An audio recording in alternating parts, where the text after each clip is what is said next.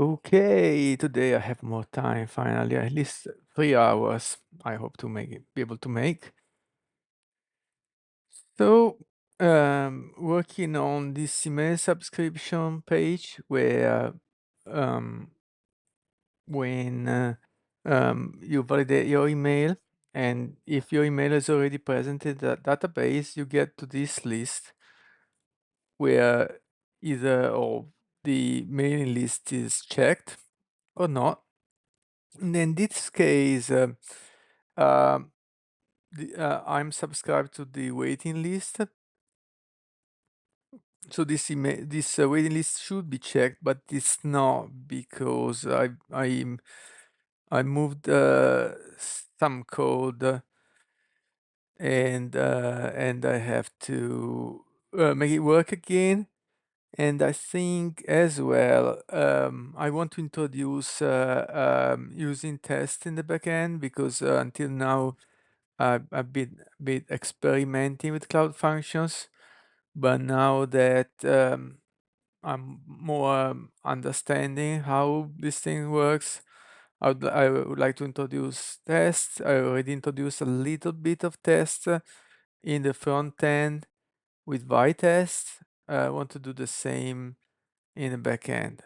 So I researched with Claude how I could set up tests in the backend. So I'm gonna do that. So I'm gonna go here in a shell and well, the current goal, I say save subscription changes. Yes, that's kind of the next goal. The current goal is set up Vitest or Vitest in the backend. Set up Vitest for on back end. Okay, let's say this is the current goal. And there we go. Right, so the first thing is I should go in the right folder. Let's see, I am in the folder budget pilot web. So I should go to the folder functions where the backend is, which is Firebase Cloud Functions. And I start to install the packages, Vitest and Vitest UI.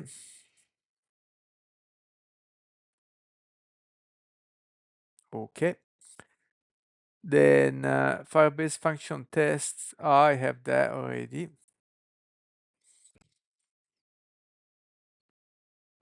Hold on. That's web functions. Let me close everything. Close all. Okay. Packages on. Now I've done that in dev mode. I have Vitest UI or Vitest UI and Vitest. And I have a Firebase function test. I have that already. And types nodes, I think also dev. I think I have that. Yeah. By the way, how to check? Let's ask Gemini, which packages are updated. How to check if outdated? npm outdated. If any npm packages can be updated.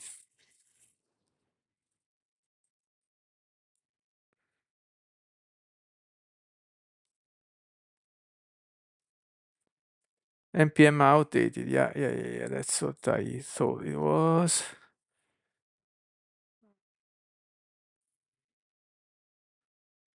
Just npm outdated. Ooh, that's quite a bit, isn't it? Hmm.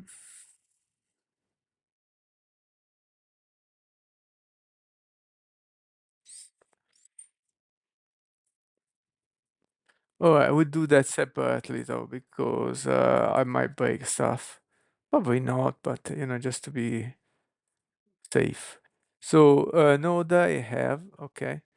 Then we need a vtest config ts, okay, which I already created, okay. And it's the same content, isn't it?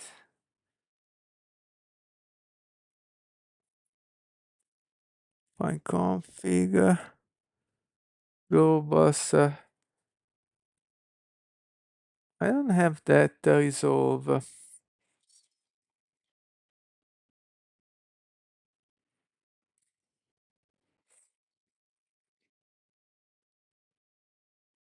Okay. It's a kind of a shortcut, isn't it? There was parallel to test. Okay, so I put it here. Okay. Provider environment node globus true.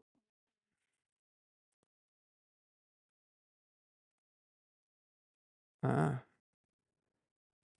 setup file. So it's a bit different. Yeah. Allora, globus true environment node. Okay. No, that's duplicated. I know there is a, oh yeah, option up to the 99. Environment node, globus true. Coverage, okay. But I need these setup files. Let's put it here. Boom.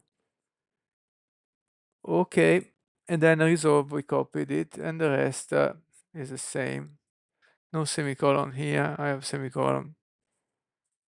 I think it's about the configuration of the environment. Okay. Create a test setup file, functions test setup ts. So the thing is, the tests are collocated in the front end, and here I have a test folder instead. Let's have a bit of inconsistency, and I was like, well, I put very few tests here. Where did I put them? What is? Can't even find them.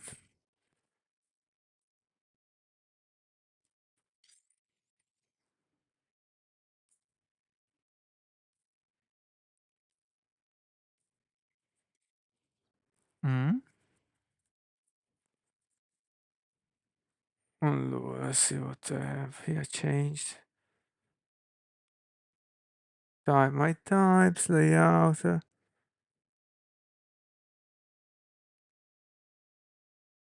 Oh, that's in the backend. Oh, wait a second. So I set up the test in the backend, not in the front. Let's see. And the test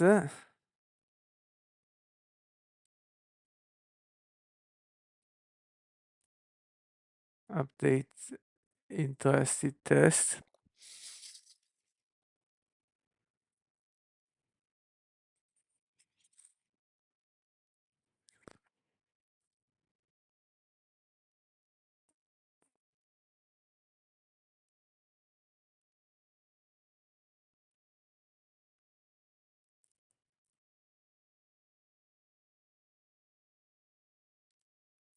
Okay.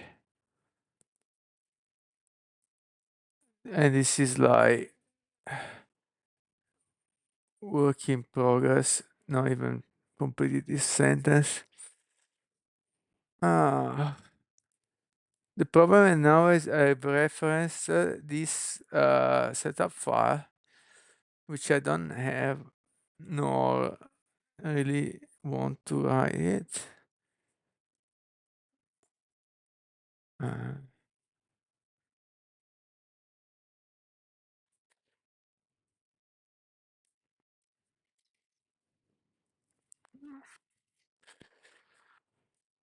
what this setup file does? Packages.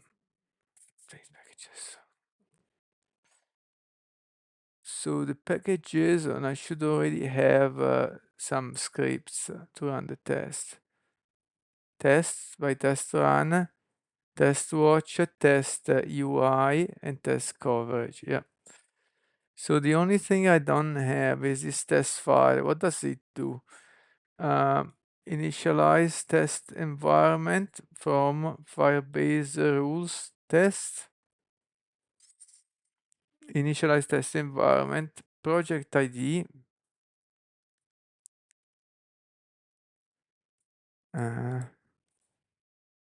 Firestore locally. I'm not planning to use Firestore right now for the test because I just want to write some simple test for the logic, not for database at the moment at least. And this same. So I definitely don't need this. I already have these packages on thing. Example test file, fine.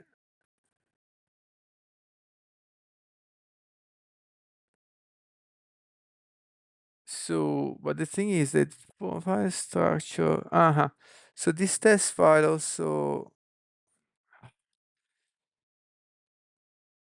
okay, let's remove this setup file. Let's do npm run test. Okay. So we have just two files. Let's close this. Let's start to go back to work there on the test handler update interested. And what I really wanted to do is introduce this test in the front end. Anyway, updated interested is something, yeah, it is not even implemented yet. And so this is a kind of possible test to add.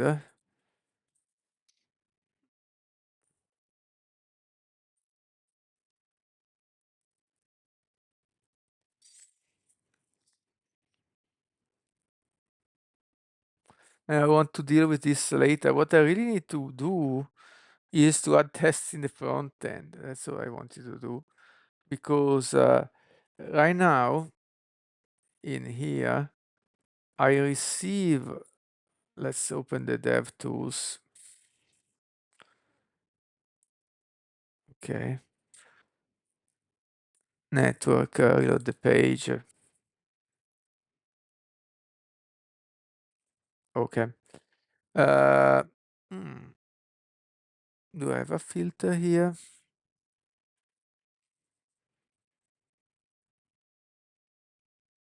Why I don't have anything showing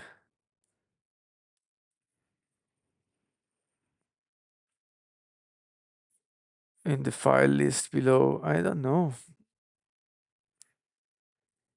Hmm.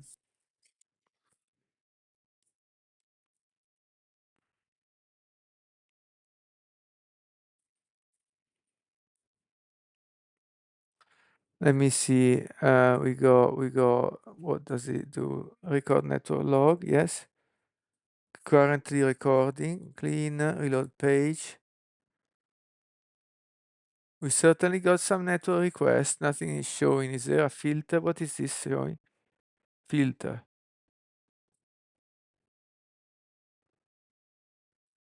Here you go. That's a filter. Okay. Right. So now we need to find what we are going to get from manage subs. I think is that one. No, that's the whole page. Yeah.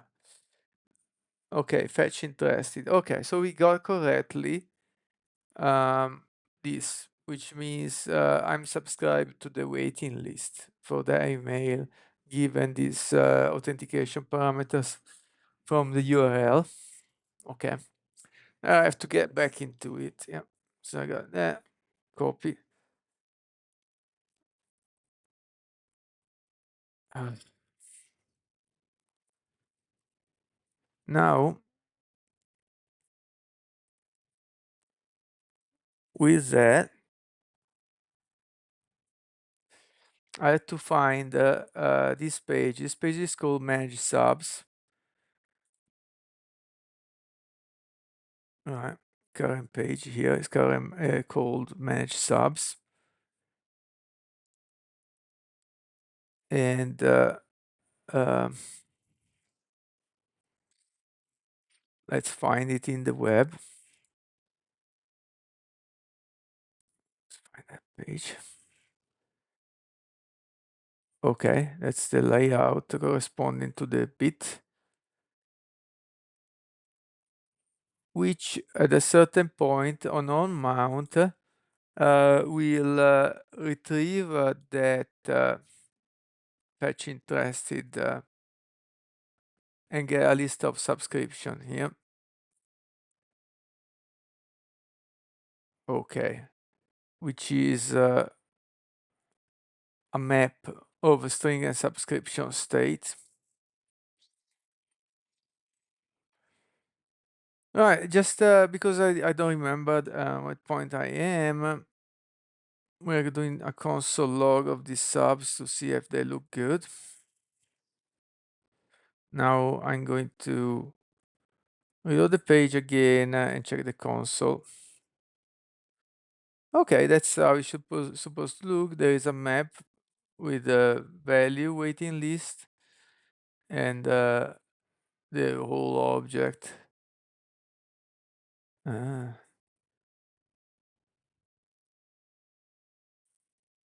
That's not quite as supposed to work. There is a key twice. Unless subs, I'll just get the first element.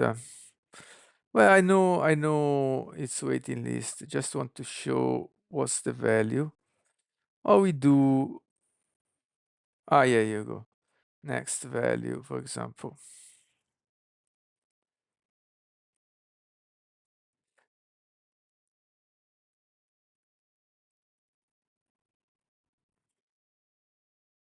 Why after next? I have to do this value.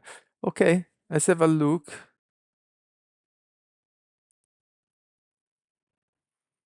Okay. So subs, we have directly the information there.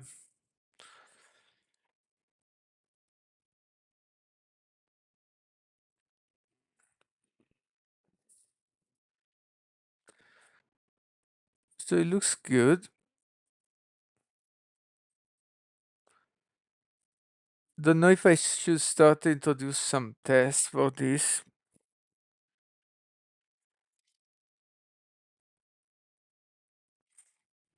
At that point, I would have to think about all the possible. I guess also the response X nothing. Because stringify doesn't work for a map and array. What is it? I don't know. Um,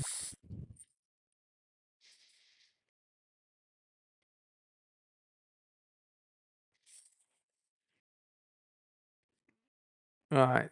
I'm gonna do this JSON. No need to stringify. Let's see if I can see it correctly now after X. Okay, object promise. I have to await JSON as well. Okay. Okay, that did the parentheses for me. Error?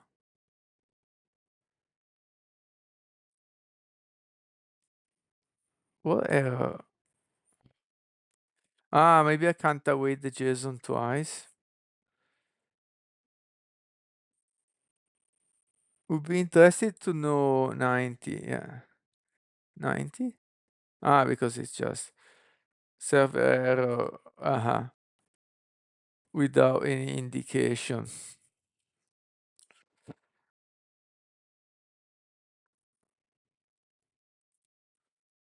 But I know that's I cannot wait the JSON twice perhaps. Console log. Let's have a look.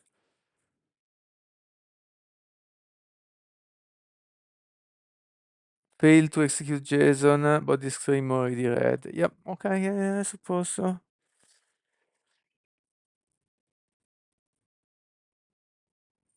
So let's say const response JSON equal await response JSON. Okay, so now we can log directly response JSON and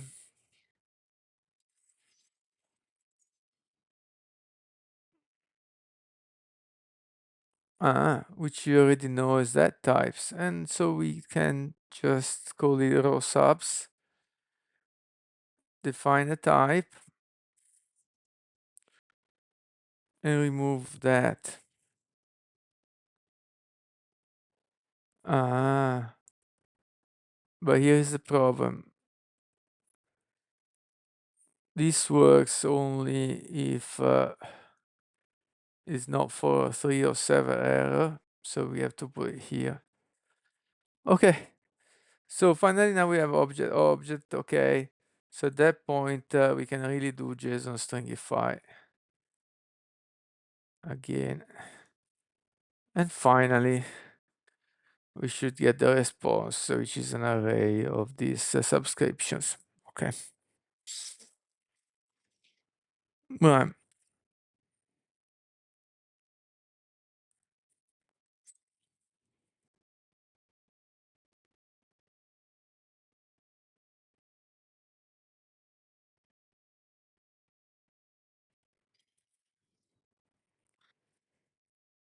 Okay, let's try to add this test in the backend.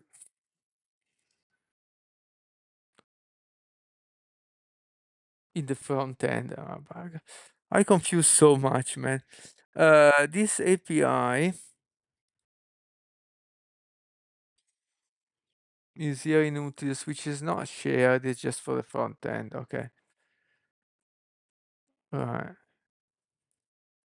I would like to introduce VI test in the front end,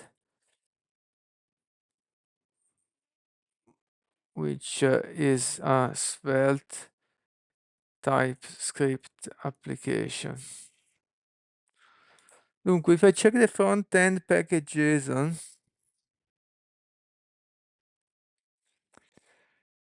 I don't have a VI-test. Okay, not yet. Or V-test, whatever. Can you show me the steps? I just told you I have in the front end, but I don't. Okay. All right. Let's wait.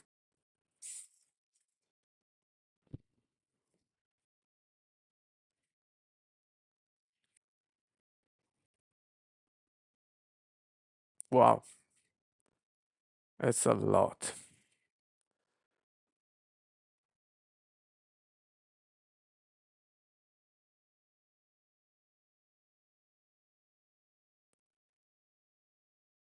Okay.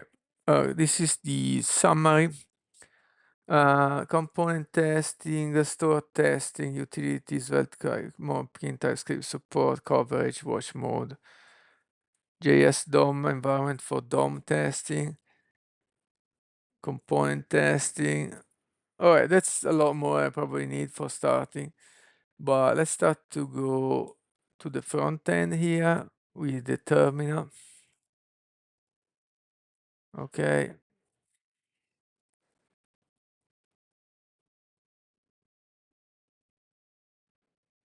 Okay. So grep my test package is not there. Yep. Correct. Let's install it. Vitest UI.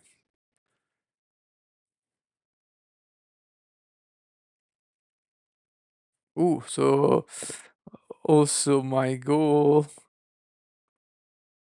should be set up Vitest on front end.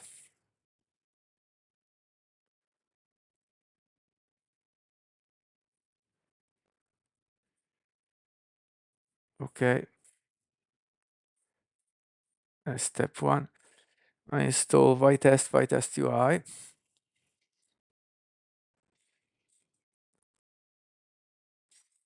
Next, we have some support for Svelte and JS DOM, which I probably don't need now, but I will put, and then coverage. JS DOM.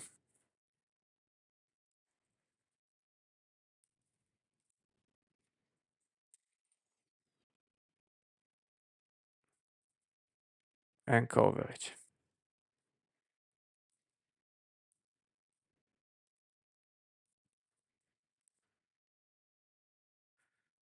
Okay.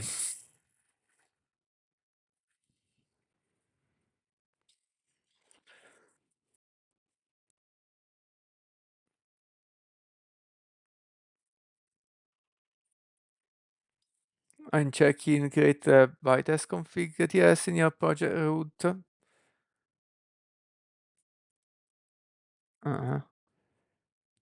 Okay, let's create that file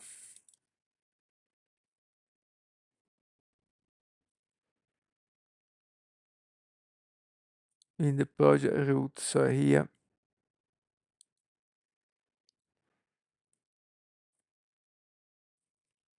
bytest config yes. Okay.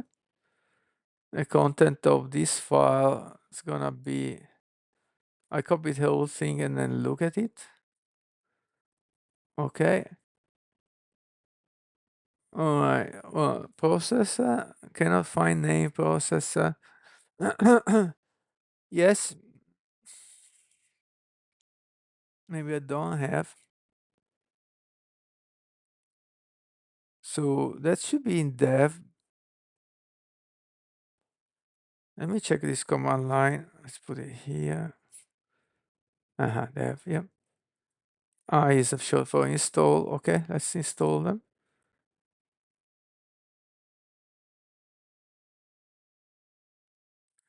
Okay, maybe there I have to restart or something.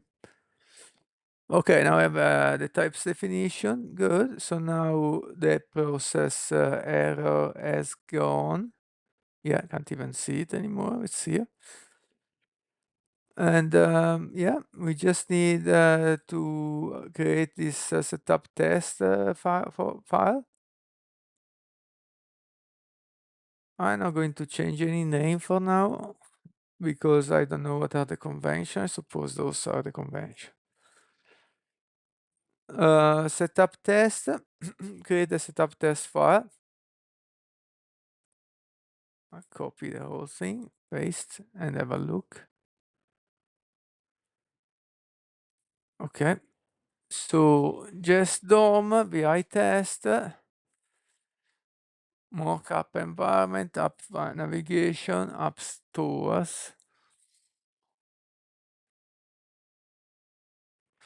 Wait. I just want to double check.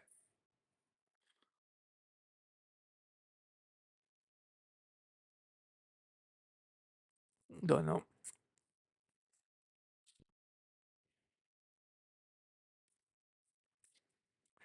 So an explain and fix on this one before each. I think I just have to do an import.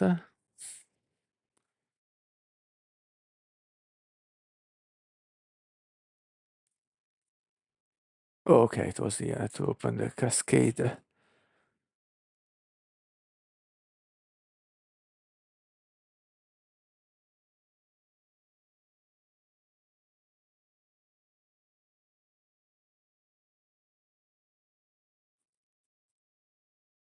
Include by test types in your TypeScript configuration.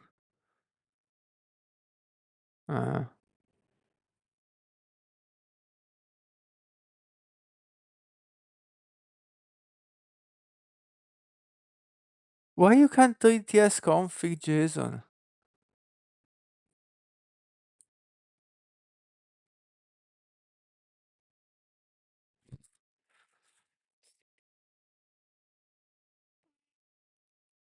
Okay, I like that more. Don't even change. Just import them. Do I really need VI here? Wow, why VI works? Okay. Just to add the before each. Yeah, I like that. Just import it. Don't make it global or anything. Yeah, that's simple. Why you make it so hard? Okay, okay, let's go on with that. So now we by test of VTest config should be okay. Hold on. That was the VTest config, but setup test it was the one with the problem. Is now okay. Then package JSON, we need something to run the test.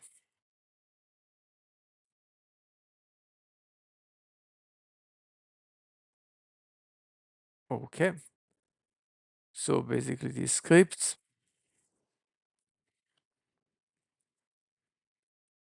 Great.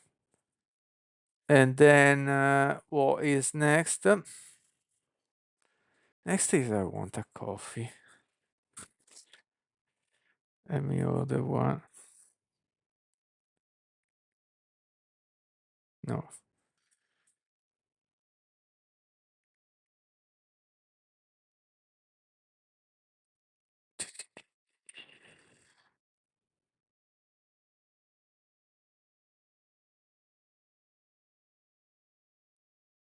Allora, coffee.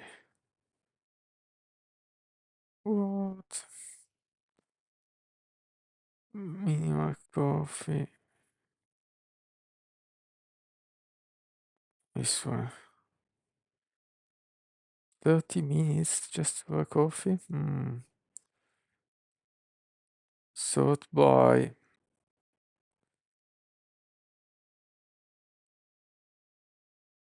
delivery time. Okay. Yeah, this coffee. Let's get the coffee from Minimal Coffee.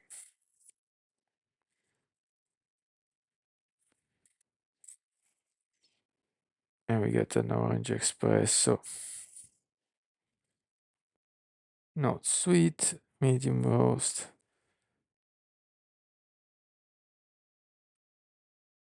Basket.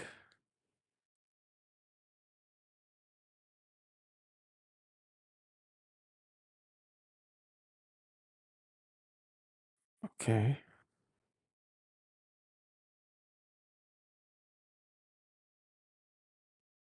Well, perfect. All right, we get a coffee soon. Let's go on. So packages. We added this tsconfig JSON, and that was creating the problem. Yeah. Okay, let's do it. Compiler options, types. I don't have anything about types yet. I'm gonna add it here. Okay. Let's close that. Example component test.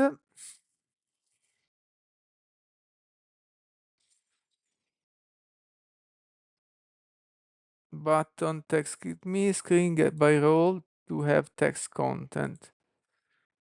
On click when it's clicked. Kind of stupid test. I don't think these tests are useful. Anyway, directory structure.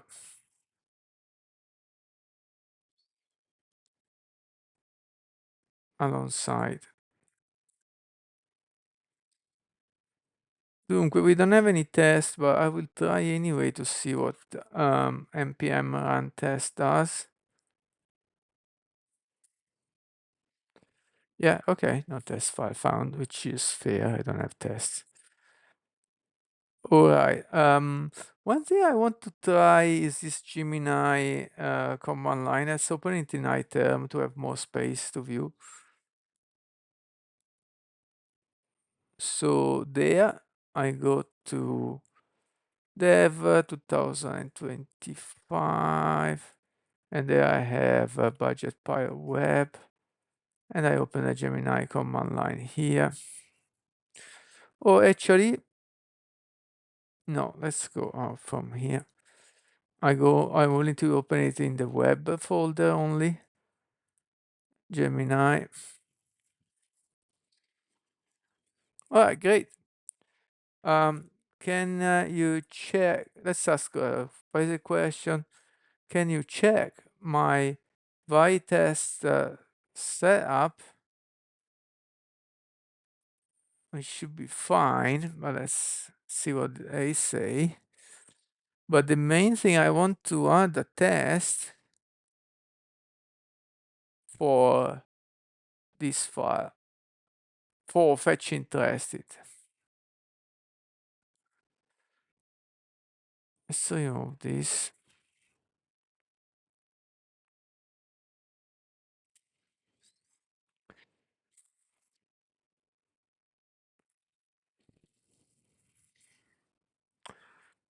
So if the test is like that, this response is from the fetch API. Okay. And this fetch API would have to be mocked. Well, let's see what it does. And add the test for fetch interested and add a test for fetch interested in src utils API TS. src lib uh, lib utils API TS. Okay, let's see Gemini what it's doing.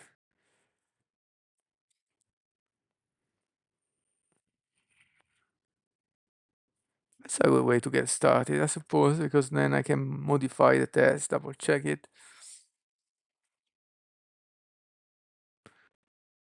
Okay. So let's go back from the beginning. And isn't I like that it didn't write a lot. I like concise answers. It seems to be set up correctly with JSON and aliases.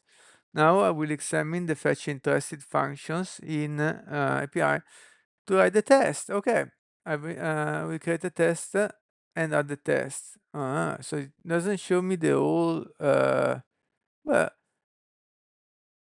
but where do you write this? Okay, here you go. API test, yes, in the same folder. Okay. Allow once.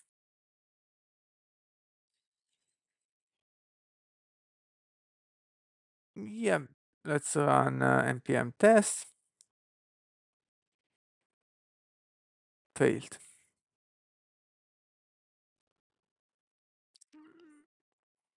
Was a failure.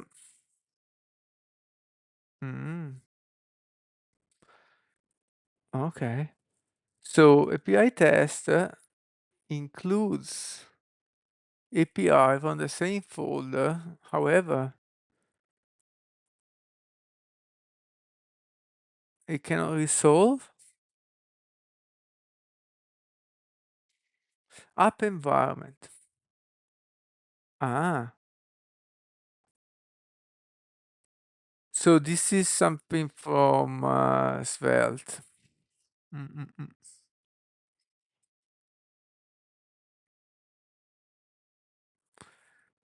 Okay. It seems the test has failed because it couldn't resolve app environment import, which is a common issue when running by test in SvelteKit projects. I need to mock app environment module. I'll update the setup TS file to mock this module. Okay, at least I understand the problem. Allow this change. Man, it deleted a lot of stuff.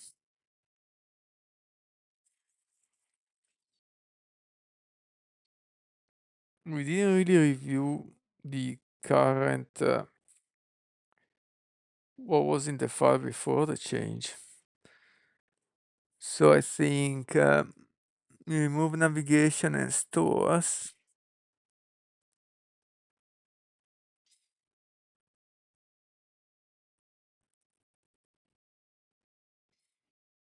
browsers too. Okay, maybe that's interesting. Allow the change. Now that I've mocked up environment module, run the test again. Okay, do it.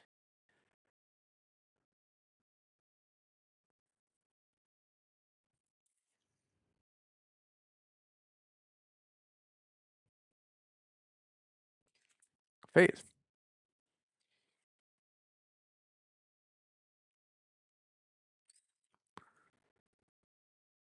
What's the error?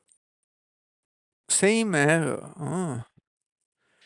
It seems the previous attempt to mock up environment didn't work. All right, let's have a look now. Fetch interested. What was changed was the setup test. Okay. Which remove a bunch, remove the, okay, here you go. App environment. Uh,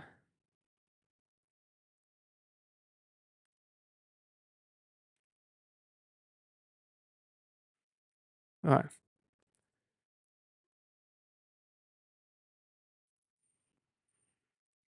Didn't work. The alias in vitest config ts is likely interfering with the mock.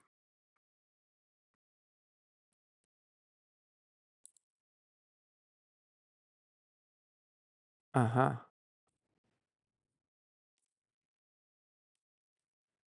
Yes, I see. That's a good guess. I will remove the app aliases from the config and rely on setup test. Yes, mock. Yep. I like, man, this is the first time where I see that the AI is actually simplifying things rather than making more complex. Many things I see they are adding and adding stuff. Very few things I see removing. And here, for example, you remove most of the file, which was amazing because I didn't need it at the time. If I need it later, these things I will add. Okay, delete also this line. Now we run a test again. And it fails. Yeah, it failed. Why did it fail? Oh, for the same reason. It appears the issue mocking is more persistent than anticipated. My previous attempts to resolve by modifying setup test and vitest config ts were unsuccessful. I will try a more direct approach by mocking the module directly in the test file. Hmm.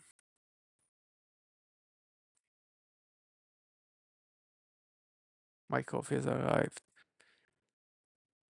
Oh, it failed. I think it failed. Oh, coffee has arrived.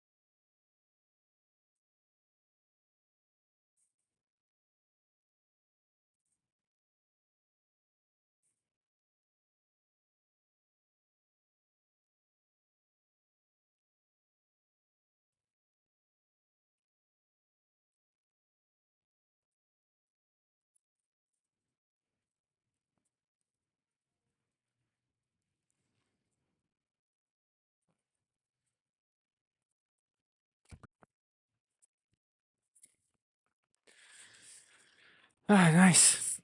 Let's prepare the coffee.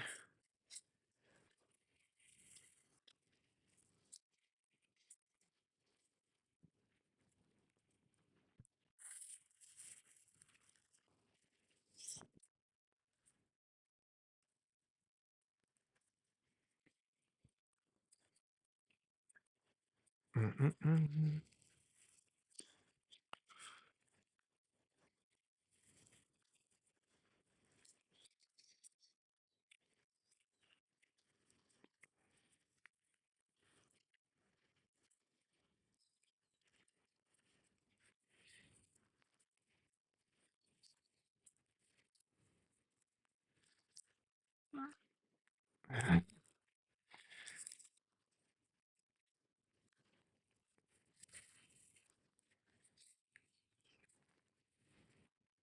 Okay.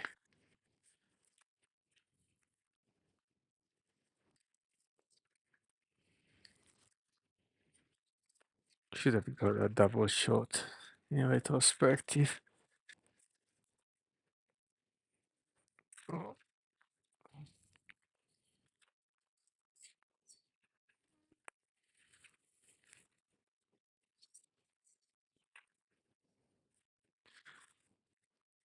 oh man.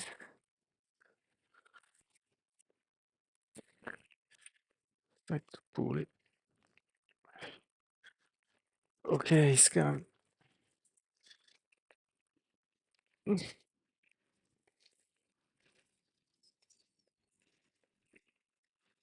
Okay.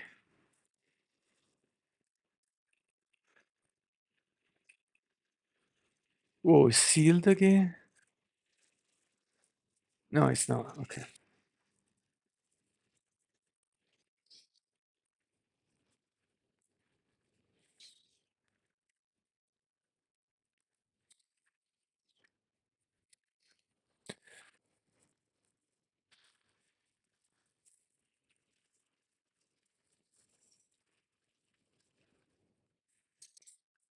And coffee still warm.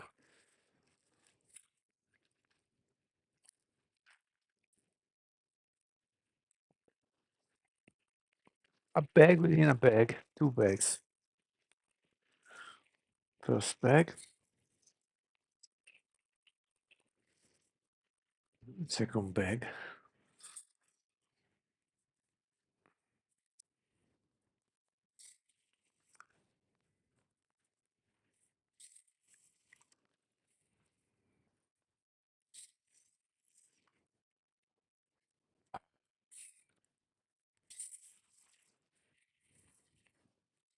All right, that would keep me awake and give me something to do. Right, let's go on. What's happening? What's happening?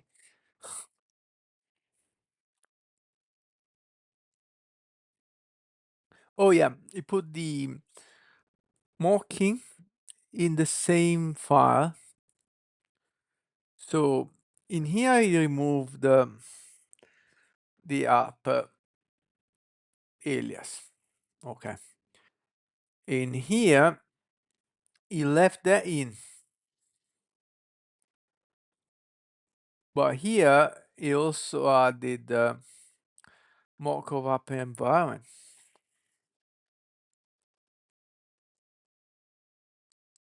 However, you know what's the problem? That I think it's already imported. So you import this file first, it fails. Now you mock that, it's too late. That's what I think.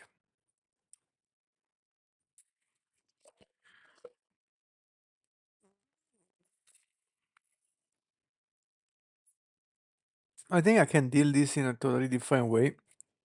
Put a separate file and have mocked the whole file rather than mocking this.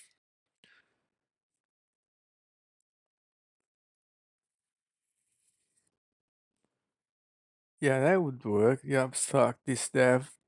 Anyway, let's run npm test just to see the error again. It's same error, right?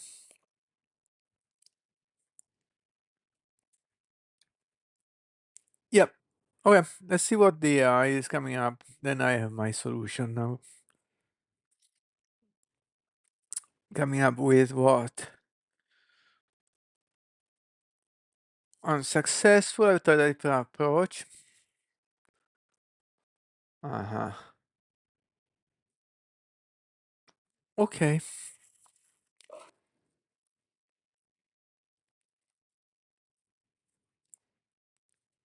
Okay, that sounds probably a good solution.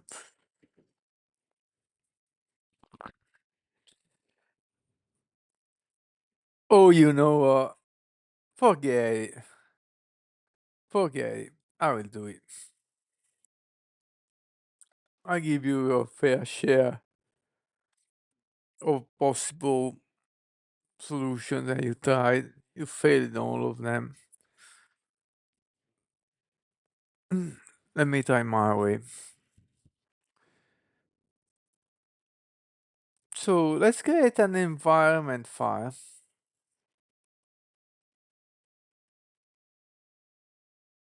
where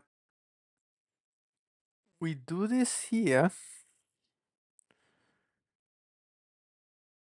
I don't know what dev is. What's a boolean? Okay.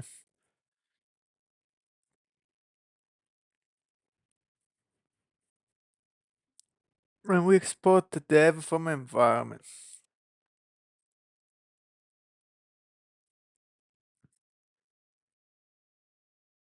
Browser, dev, building, version. Okay. We say we need only dev, we export only dev. So now, instead of importing dev from app environment, we import dev from environment.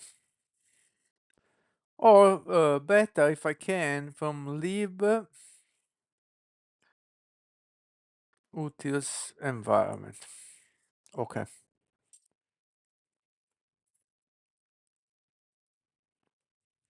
That works because lib is still an alias from Svelte. Maybe create a problem. Now, let's close the environment file.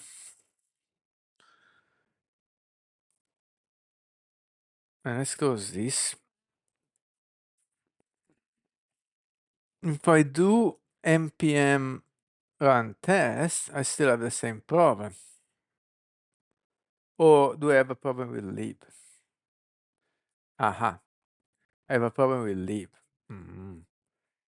Okay, so let's say instead of doing this, we import from environment like that. Now run test, and I have a problem with environment. Up environment. Okay, so I can import my environment file correctly. Okay. All right. Now I can tell the AI I've changed my approach. Will you remember the previous request? I'm supposing yes, otherwise we'll see. To export a dev boolean variable from the environment. Oh, let's give it the whole path just to make sure. Let's just see lib utils environment ts file. And I would like to mock that file, that export instead to be true, to be so that dev is true. Let's see now.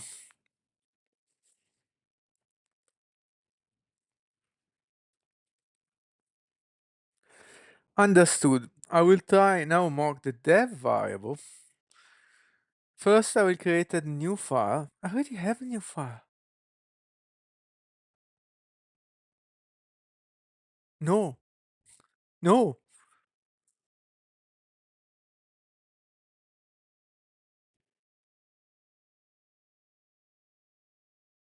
no, the file is already okay.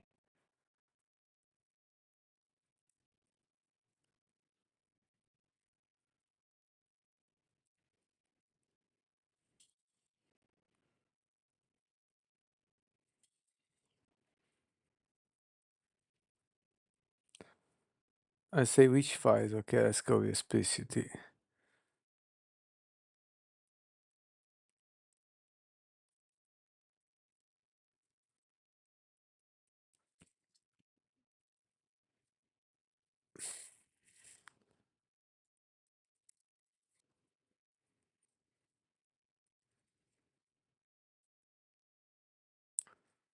for the test is called API test. Yes.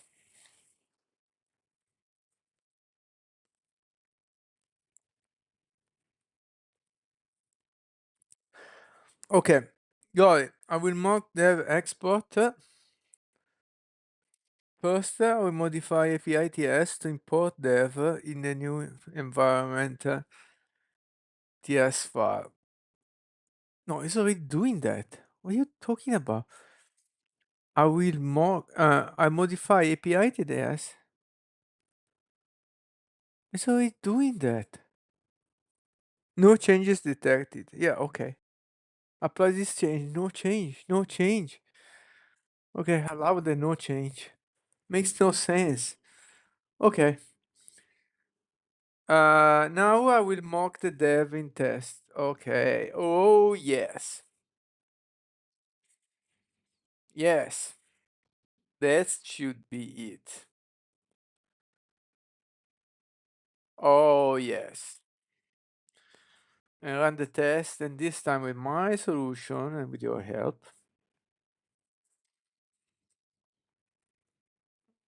It should work. No, it didn't. Well, that's fine.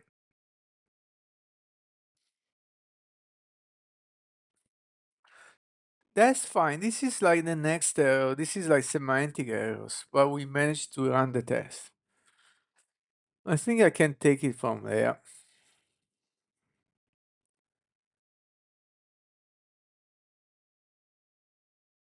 Hold on, Don't go too much. I don't know what it's trying to do. The tests are failing because the catch block is catching the API error and returning a generic server error. No, don't do anything. No. Okay, right. So now the test run, and we should give a closer look. I should give a closer look to this test. All right, one thing I notice is that I don't have support to run this test. Oh, okay. Restart extension.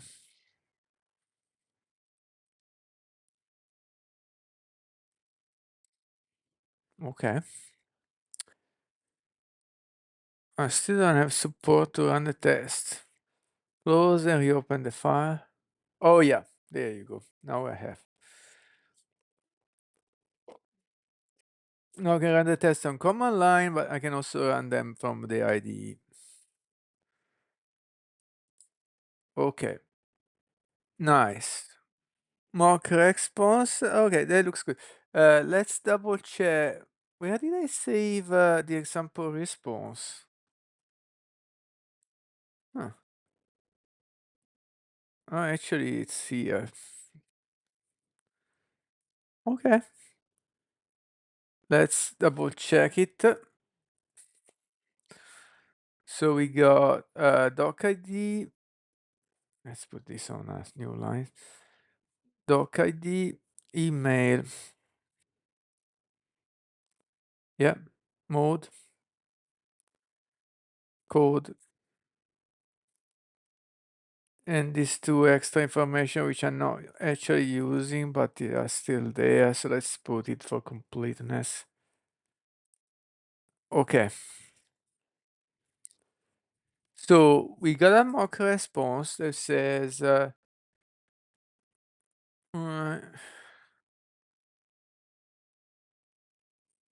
we got a doc ID, let's say 123, a code, let's say sub1, okay, whatever, an email, a mode, mode would be, for example, waiting list. And then this. Then we say when fetch, okay, it's a 200.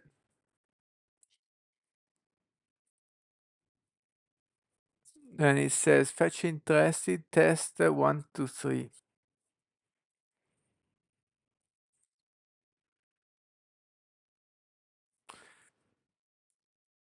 Right. I think if we want to, it doesn't really matter, but if we want to keep this as realistic as possible, the subscription ID is this, where there's a subscription ID and the code. So even though here it won't even check the argument, let's keep it consistent and say doc ID 123 and the code 345. So this will be doc ID and the code. Okay. Expect the result to be instance of map. No,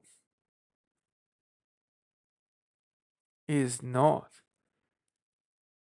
Yeah, we're waiting list. Um, it's not, it's an array. What are you saying an instance of map? Okay, let's run the test.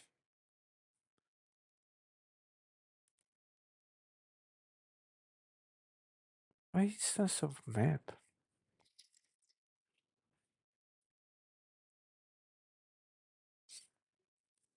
Why this is not mock response? And here what I'm really checking.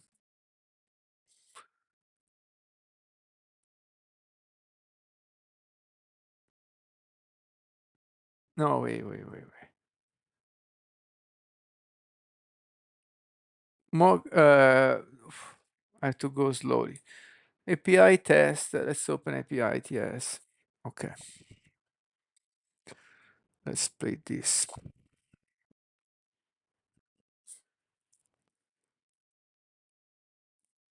How much space I have, not much more.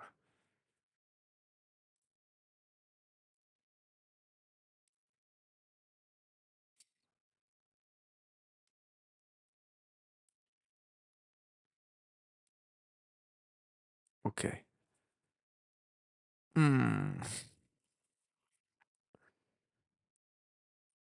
So fetch interested is checking the input. Okay. If not, we got an API error. With two strings, what are the two strings in API error? A reason and a description.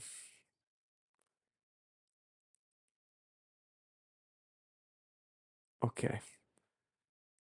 Um,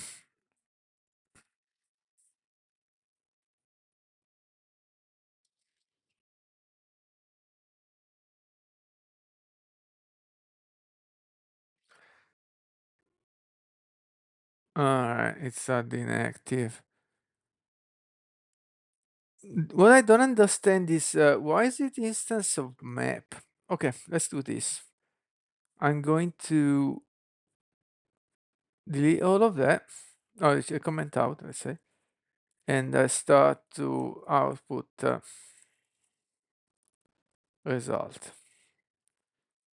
And let's see how it looks like. We say object, isn't it? Oh yeah, because it's a map. I forgot.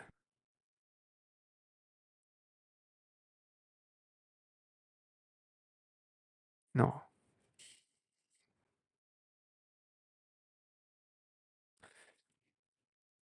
Oh yeah, that's the job that this does.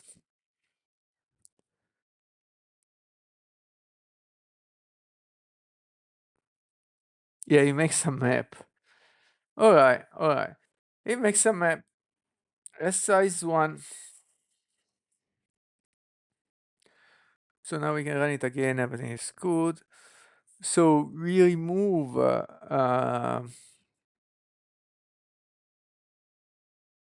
these states, but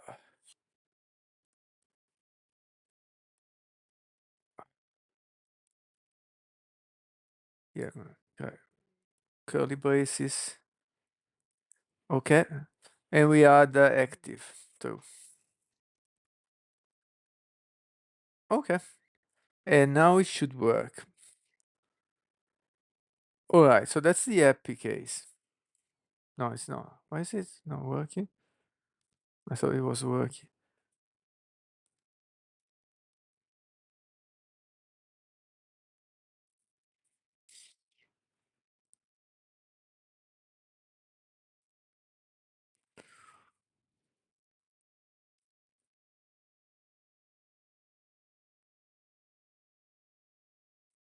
Ah, so there is no active.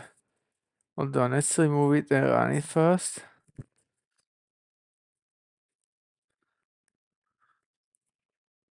I'm confused.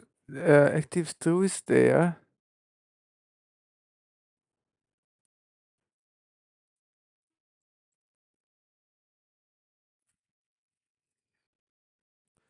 So active true is returned if it's found in database. And the reason why it's returned is because then I can change it to false in the interface. But now it seems okay. Let's check the other things. Doc ID, code 34, email. Ah, mode is not there. Active true.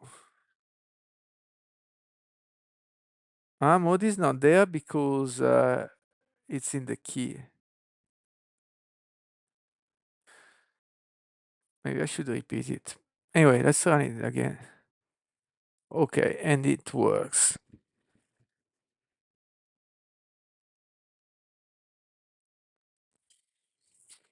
Ooh, writing this test will take a very long time.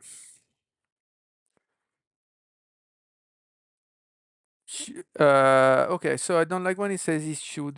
Just say it returns a map of subscription on a successful call. If it doesn't, it will fail. It's fine, but no need to say should. That's my style. It throws an API error.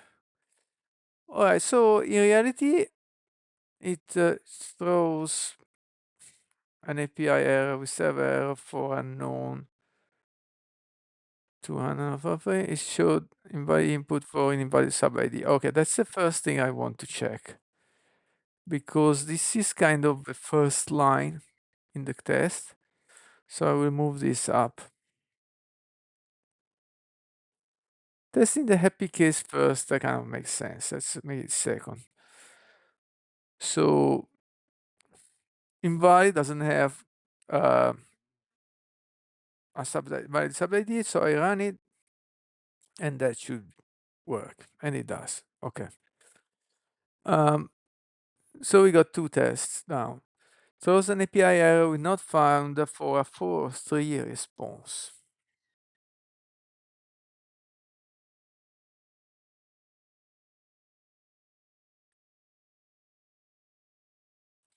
Yeah.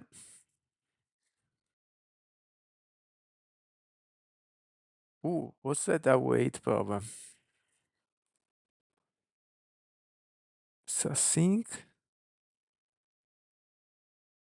I just says it didn't throw. Okay.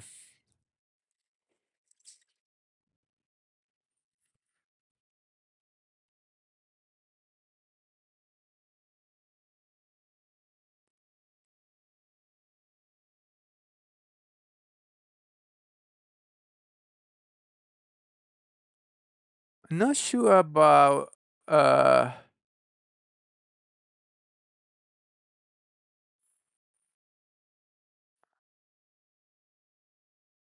await. Should I put parentheses? Okay. Let's ask Claude this time just to spice things up. Okay. So maybe start a new chat. Is this to start a new chat? No, here, new chat. Okay, let's copy the line of code first and ask the question.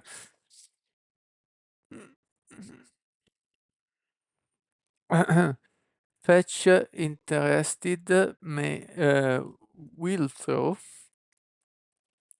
in this by test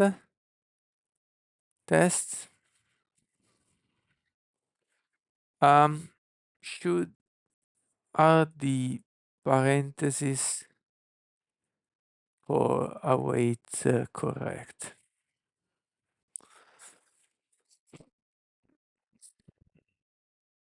Mm.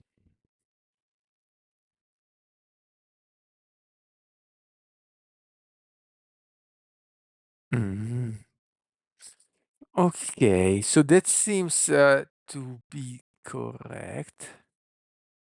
However, I go expect a thrown error to be uh, and instead was what?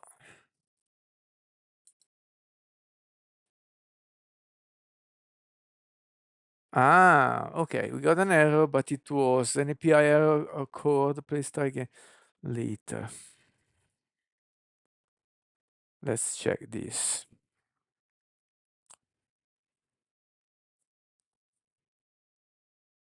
That's not the file to look at. It's this one, API test.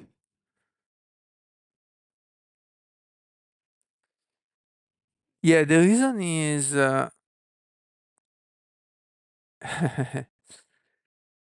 error is caught here, and then we just throw a generic server error.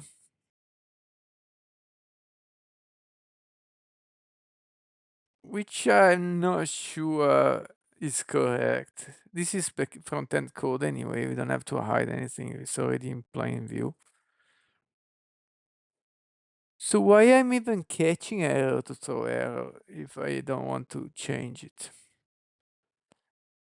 Just to make sure if it's an API error. Hold on.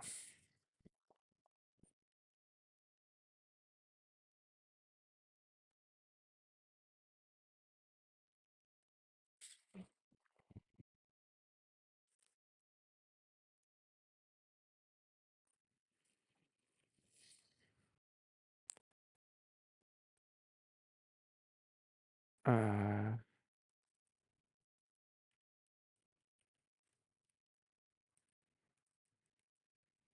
yeah.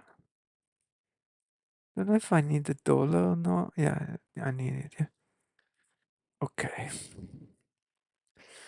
So the only reason why I'm doing this, I can improve on it, is that error could be something that is not an API error if it's caused by fetch before it could even get a response. Not even a 404, but just couldn't connect. Okay. So if I got that, so here I can say if error instance of API error.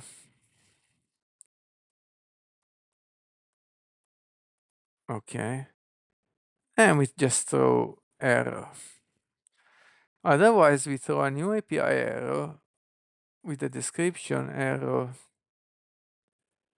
to string, maybe because we can't assume what is it. Is of type unknown. Can't even use toString.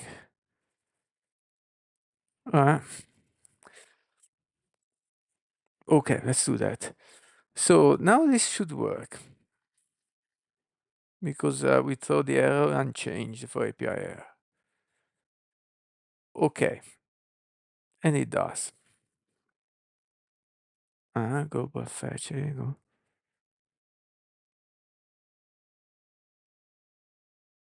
Then throws API error. Okay, so with server for non 200 or non 403, yeah. Ooh, that's almost okay, but in reality we'll have the status. Yep.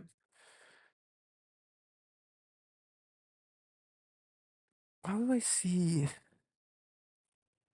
Yeah, status 500, that's correct.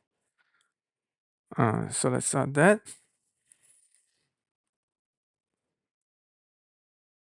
And now I can rerun it.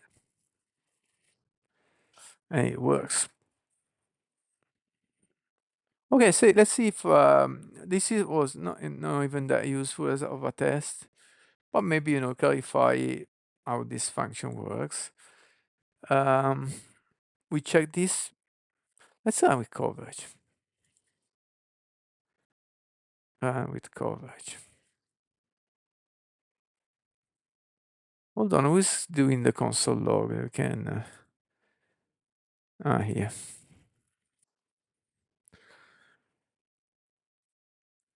Okay. Right. So yeah, we tested everything except the case in which fetch kind of not work.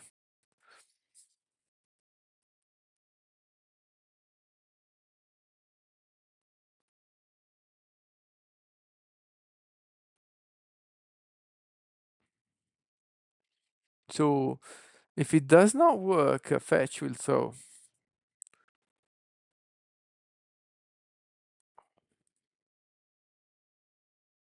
What would the browser fetch function throw if the connection can't be established?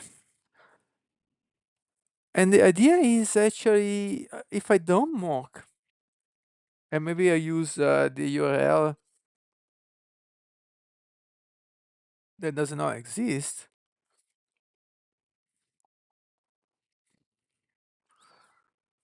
Uh-huh. A type error. What a type error?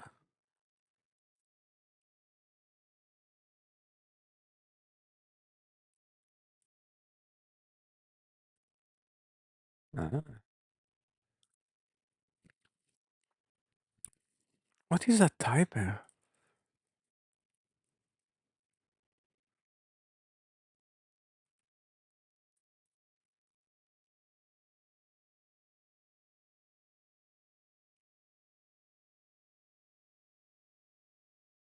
Oh, they kind of reuse something that not quite. Okay.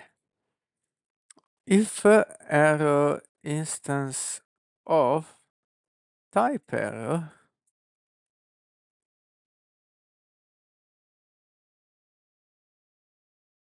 what?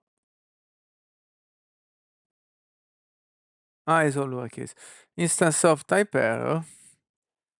Let's try throw API error server error, comma error dot message. I can do. Interesting. Right. So now, and this one, yeah, you can't do it because you can't assume it's an error. But if I go in type error, do I have an ancestor?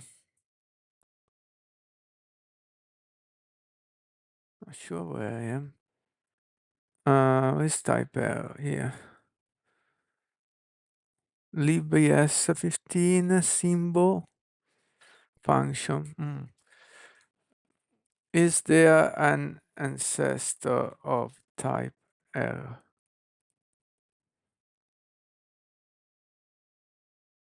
Inherits from error. Okay.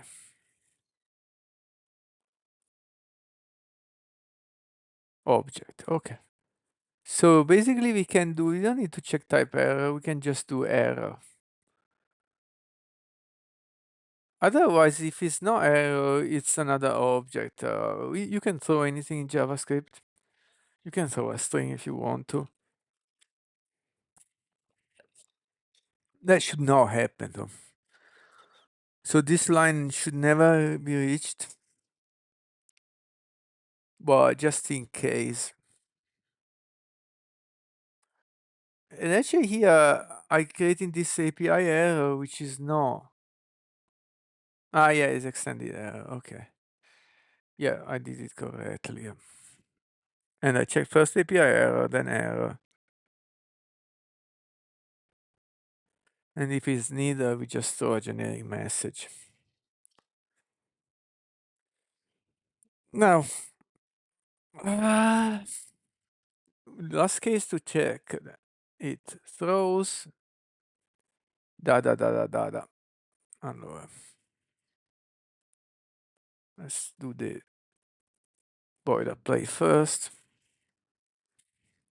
Okay. An API error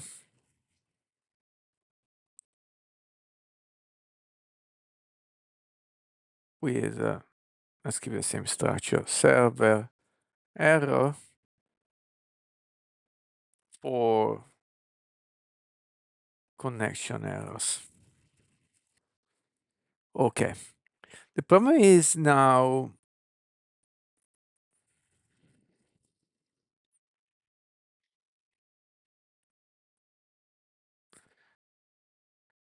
we mock dev2.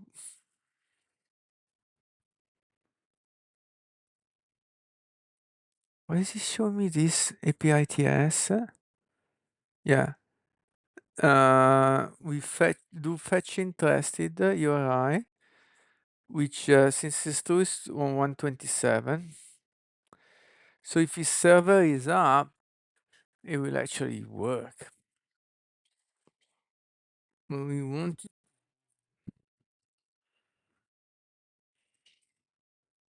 mention error, DNS error, all those type of errors. How do we make it fail? This fetch interested is just defined up there.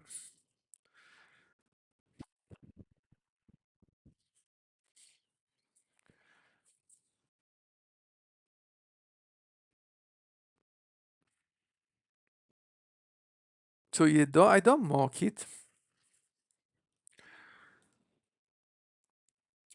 If I don't mock it and just call it,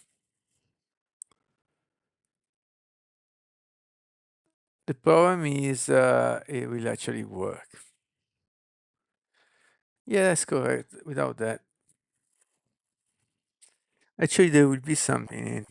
But the problem is this will not work because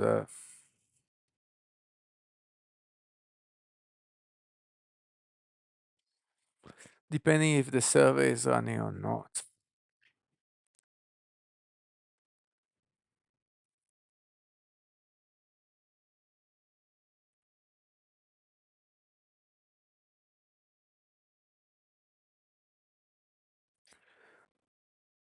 What does it mean expected data? It doesn't really make sense.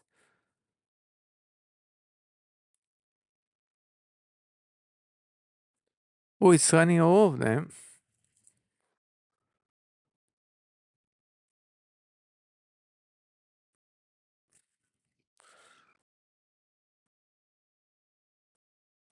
Yeah.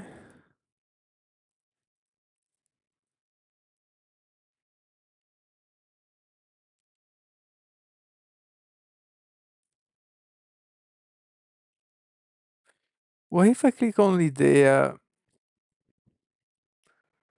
Oh, it returns 500. I don't even understand why, because the backend should be working.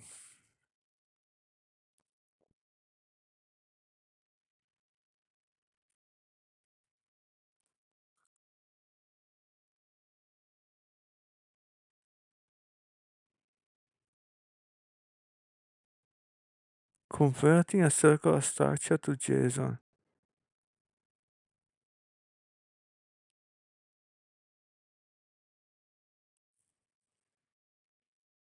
Okay. How is this happening?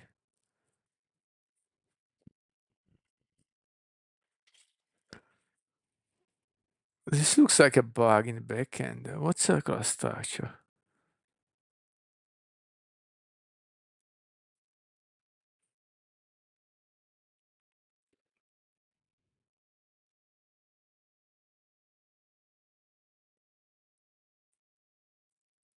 Fuck. Function interested. Uh, go fetch. Fetch interested URI. So it goes in the backend. I shouldn't test here, this from here.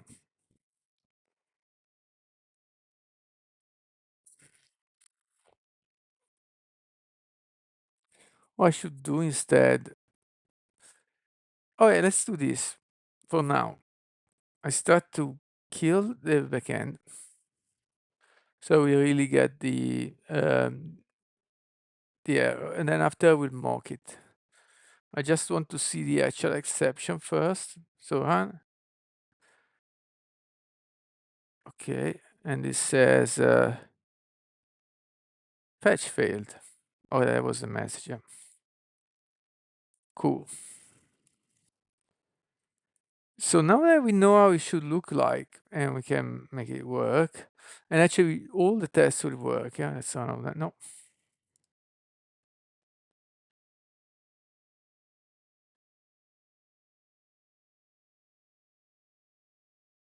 Where is the red one? Oh wait, this should work. This is the one I just tested. Ah, it remains marked from the previous, isn't it?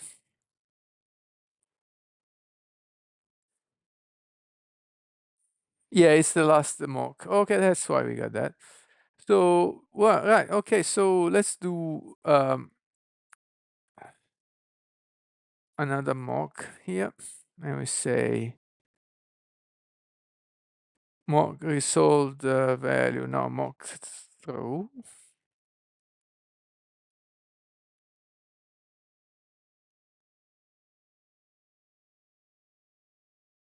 Okay. So we can delete this bit. Okay, goal is at least 3 hours a day. Hi. There are so many budget and expenses I can. Ah, you're right. Uh, because I want to do something that helps me with multiple currencies and budgeting multiple currencies, and I wanted it set in the way I wanted. I tried a few. I was there was one I liked, which I don't remember the name now. Expense IQ. That's very good. But I wanted exactly the way I want. And anyway, it's my first introduction to write some Android app. Actually, it's written in Flutter. And now I'm struggling with the website actually.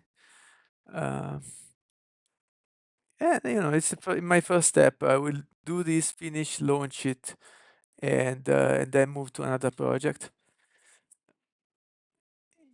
Yeah, for scratching my own itch, I would say right now, and hopefully maybe someone else's. We'll see that.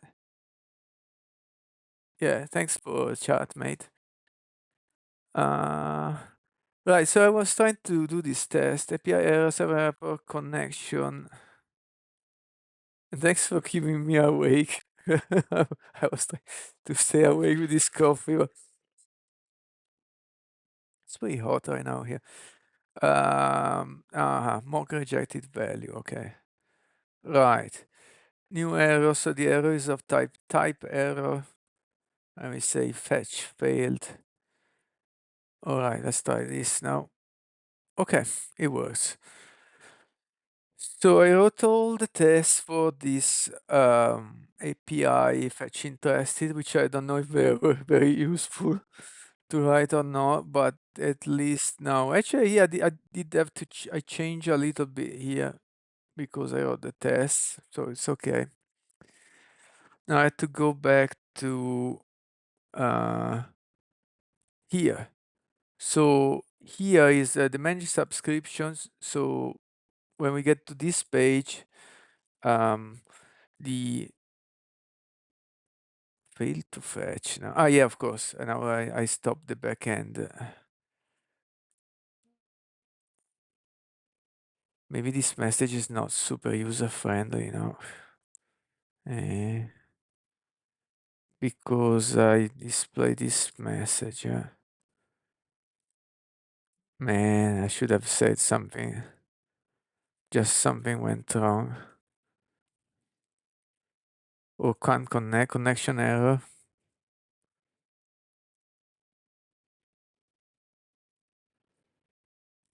Okay. So now I just broke the test.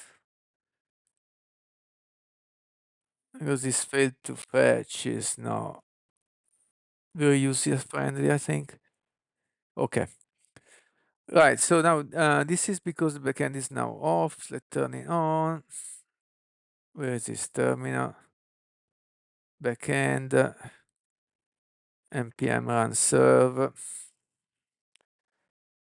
First français, no, parlo italiano, but not French, not français, sorry.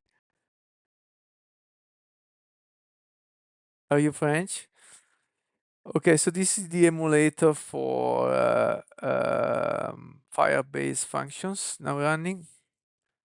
So load again. And now is the first execution. Okay, takes a little longer. He wrote, how to say, he loaded correctly this, and this is the fetch interested response. However, this should have been checked because waiting list is in the response. So I should fix that now. All right, API test is okay. API, we can close it. So we are just the manage subs. Why are you using Cloud Firebase function versus Cloudflare Superbase Lambda? Okay, it's AWS Lambda. I used AWS Lambda before. The reason why I'm using Firebase function is because the Android man, I have the Android database is on Firestore because Flutter integrates well with Firestore. So since the database is there on Firestore, the Firebase functions interact locally with Firestore. So I'm kind of an ecosystem. So once you've done the first choice to use Firestore for the app, and the reason why I use Firestore also because the authentication and stuff, and I know you can do the same with other ecosystems. Maybe not AWS. Yeah, they have something for app. They have everything, but this tends to be more complicated. Yes, I've used DynamoDB for projects. Yeah, I know, I know. Yeah, I used DynamoDB before as well, a few years ago. Now, yeah, now all the database for the app is here inside Firestore. So at the moment, I'm not even using it. So the tables are kind of separated, but I think in the future, we'll have to interact with that. And it kind of makes sense to have a single database for website and the app. Okay, so right, what was doing? This. Now the problem is where is the it's here. Yeah, I should have waiting list tested. What's going on? What the heck? This is like what?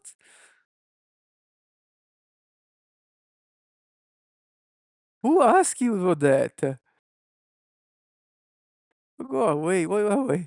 Reject. Okay. So okay, this is called fetch interested, which I just tested. Then he gets the first subscription. Oh, this is already a big assumption because it assumes, well, we'll test that, but I assume there is a subscription. This could be empty. Okay, we'll see what happens if nothing is there. Because this fetch interested returns a promise, a map. Okay, yeah, okay. Mm. Then it gets the email out. Otherwise, catch the error, equals failure.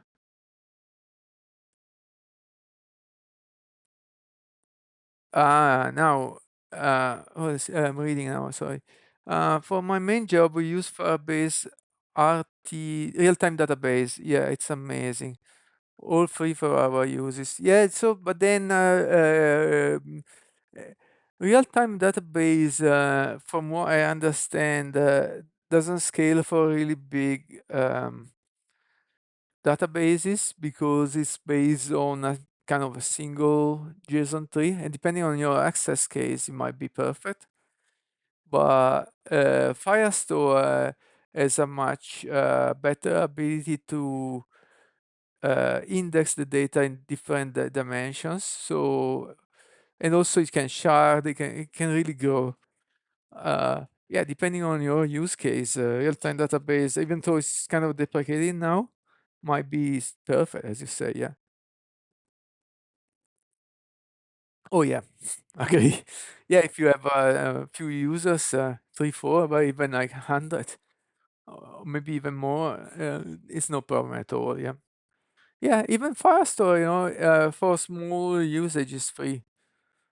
Right now, of course, developing, I have a very light usage, and I'm not paying anything at the moment. Right, so here I have to understand this.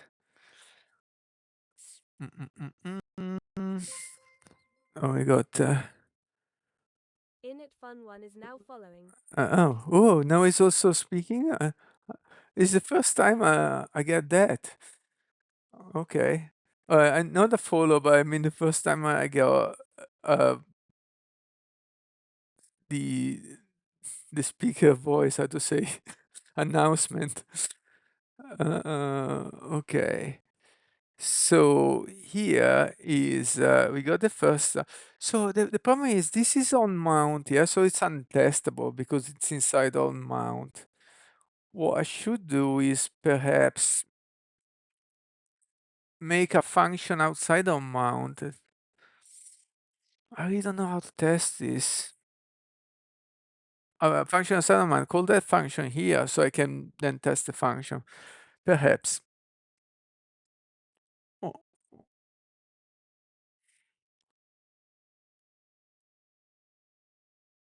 but the issue here is let's go check more. Uh, this what does it do? It just get these subs and first stub are local variables. So what's even the point? The only thing that is extract is email. Ah, subs is here, but then here is masked, and that's perhaps not what I want to do, isn't it?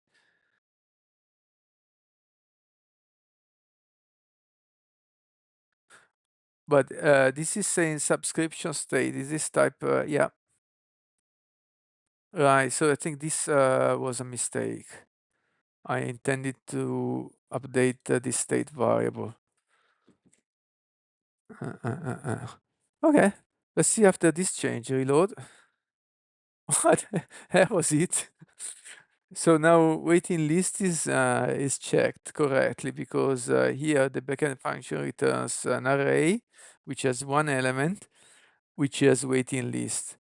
Then from here fetch interested returns subs, which basically transform that from an array to a map where go console, yeah, where the key is this waiting list, what I call mode or the list type, and then the value is everything else inside, basically mostly.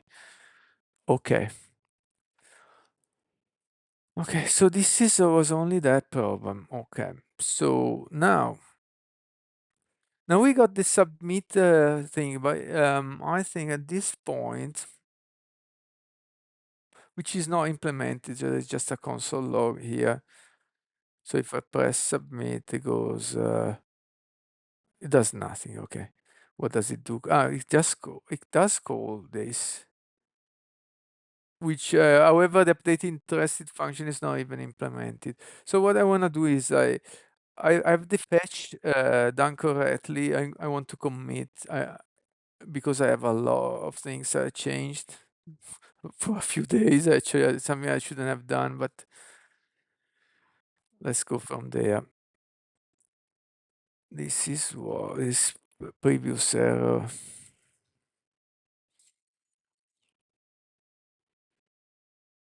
Yeah, that was like all the okay. All right, so let's do this. That's the Gemini icon, the command line. We don't need it now. All right, check the folder. I'm in web. Yeah, this is the change. There are the changes.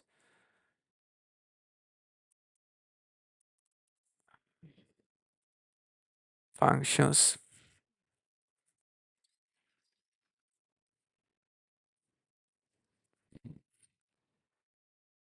Let's get this to the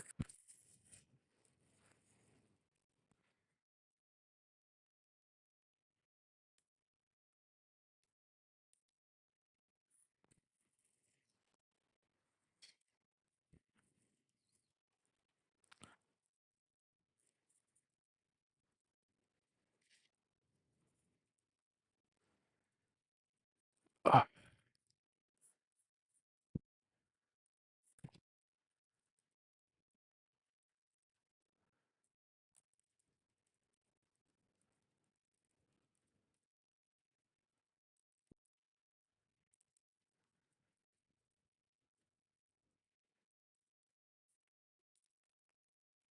okay.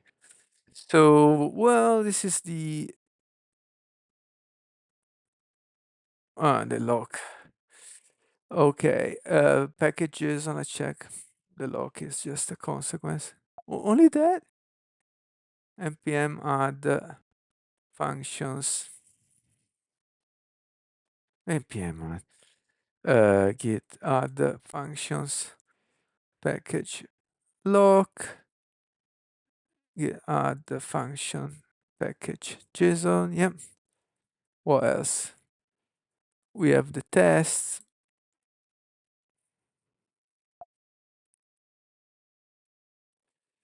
Right. The only thing is now, do we have tests in two different ways? One is in the test folder, one is alongside. I'm not so happy about it.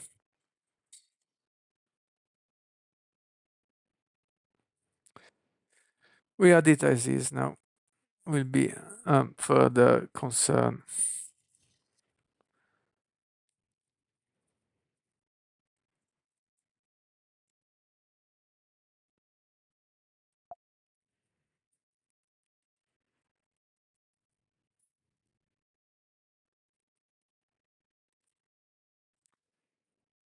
Interested.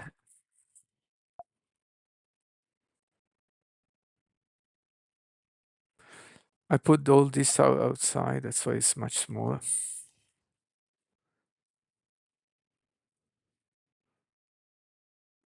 Update interested. Yeah, factorize all of that.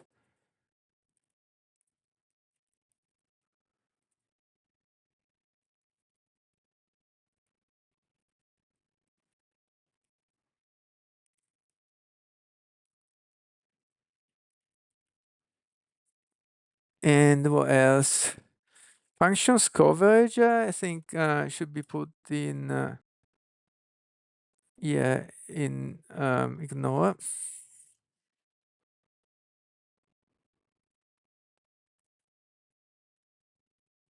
coverage.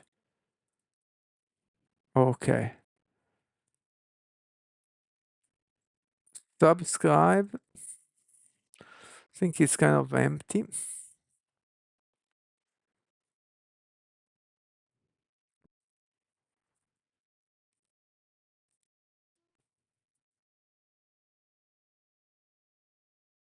No, that's what dist handler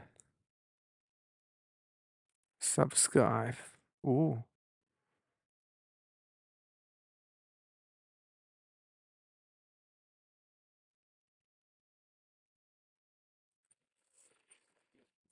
So I think we'll better review this in with Git instead, GitHub. Let's just make sure we have the right files in here.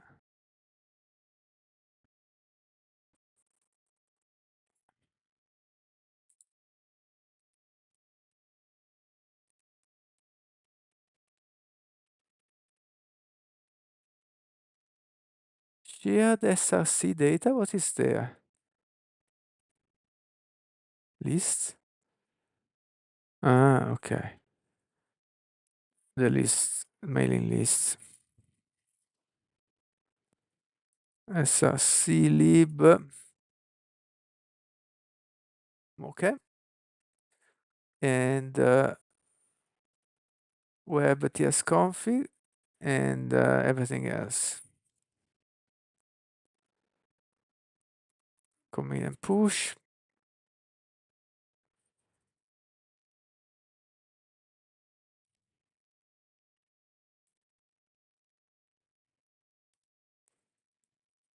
And now on GitHub,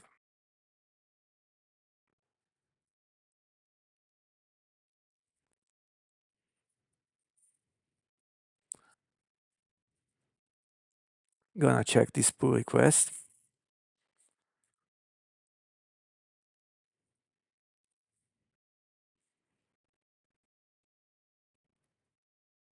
Which is way too big. Retrieve stop. Didn't even do the update. That was the goal. Okay, so by the way, the goal the AI says the next goal would be to update subscription. So let's update that properties. Update subscriptions. Okay. Right, so let's check the changes. Whoa, 7,000 lines. Mostly package lock.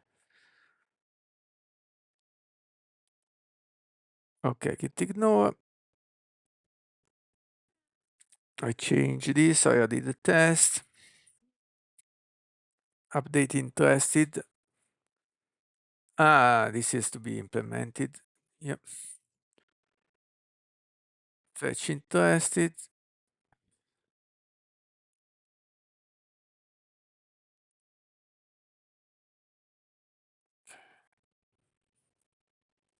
Fetch email interested.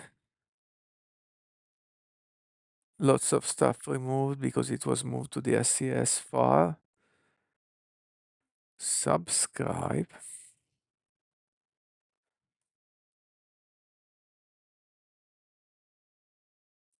And the comment now is lost. That's the test for update interested. So that's what we'll work on. Next.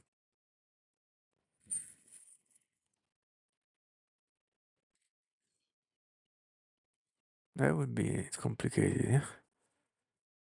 Index, okay. Course, I changed to just get the headers instead of the whole request.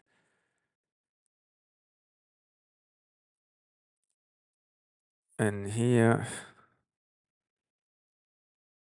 yeah, I just renamed the function. This was moved to common. The CSS got more inside the file. Yeah, this function will factorize from the other files. What's next? Vitess config. It's still a lot. This is the share types and packages for the front end. I made the spinner bigger. That's it. Not much there.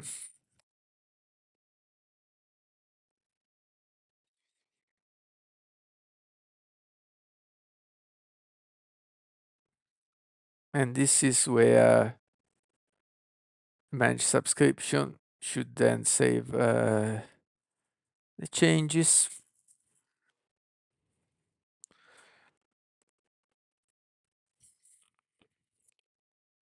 And a little bit of test for the API. What's that? Yeah, that's the API itself.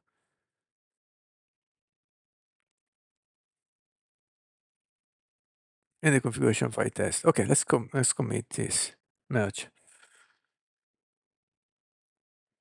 Quotient merge.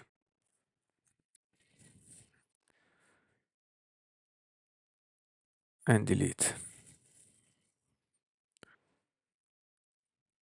Okay, so right now, check out main, pool, fetch all.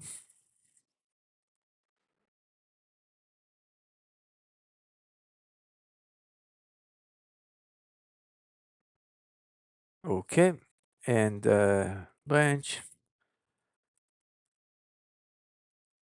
and we did a branch. Okay, great. So now finally, we can do update subscriptions, -b. Boom, great.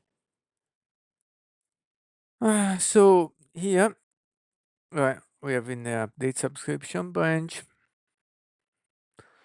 The goal is that when I am on this page, manage subs, so that's from the component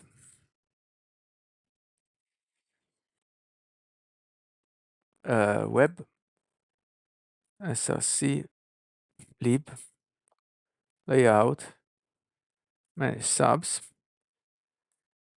Right, so here, yeah, we should save. Let's not call anything for now. And right, this gets there, and we just log the subs. So what I'm gonna do is invert and press update. I have a map of 2. And it looks kind of good, ah, but only one had a value.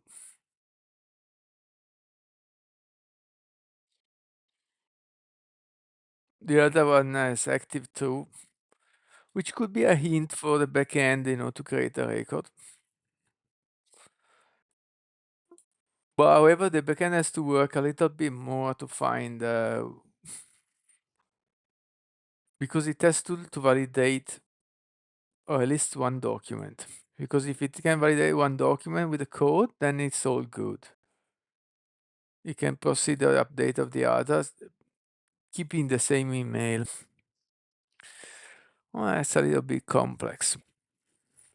Okay, so let's go to, well, yes, we can add the try catch right away. But the thing is, I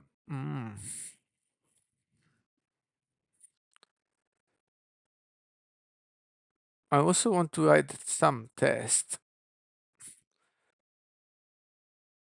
Ooh, why now I have errors here?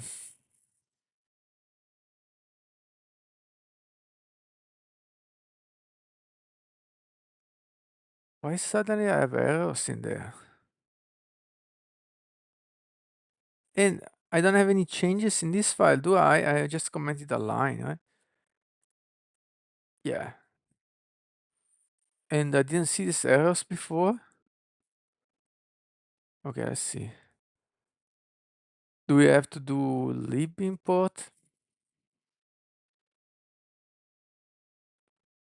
Oh, because this is from the share module. Why it doesn't come find it anymore? Is I messed up somewhere with the imports maybe? Oh, yeah, let's see. This TypeScript error usually happens when a TypeScript file you are trying to import from does not contain an export statement. Oh, it can be found, isn't it? Because shared src type my types. Yeah.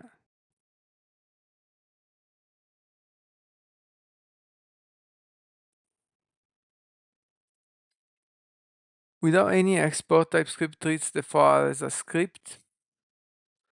running the global scope rather than a module from which you can import types. To confirm this and figure out the best way to fix, I will start to examine the content of my types TS.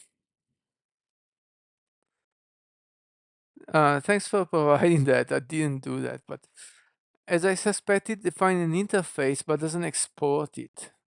Wait a second. I'm exporting it as a type. It doesn't count. To fix this, you need to add export keywords to subscription interface. Really? The change has been applied. No, it's not. I have to click apply.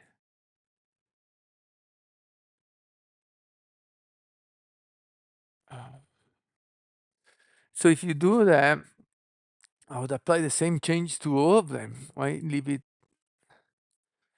inconsistent?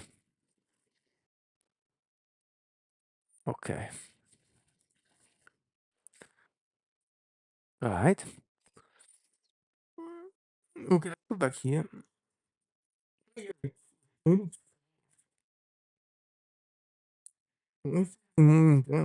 Never used. Really? Ah. Wait. We'll see that later. Yeah, okay.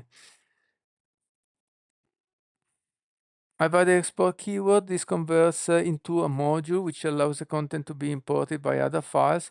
This should resolve there is no module error you should see in manage Svelte. I knew that the export timestamp and the end of the file was also updated to remove subscription type, which is the correct change since it's now exported directly. Please check in. Okay, yeah, okay. So I guess this is the same. No, it's not the same. Hold on, why? No, it removes type. Okay, hold on. What's this? Is not a module. Same thing, but here I do export.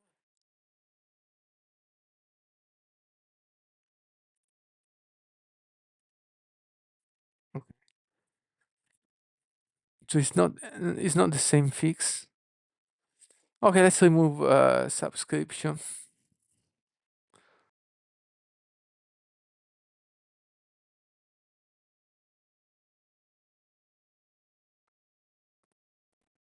Okay, wait. This is the thinking. Let's close it. Cannot read all of this.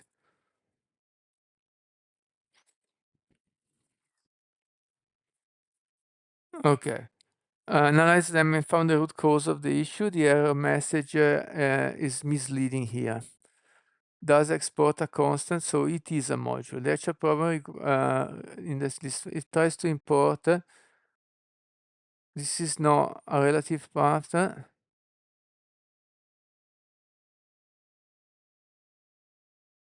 To fix this, you should change the import to use a relative path.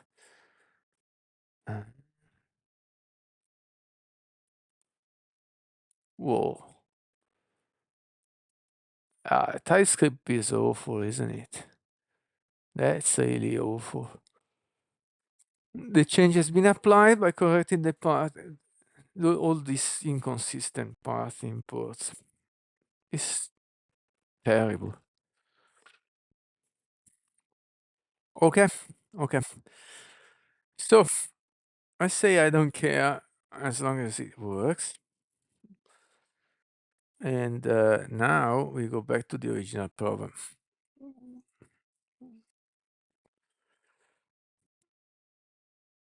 Which is this. Let's suppose we retrieve this correctly. So we are focused on what happens when we save.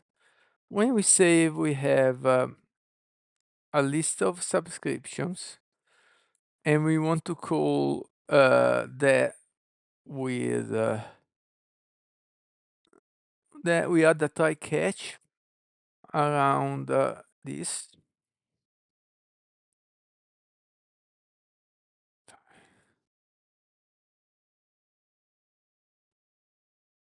I copy all of this and then change it.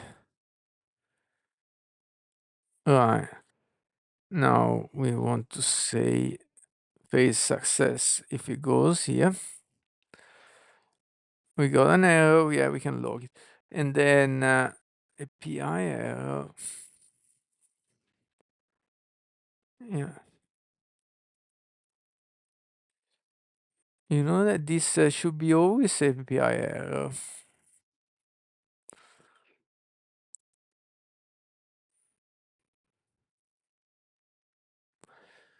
Because the only thing I can throw, okay. Well, if the error is thrown by this, then it's not an API error. I think I should provide a default for error message. At this point, I have no idea what happened. Should never happen, but we'll have a default. Okay. This perhaps could be a function.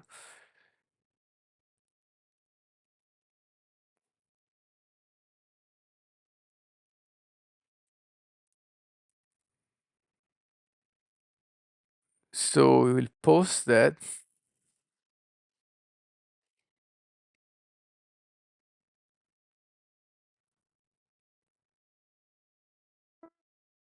Ooh. There is a problem with this because if it posts only the entries, if it posts only the entries, I don't have the keys which contain the list name. So it's kind of useless.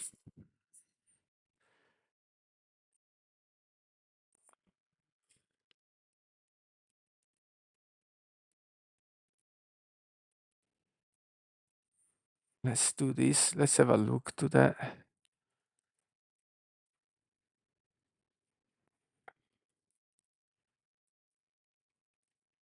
Okay. Let's go console. We're already on console. Okay. Clean. Click on update. No. So it does return the map.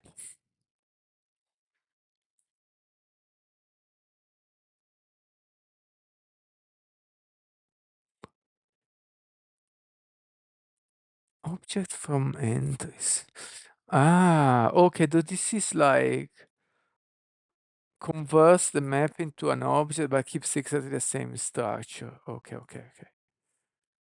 So that's good. So I can remove this. What I really want to test then is not the front end but the back end. I want to test that now we are able in the back end to. Oh.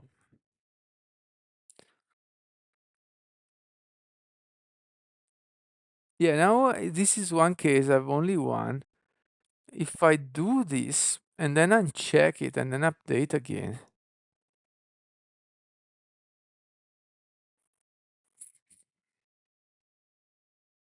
I don't have anything else in the console.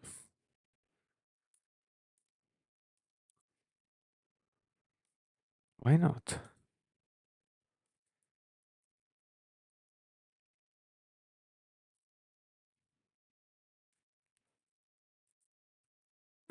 No errors, nothing. Oh, oh, that's good. I can remove that. That was open. Right, so now, oh my God.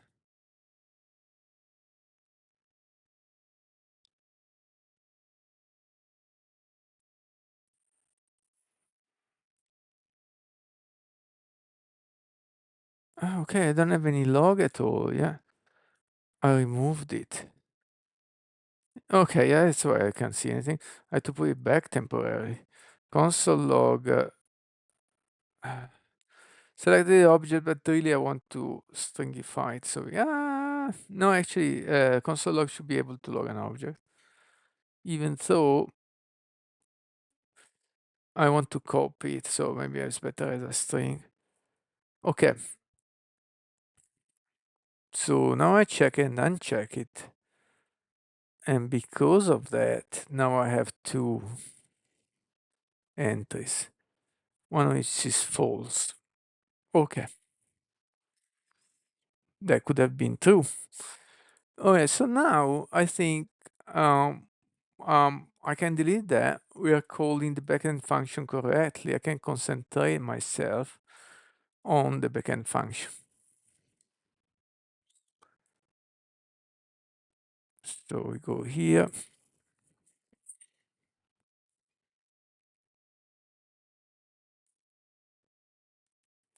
And that's the one which does nothing at the moment. Right, so test. Test is here. Oh, okay. Ah, we already have the test. Of course, it's probably empty, but we start from there. Okay. Let's split this to the left. Actually, I want to do the... it's okay.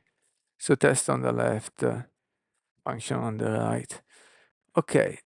One is the parse request. All right. Which, yeah, there is some validation to be done, which is commented here. The only thing we are doing now is returns a 2 or 4 status and empty body for non-post request. Okay, let's run this test first. Okay, they pass. 2 tests. Okay, pass request doesn't need any mocking. Good. Returns an empty array if. Okay, that's not really thought out.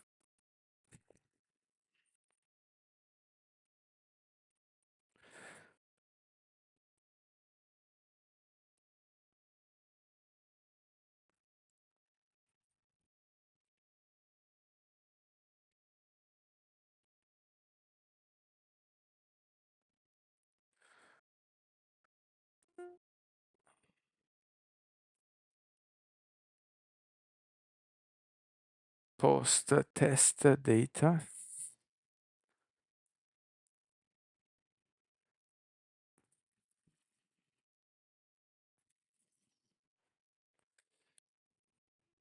Because now we know the method is post, and we know that that body should be,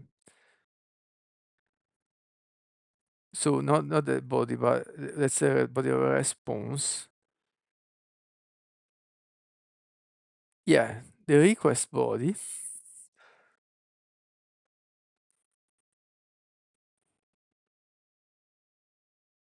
should be of type map string comma don't remember. So for that I have to go to the front end once more.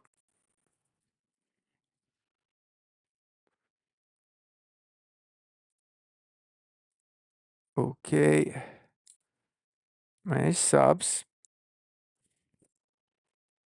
We are posting subs, and subs is defined there as this. So we know that this should be this type. We should import a subscription state.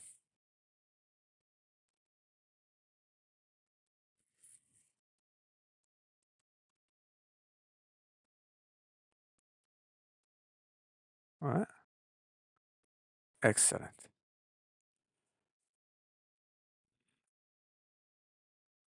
So now the problem is this is just a hint, but it's not validating that that's that type. So here I post something random, it's not that type. Oh, and it failed with what? I don't understand the error message. Ah, it's not valid JSON. Okay, okay. Um, yeah, I'm happy with that. What's the actual? Hold on, let's see it again. Yeah, because when I pass, it fails. It's not JSON. And but what's the error there?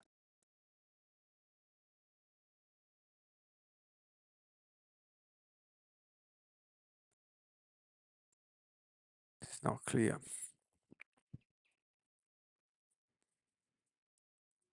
So my pass request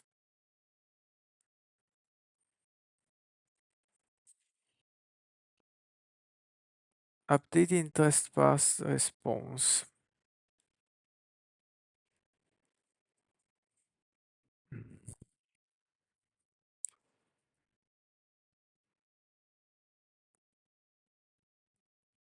Yeah, we can do a try catch here maybe. And instead of letting it fail, we do something for that. Okay. So we return a status 400 body error message. By JSON. Yeah.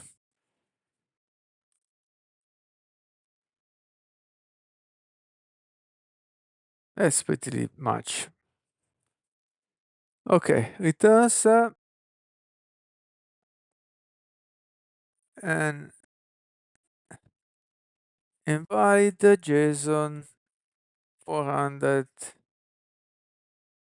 Okay, let's keep the same instruction. 400 status with invalid JSON message when post body is not a valid JSON. Bit repetitive. Let's see if we can do better.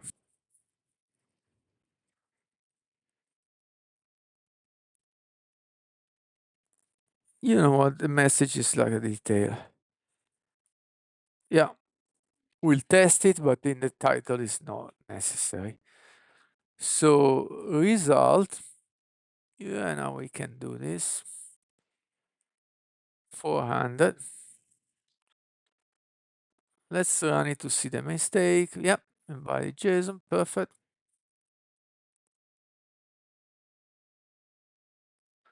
Okay, so now we can run all the tests, they all pass. Okay, great. So now we know it's a JSON. Now let's send the JSON that is not the right JSON. What happens? Okay, let's do some boilerplate. Returns 400 status when? We're gonna see. Yeah, method post, yeah. Yeah, let's copy all of this for now. Okay, so here we say, let's put some JSON, empty array, which is clearly not a map, but you know what? An array with two numbers, just to have some content.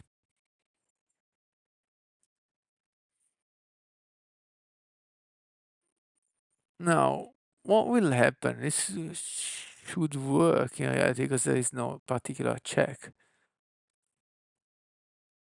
Okay.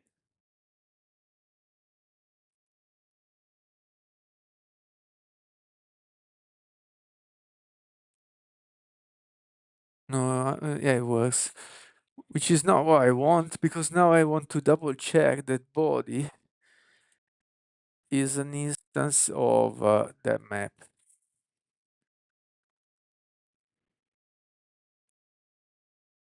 Actually, if it's not,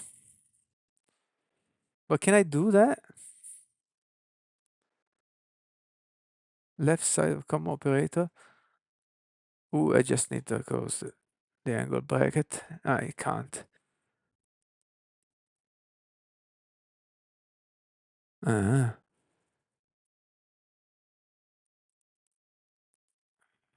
No, put parentheses. Right, how do I check? For now. But this is not right. Allora, let's put a prompt. Option I? Command I? No. Command I? Yes. The prompt is how do I check that body? Actually, it doesn't make sense to call it body anymore now that there is should be past. That should be not body now, but should be subscription or subs. Okay. How do I check that the subs is an instance of map string subscription state? My current attempt is not correct. Okay. Uh, so it's a little bit more involved. Let's check this. Allora, just you cannot check the generics, just map.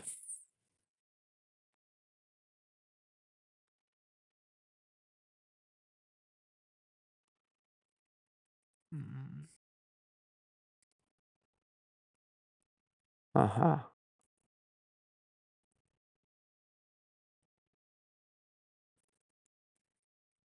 And this is pick two of the values that are random. Okay, anyway, that does for me. Yep. And now it's still return invalid JSON, but invalid, it's not true there's an invalid JSON, but invalid input. Let's run it, should fail, because now we should say invalid input, instead it passes. They all pass, it's not good when the input is not of the correct type. Okay, so why is not working?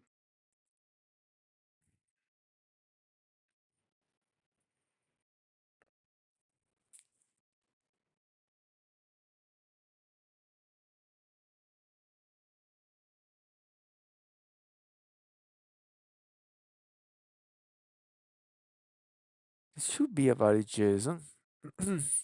Okay, let's put a breakpoint before the pass and run this test, debug.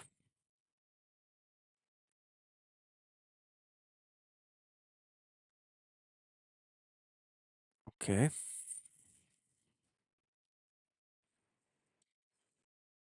Now execute this line where are the commands for debugging here, testing, debug, debug console.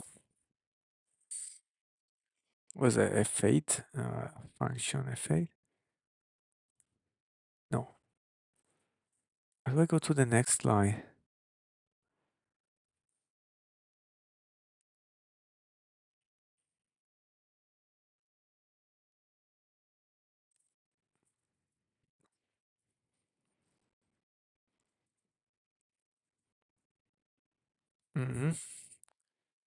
Oh man.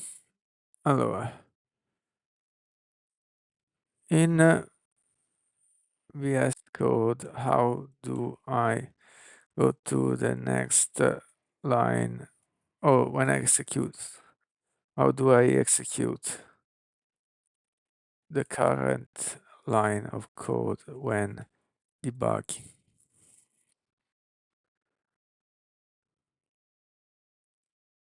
F10.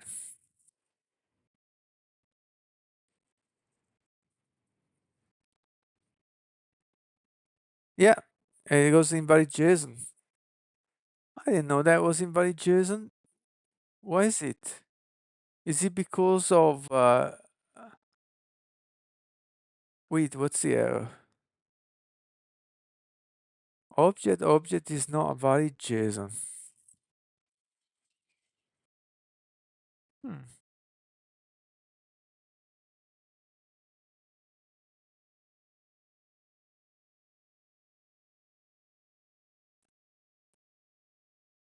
Wait. So is body already passed? That's body from the response. Body from the request. Yeah, it says object. Am I passing it twice? So if I remove that pass and I just assign the request body directly. Alright, let's run it again. Let's run all the tests. Oh.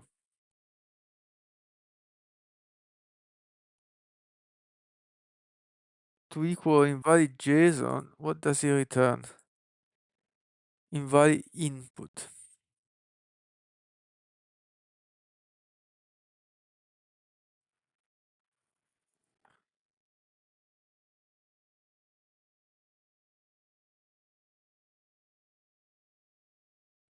Ah, because I'm not doing anymore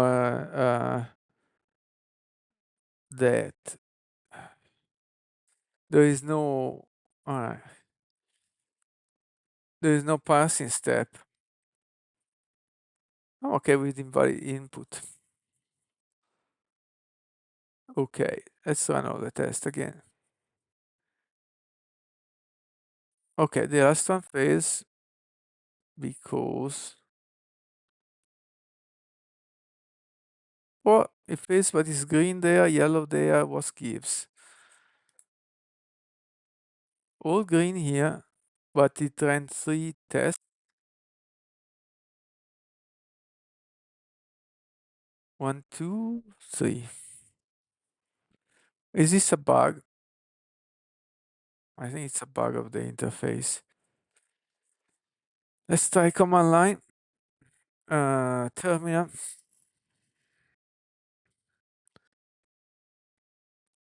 We go functions, npm run test.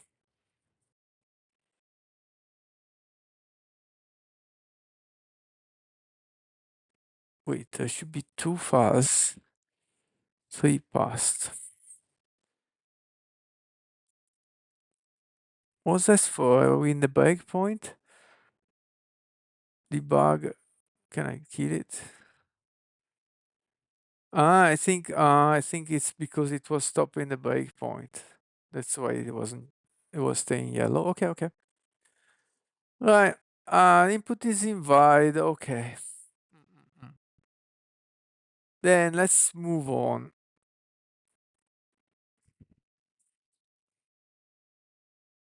This is doing still a pass request.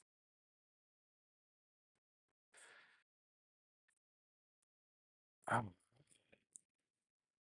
But the problem is we're returning directly the body here.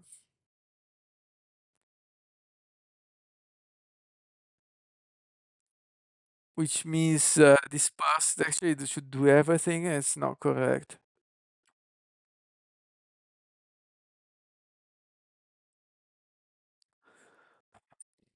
Let's remove the breakpoint. The pass should just check the request. Should not really return the response. The reason why it's returning the response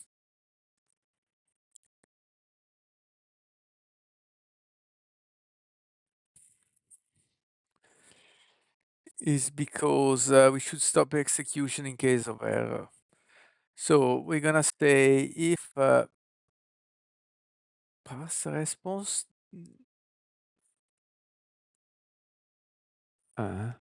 Okay. Let's say instead of pass response, yeah, it's a pass response, meaning the response of pass. And now this object caters only for the case in which something does not work, but it's not catered for the case in which something does work, so we validated correctly the request. In which case we should have another object returning the actual content.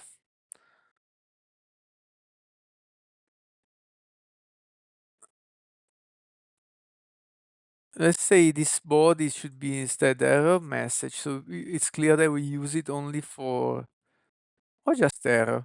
We just use for messages, and let's update that.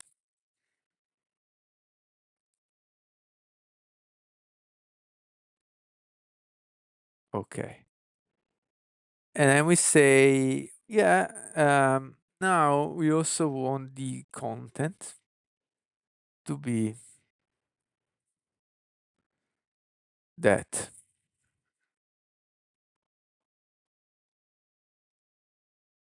And maybe leave it as a map, or maybe we make it an array, but it would be good to return it as well as a map, so maybe we leave it like that.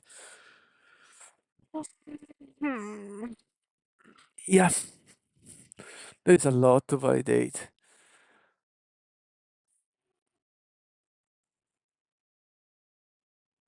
Okay, there. So now content, an empty map. How do you define an empty map?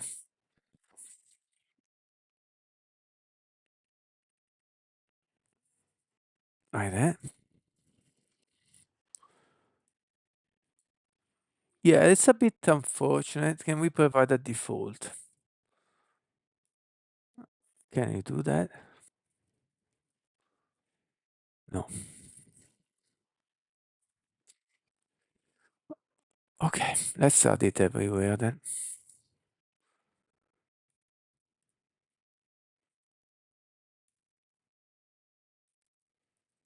Not very elegant. All right, so in the case of 200, that's when we should return the actual map.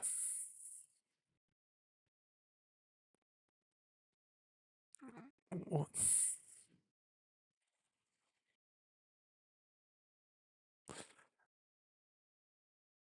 yeah, let's move this up where we have that subs. Okay, and now we have to add more. Oh,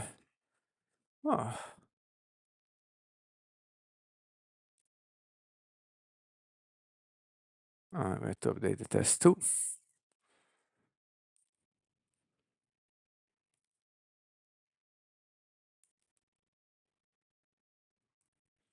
And run all the tests. Okay.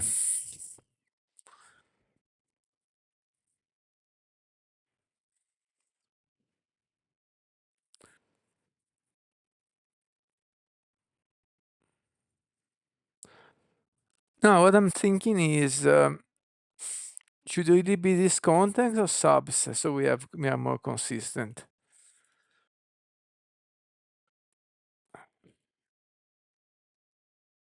And now we can also use the shorthand format.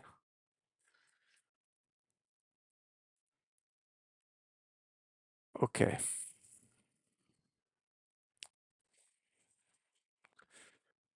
Right. Yeah, now we have this. Well, let's do the APKs actually first.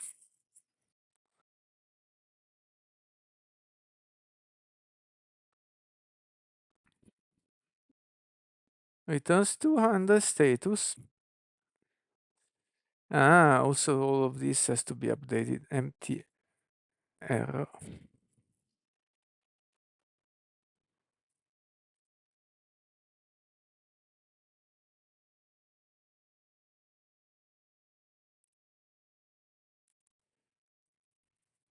Right. So here as well, I should say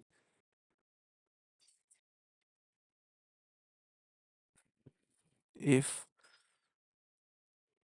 I'm going a bit ahead, but if it's 200, status, yeah. If the status is 200, we go response status 200 and send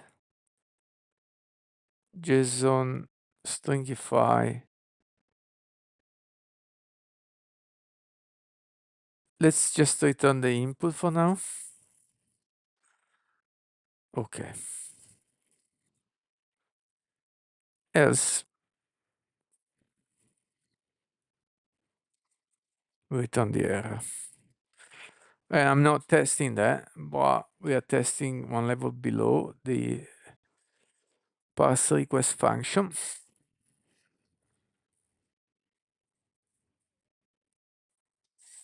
No, the first thing to, no, okay.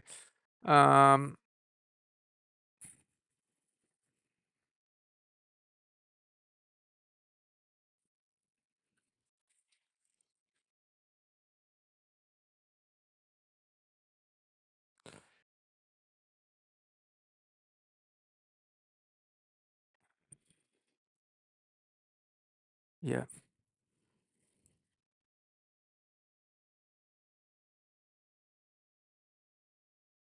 okay.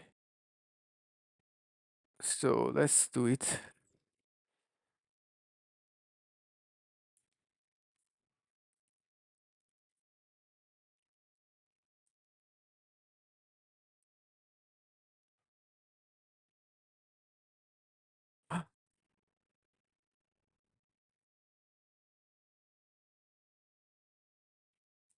Hold on, so body, oh, it's just, this and this is the same, what I'm doing? Oh,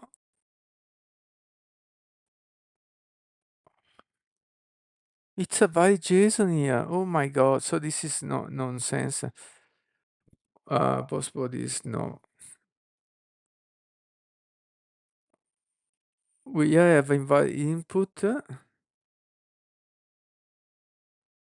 Yeah, I'm not really distinguishing that.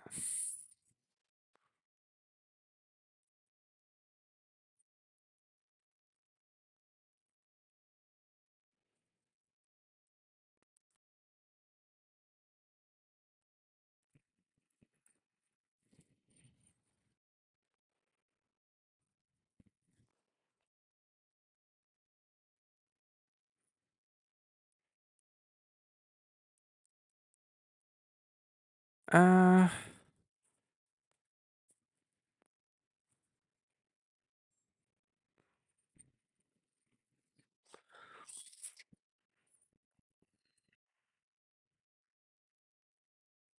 there's so many other things to check that are not even in this list.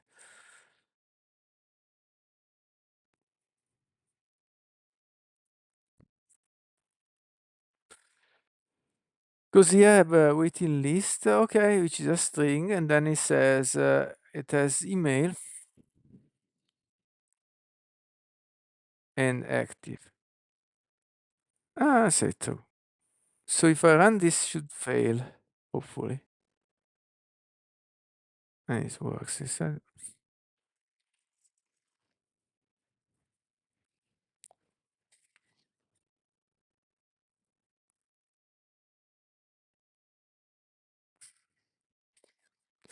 Probably because it's not a map, it's an object.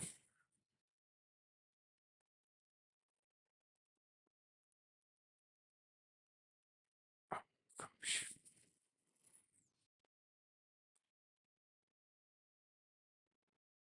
Yeah, I got that. But what is it? Is this an object or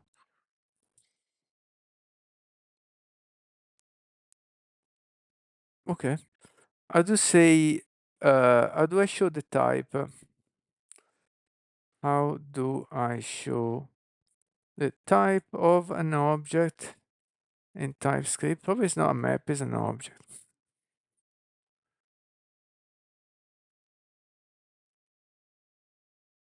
No, that's not what I meant.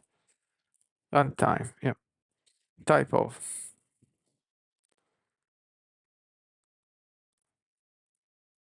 Okay. Yeah, object, no map.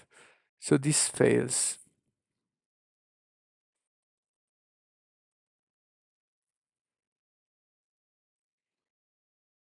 Man, I hate TypeScript. So I made the assignment without any problem, but it's not a map, it's an object.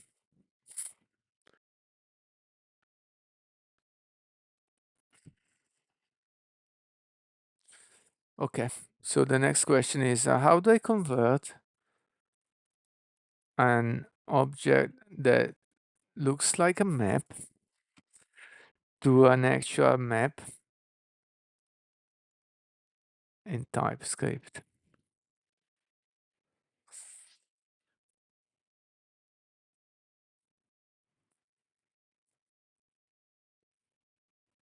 Okay,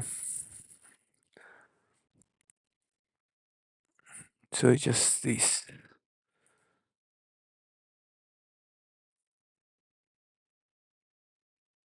Let's try that. Map object entries request body. Oh, perfect. Now it fails as it should be because that's instead correct. All right.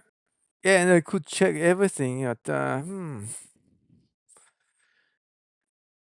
just checking type of value. There's a map. It's checking if it's a map. Email and active is there. And active in value. I could check the active is Boolean, but I won't. I stop somewhere. Right. So if I want to make it fail, we just remove active. Okay, so now it's almost correct, but it fails. So now let's make the happy case, which is this. Now it does work. And we say active true.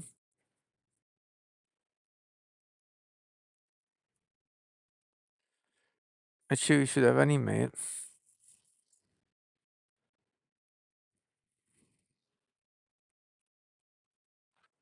Let's keep it short. Yeah. And now call the method and we expect a 200 response.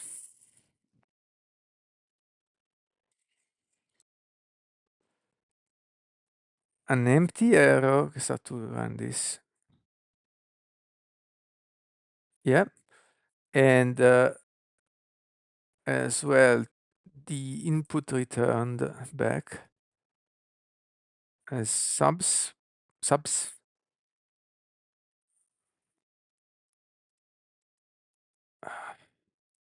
Let's go input. And just for clarity, we define a const input. So don't use the request. Okay. So if it's validated, pass to the input. And it doesn't work. Okay. Oh, because it returns as an object. Why does it return as an object? Because it goes to... No, I don't understand why. It's the same thing, but one is a map and the other is an object. So my input is defined as an object. Uh,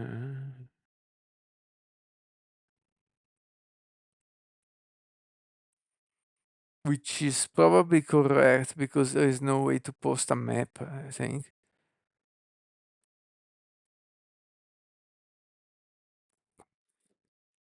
I'm not sure. So I go here, I go pass request.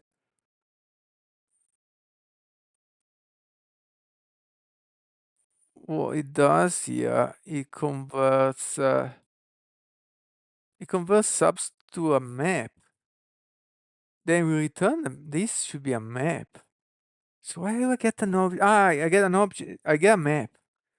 But this, my input is an object.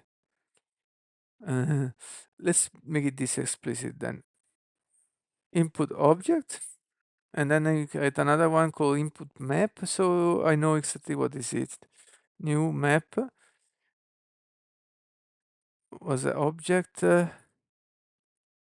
entries input object. Right, so now it's super clear. Now we use this input map here. Here we use the input object instead, and now run again. And it works. Run all the tests. Okay, I just have console log somewhere that I should remove. And it's not useful. Where is it? There. Yeah, just getting the type. Okay. Okay. So this is the all about checking this parse request. We check the happy case, it's okay. And we check if it's not a post, returns 2 or 4, which is no content. And that's for course. 400 is not the correct type.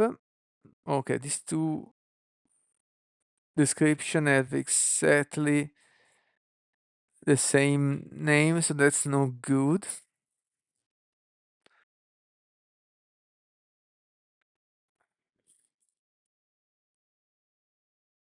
When post body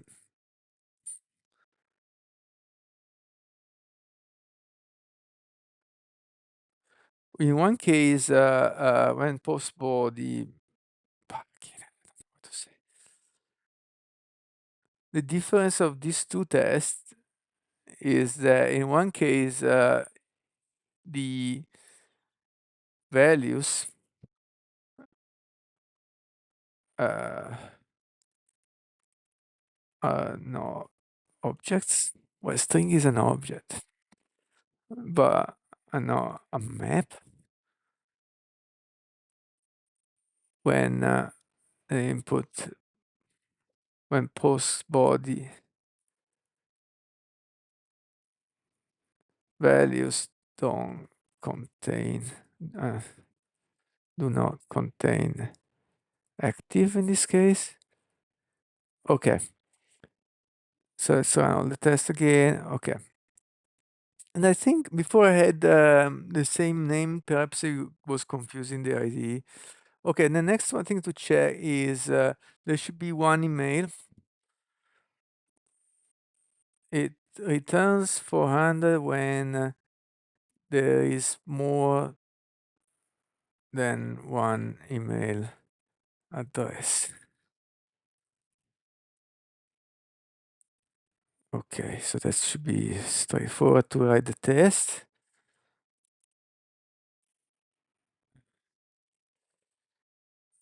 So first active true. We put an email as short as possible. So that's one. Let's add another one.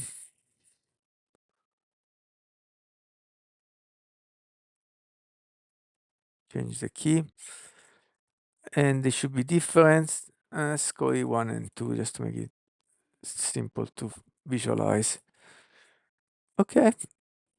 So at the moment,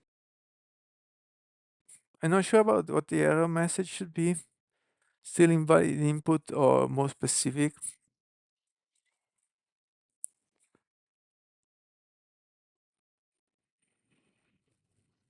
Let's say it should be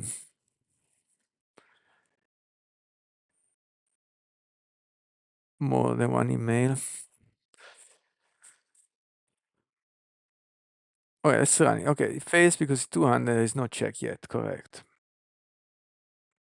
This function is gonna become a monster if I keep on adding checks here. This old check is checking that it's of the correct type.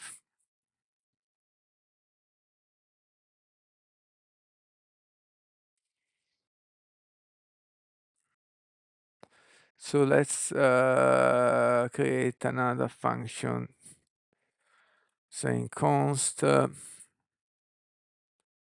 is valid type, is valid input type equal. Let's cut like this first. Where we copy this part.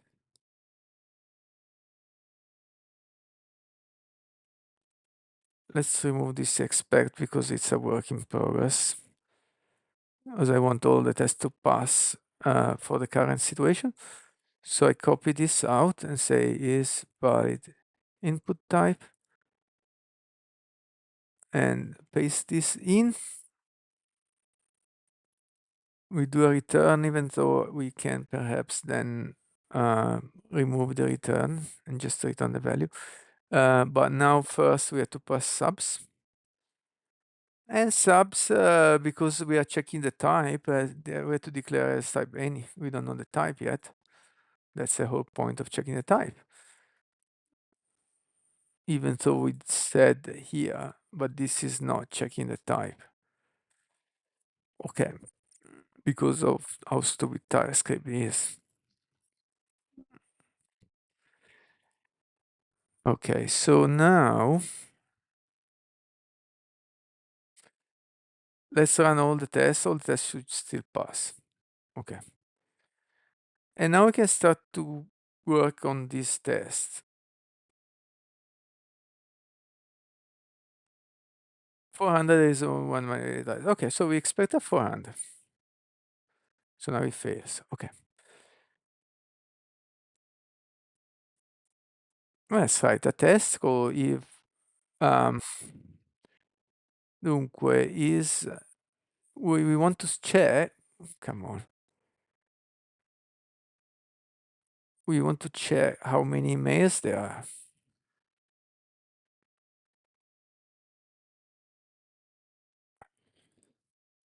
Either we write a function called extract emails and then we check that it's one, or we want write a function that checking. I think I will write a function to extract the emails, which actually this error invalid JSON doesn't make sense anymore.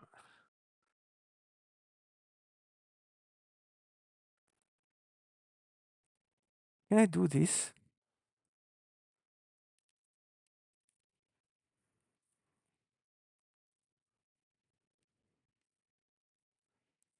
Okay. What if this instead operates a little bit different? So we extract an email, we put in a variable called email, and this will throw get in the subs. This catch clause by any unknown. Yeah.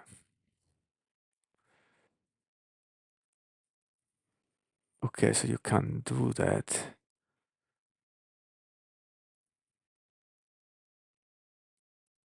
What do we do? Okay, we figured that out. Let's put this for now. Let's start to write the extract email first, at least the boilerplate.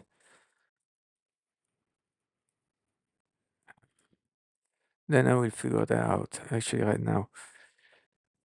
So extract email should accept the subscription. At this point, subscription has a type checked, so it's not anymore any. I can declare it of the correct type.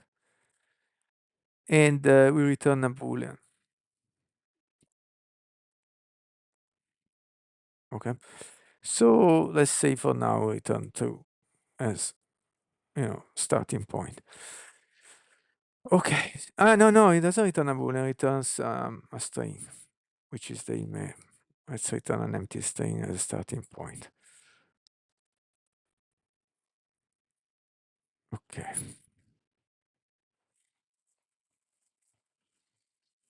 Now let's go back to this problem where I want to display the error message if it has the error message property. Okay, let's ask the AI this. In this code snippet, I want to display, to return, I see how it says, to set error to, there is a little problem. Let's say, let's call it message so it doesn't get confused with the error meaning two things. Okay, error to, no, message to error message if error has a message property which is not empty or undefined. Otherwise, I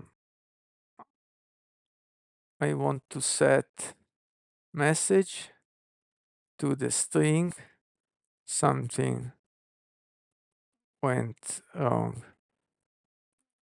How to do that in an elegant way? I'm sure there is. Yeah, just that. The only thing is, yeah,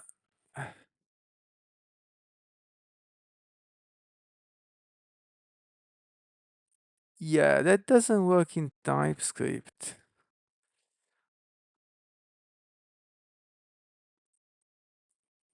Yeah, I think, all right, this kind of, well, trim is like overkill.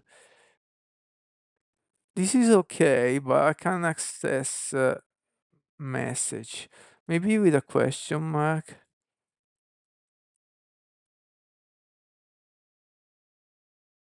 Yeah.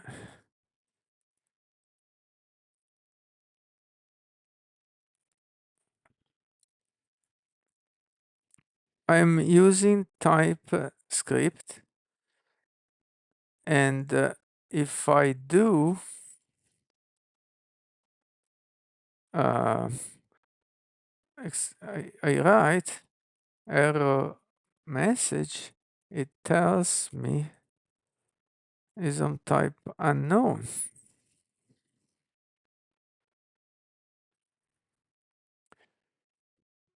Okay, right.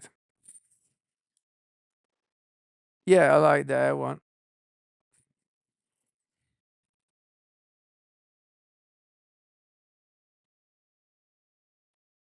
Okay.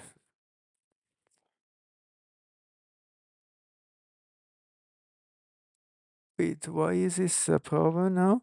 If error is an instance of error message or something. Because now there is a case in which empty and a case in which. Oh, so this is wrong. No, it doesn't check if it's empty. It just goes.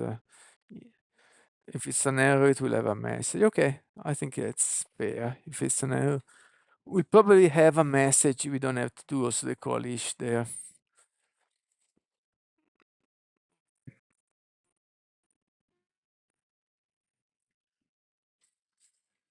Right.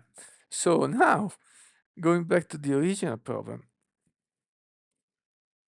it should return 400 if it's more than one email address. And also, it should return 400 if there are 0 email address when there are no email addresses. Okay, I will write this test later. Let's leave it empty for now. Right, so now extract email will do all of that. So we know that this is a map, so we can do subs dot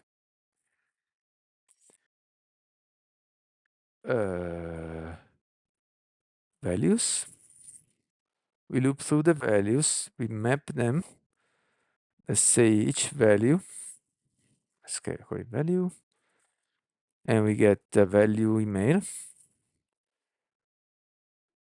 Okay, what did I do wrong? Map iterator. Ah, okay, thanks. Array from values, map value. So we got that. Oh, 1 second, I'm not finished. Don't we have to do to list? This is already a list. Yeah, it looks like it's a list already.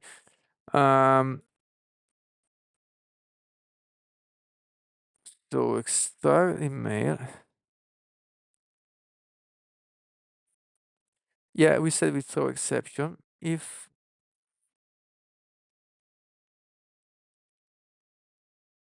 we need to then this returns as many emails as entries. Now we have to apply unique.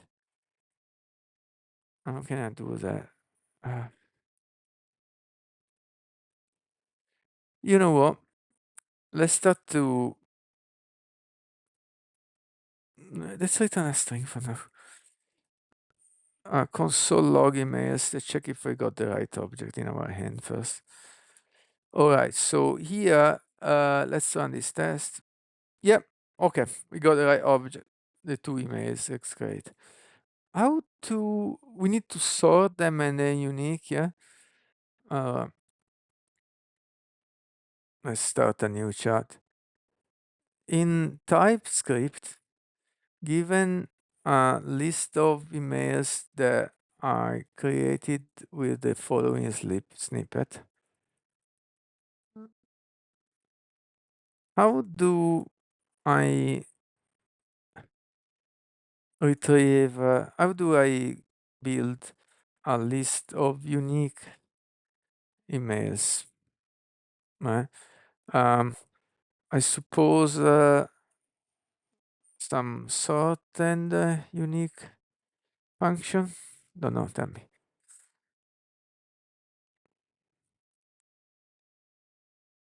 I put in a set.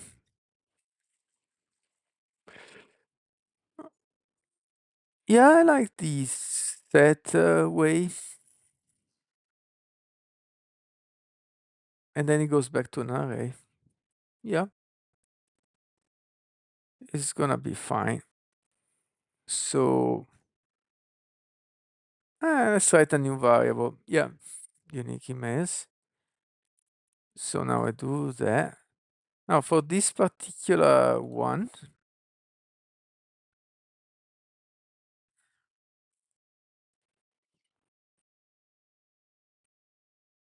it's still 2. Yeah, okay.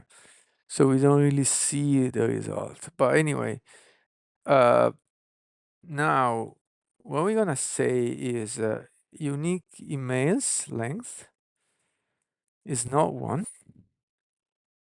We're gonna throw PI error. Do I have it? What I'm throwing here?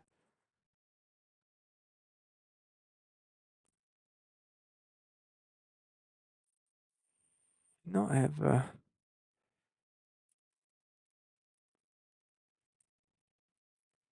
Actually, this is the same error if there are 0. Yeah. So let's change this error as expected a single email address. So it works for 0 and many. So now this, yeah, and then unique email 0. Yeah, that's fine. This pass. Did we break anything? Apparently not. Okay, all the other tests pass. So now we got the test. It should fail when there are no email addresses. Okay, so I copy all of that as a starting point. Oh yeah, I forgot to test that.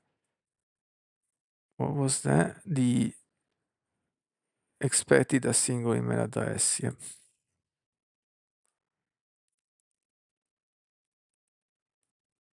And Now run it. Okay. Same here. Okay, let's change that. So, ooh,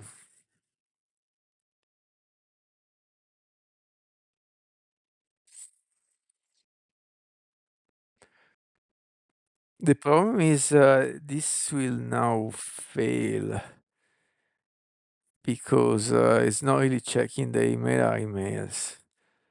Maybe we should check that. So when we go through here, maybe just do a simple, super basic check. Just have the at filter. Uh, all right, let's value contains. Uh, yeah, that's a start, and this will pass. But then if I do this, this will fail. I should still that will pass as 200, but should still be 400. So let's go back to Claude and let's ask in a new chat, how do I add a basic check for a valid email address, such as just checking if it contains at in the filter function, or if you have something better, do it as long as it's concise. Boom.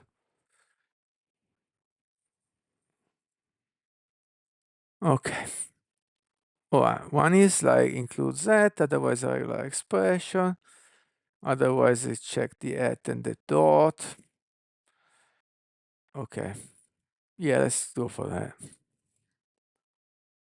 Okay. Yes, it's valid email and filter. Okay, I like that. So it's like extracted. If I want to improve it later, I can. So let's put that. Oop, just once. Is valid email. Email is a string. Okay. So here in the filter, we are gonna use is valid email. No need to do that. Just pass the function. And now this will pass. Great.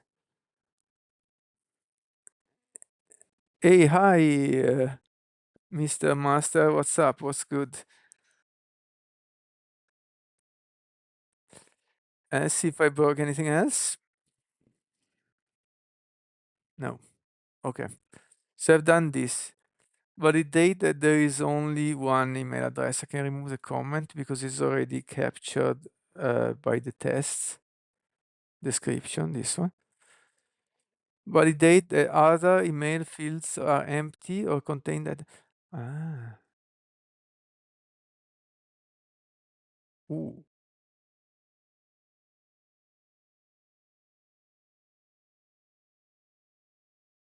I think that's not what I'm doing here is not okay.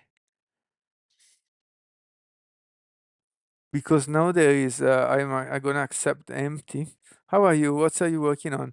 I'm working on well, the overall project is this budget pilot Android app, which is like, something about budgeting and expense tracking in multiple currencies.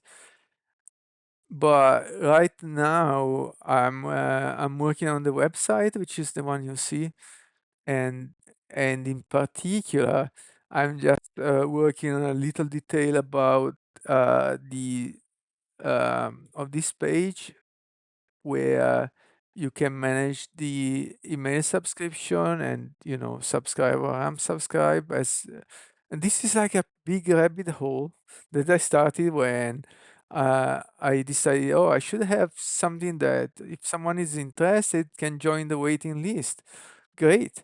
But then I decided to use AWS SES, and they told me, oh yeah, but if you have people subscribe to the waiting list, they should be able to unsubscribe, which is correct, makes sense. Uh, but then yeah, it became a project on itself. I'd say yeah, its own project.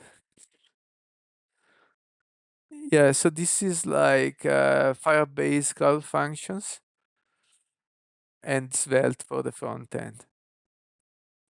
Right, so I was working on the validation of this. So when you submit this form, it posts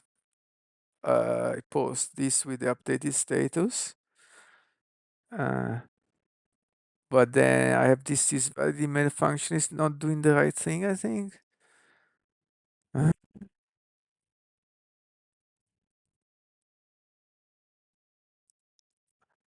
because when I click this example exchange, then I go here. Yeah, it's just not posting the email here. Maybe I should change the front end so that it copies this value, or I let it do to the back end. Or, ah,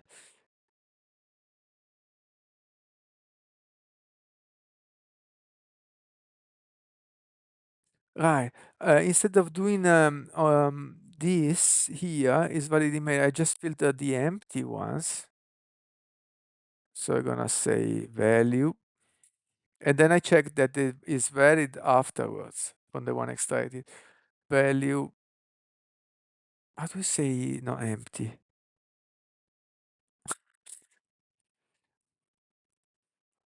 Like this? Let's double check again. How do I just check if filter out, filter, filter out empty emails? I added a filter function like that. Is this the best way?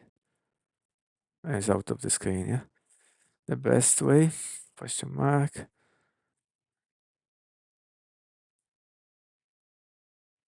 Yes, it's a good concise way to filter out empty email. Filter. It looks weird, yeah. Empty string, none undefined, 0. Yep. Trim, I don't need trim because I know my input. If it contains a space, it's okay to reject it. Okay. All right. So it's acceptable. Let's move on. Right. So now we write another test that says it returns 400 if the email is not valid. So it's a different test. Expand this. Let's copy this for start. So in this case, we leave an invalid email. Oh, let's just call it invalid. And an empty email. So like it will still be one. Let's say a valid email address. Okay, so this should fail now. Oh, I don't have any more. Why I don't have any more things to run the test? That's weird. Let's go command line. npm run test.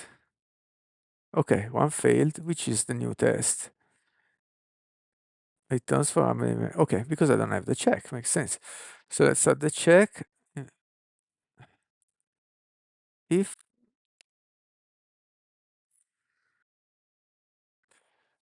I don't know if at this point I know that it's length 1. Let's put this in an email so I don't have to reference unique email 0 twice.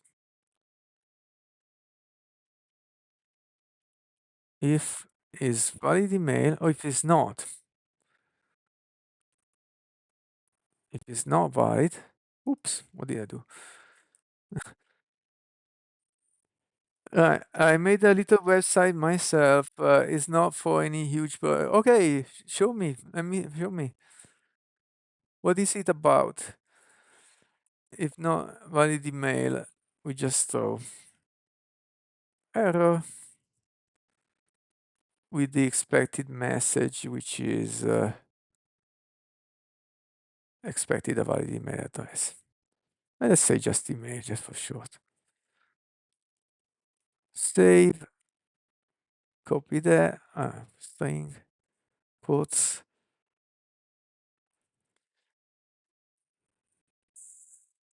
So can you tell me, is it because, what's going on? Let's close and reopen this file. Let's restart the old WinSurf. I don't know why I cannot execute the test in line anymore. Let's reading the chat now. It's just a home page for myself. Neil Fun. Is this something safe to open? I open and it's all your fault if it's not safe. Okay. Yes, it's safe. No, I do not. What is it about? S-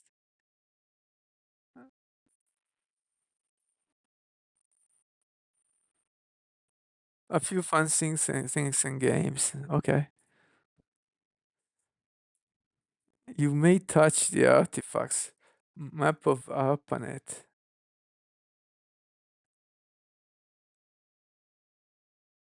A spam mail.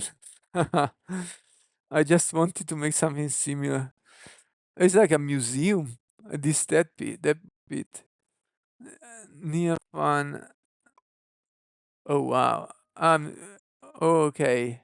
With Google Map, Street View or something like that. Voted. What does it mean voted?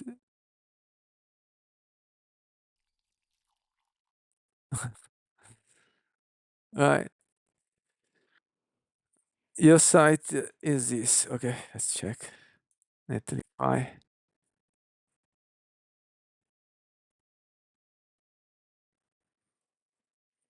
Yeah, I should add this too. Ooh, you had all this thing with the cookie. Did you use any package or something to do this?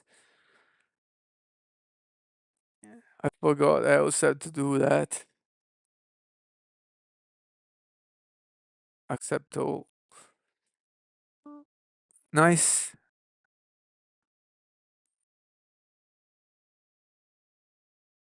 Computing, water, and bow service. Sources, master tag, link tree, assets viewer.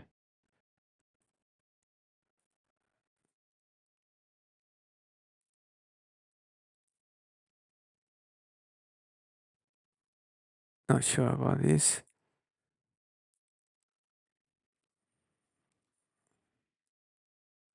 Okay, this is a work in progress, I suppose. It's another presentation. For a school project, some things are old and refined and a little old. Okay. Nice, nice. Useless email.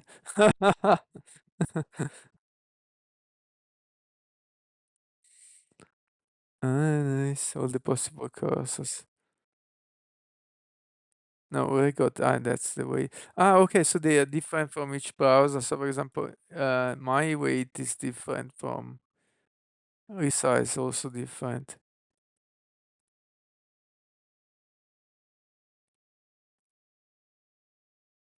Or is it not? Yeah, weight is different. Nice. Northwest. It's kind of a mess. Oh, okay, but it's a lot. It's not such as you said. It's a small project. It seems there is a lot of things. I just click here and there a couple of things, but it seems quite a big rabbit hole. All right, so I cannot run anymore the test from Windsurf. Why not? Let's ask here. why I can't run any more tests in update I cannot run any more in the tests. Update interested test yes from the UI. It's kind of like Google Chrome page. Well, I don't understand the comparison. Google is quite different. Google is just search.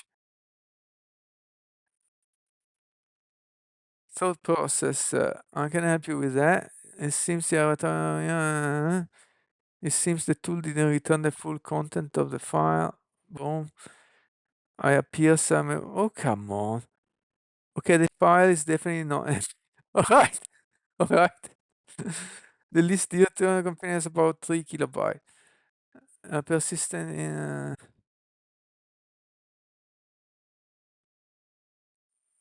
I don't know why you can't even open the file.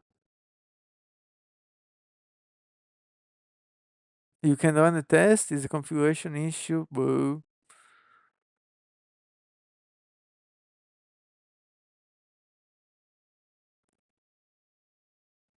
Why is this trouble everywhere in the files?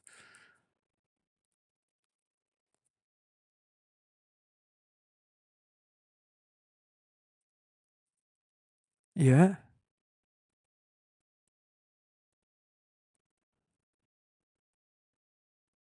Check your VI test configuration. Yeah. Okay, I found VI test config. Examine the content. Identify the likely cause reading. No, it's a new site. I send you a new link. I would like to know your feedback since it's so new. All right, send it over. And then, to fix this, I will add the pull option config. But why is it was working a second ago? Then it started to not work.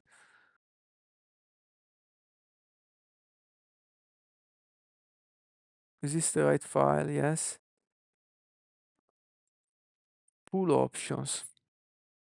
Okay. Yeah. Not sure about that. Adding pull option, a single thread, resolve the issue. Boom. No, it didn't. At least let's reopen it.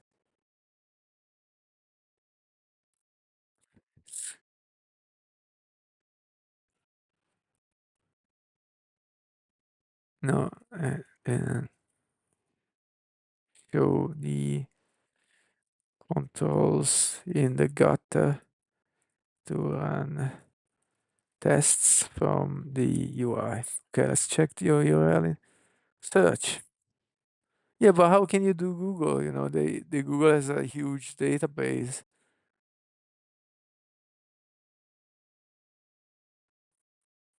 Okay, you just go with Google. You just forward the search. No, no, try. Yeah, I forward the search. Okay, okay, got you. And then you got a history. Cool.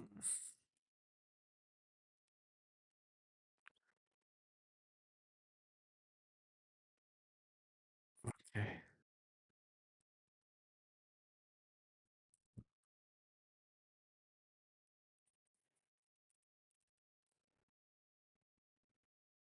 All right. I don't know what you changed.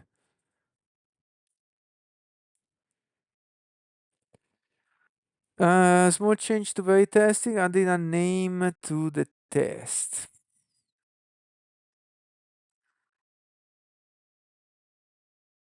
Test name functions. This can sometimes help the IDEA test run, identify and display the test control.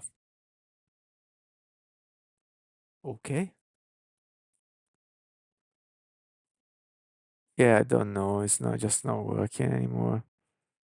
Please apply this change and check if the test control appear in the gutter of your editor.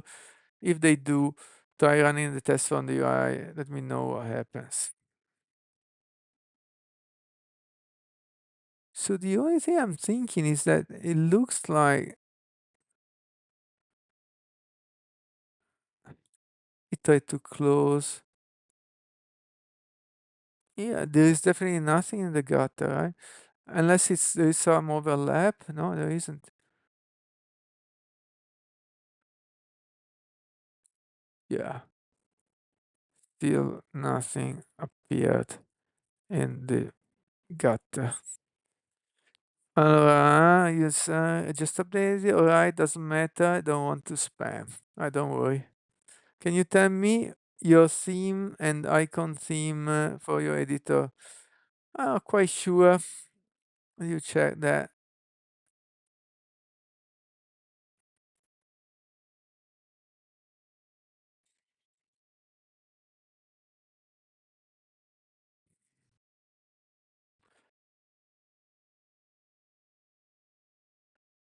Tokyo Night. Icon theme, I don't know. I didn't change it. Default, I didn't change it. I didn't install anything in specific. Anyway, it's Tokyo Night. Rewrite it in the chat. Okay, so what's going on here? I said, no, it didn't show. I don't know which one. Okay, still nothing appeared in the bot. Okay, I'm sorry that the previous suggestions let me didn't resolve the issue. The problem is almost certainly related to your IDs, test extensions, discover test in your specific project setup. Let me try one more configuration change by telling explicitly VI test or vtest where to find your test files. We might be able to give the ID, okay, and do more changes. So what does it do? Include, okay.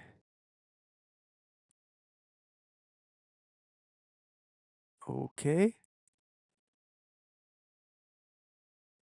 Whoa, whoa, whoa, whoa. Why you say it's not working either? Just wait. I didn't try yet. Yeah, it didn't work. It's clear stable configuration issue because of project setup. Yeah, you already had a lot of stuff. Pull option, pull, include.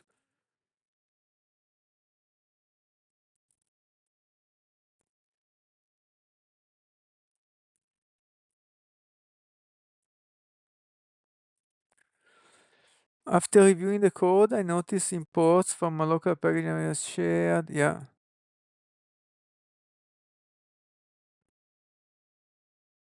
I don't know.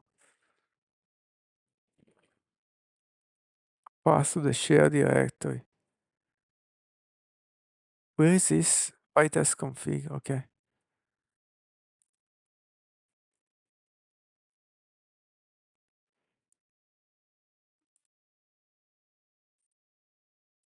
Yeah, they didn't resolve shit, isn't it? Okay, command line. npm run test. One test failed, which is just because I have a double comma there. Okay. npm run test.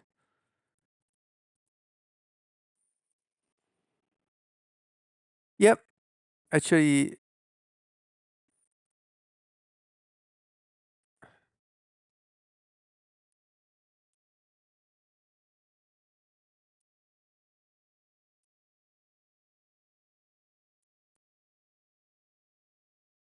mm,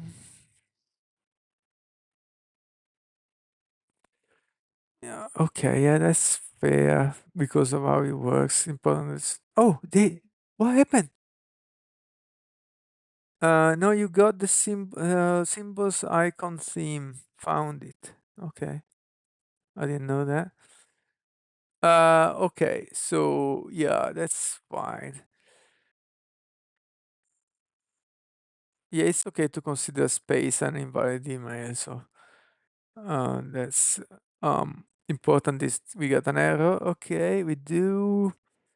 So we go back to the function I was testing, which I lost. Update interested test. There. Okay. So validate the other email or container. Okay, done.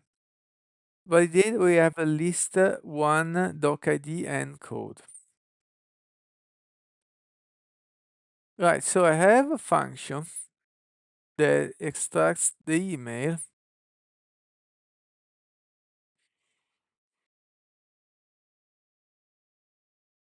We want to have a function that extracts doc ID and code, which will also fail if they are not empty.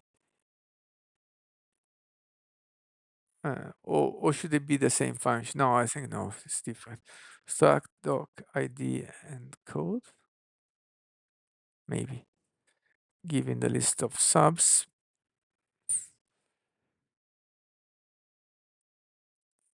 And so we write that function. Maybe here, maybe here. Extract doc ID and code, which will accept subs as input. Hold on, this I can say returns boolean. Ooh,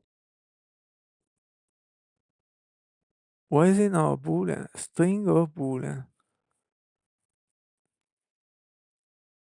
Mm, yeah,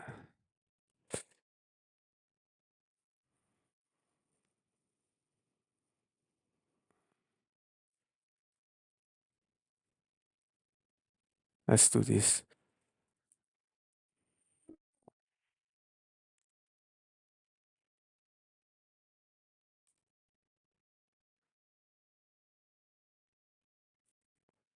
Ah,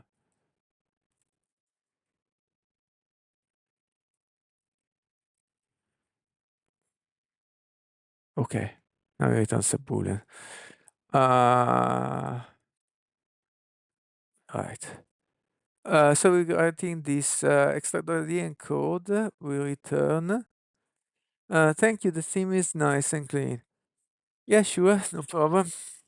I think there are a few dark theme nice. Also, like the how do you call classic Dracula, how's it called? Um, extract doc ID and code. We return array of string. I don't know how to define it. Like this? No.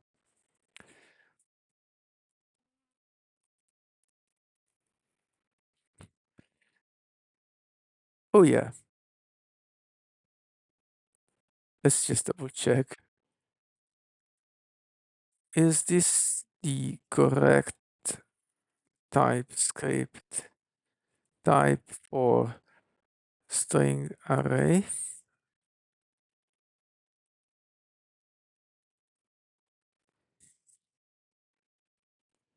Okay, okay, okay. Oh, sorry, string. Okay, so yeah, we need that parameter. Thanks AI for one time the correct suggestion for once.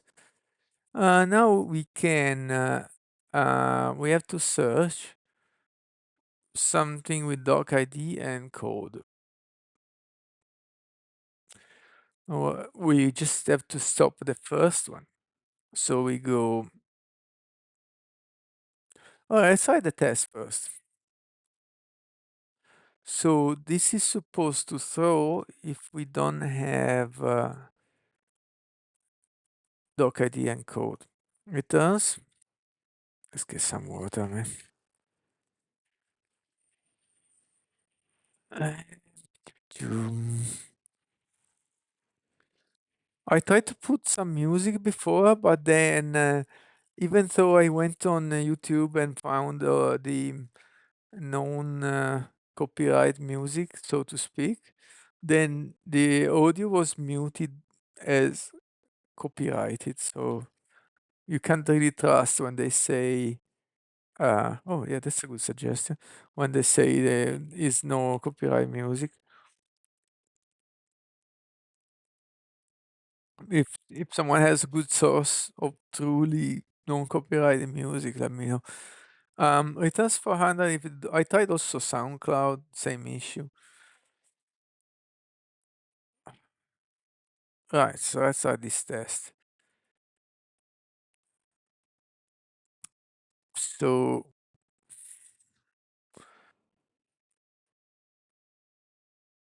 oh God, you've been lost, eh?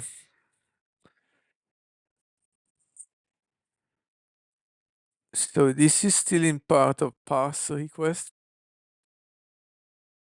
The problem is now parse request just return the subs, which is the original array. But we're also interested in these bits of information.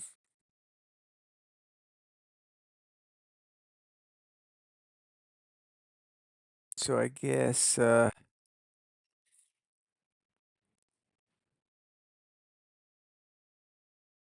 we can change the response to include them. But then how can I provide defaults in an interface? Yeah, that's what it is. Doc ID string, code, and also the email. The problem is that now when I don't need them, I need to, can I just say like this? Or can I say or null?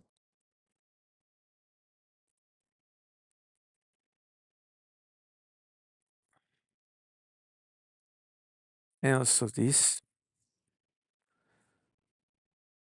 What does it say? What about undefined?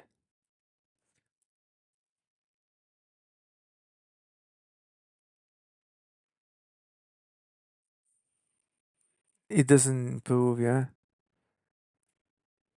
Oh yeah, I know, yeah, it's no. Alright, another little problem. I also don't want to pass that.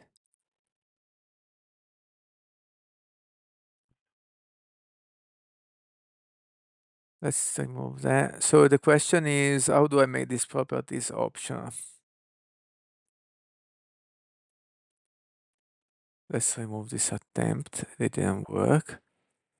Uh, in in TypeScript, how do I make? I'm reading now. Dunque, I'm gonna get. Well, for stream, I use a simple playlist, one of two. I don't care about mutes as long as it's not yeah, no, but then you have this video in which there are maybe 10 minutes of no sound. So what's the point? Usually it goes fine. A lot of people, including the biggest, play literally anything. Yeah, it didn't work for me. I don't know. How do I make email optional? Okay.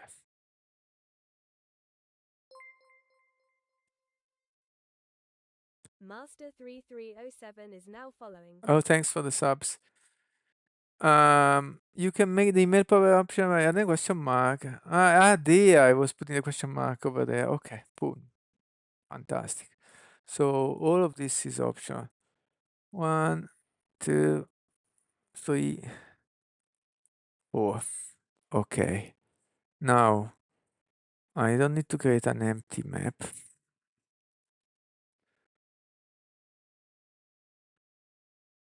Here too.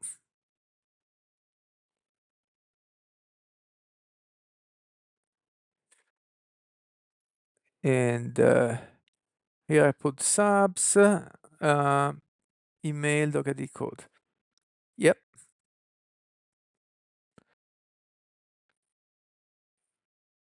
Because this is like, okay.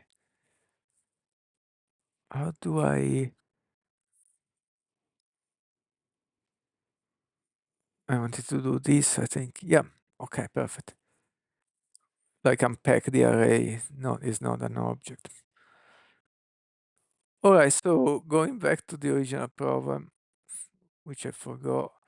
Returns 400 if the doc ID or code are missing. Okay, so I just had to grab one. Let's start to...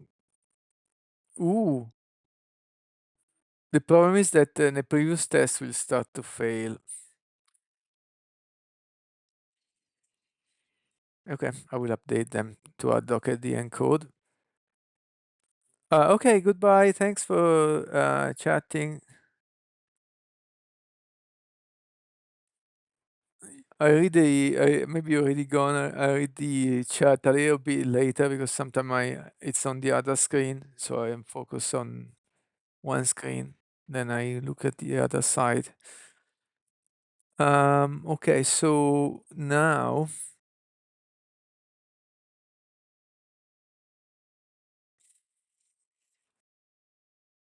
here is the example where I have a code and email.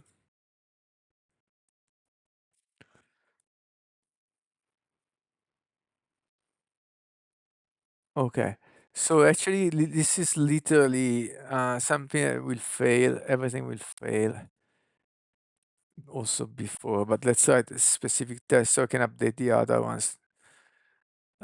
So I might add the doc ID, but not the code.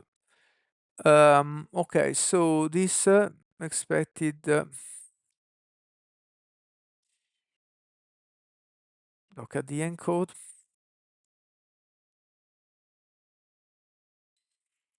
Okay, so this function, where is it? Yeah, extract doc ID encode should go through the list of subscriptions. I've done that already. I need array from. Go to the list of subscriptions. I'm not sure why I need array from because this is a map iterator. Okay, so I want an array. There I got a map, and no, actually I'm gonna filter, and you get a value, and that value I filter out those that don't have code and subscription. So value, yep, correct. Yep. So this will give me an array with those two properties, or keeping only the non-empty ones. So I could map to just get these two properties, but since I have to extract them anyways, let's just put this in a constant called oh, IDs, don't know. Or yeah, docker info. I don't know. Yeah, document info. Yeah, works.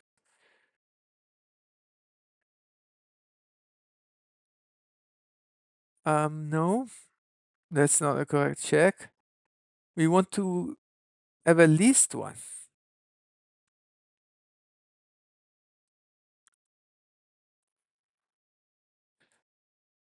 So the length should be one or more. So actually, if it's less than one, so basically it's zero. If it's zero, we throw. Okay, there we have it. Yeah, and then I was correct. We extract the first ones. Now we know it's non-empty. Come on, no suggestion. doc info 0 doc ID and doc info. Let me wait for the suggestion. No, it's not coming. 0 code. Okay, fantastic. So now this test should pass. No, it doesn't. Okay. Expected a valid email. Oh yeah, okay. Yeah, the email should be valid. Okay, that's already okay. Yep, that test passed. The problem is I broke some other tests because now I need a email and code. Just one? Just one because the test comes after. Oh, yeah, anyway, so the happy case also should contain doc ID and code. And even if I didn't break the other test, that's fine. It's just 400, not valid object, okay? 400 does not contain active. Yeah, maybe here I should start to, even though, because I checked the error message, I know why it failed. So yeah, I think I'm happy with that. So here I'm actually testing, I have a doc ID but not code. Here I test that I have both. Yeah, I could test not having any, but I guess that's fine. The only thing I can do with the APK is make it a little more complex by adding another element. Okay, let's call it tester list, where maybe I don't have email and I don't have doc ID and code. That should be fine. Yep, run everything, good, because I just need one. And actually, I want to swap them.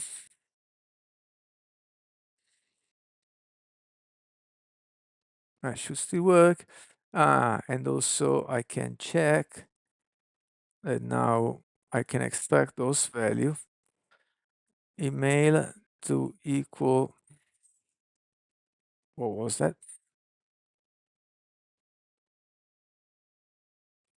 Let's say test xcom.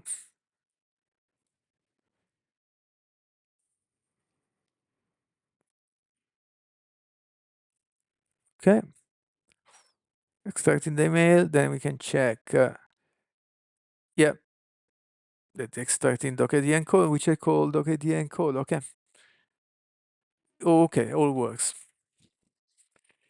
Okay, let's go here, check, verify that we at least one docker code, done. Validate that a document exists. Yeah, that is going to Firebase and check. Active is a boolean. I'll skip that. Um, there was another thing.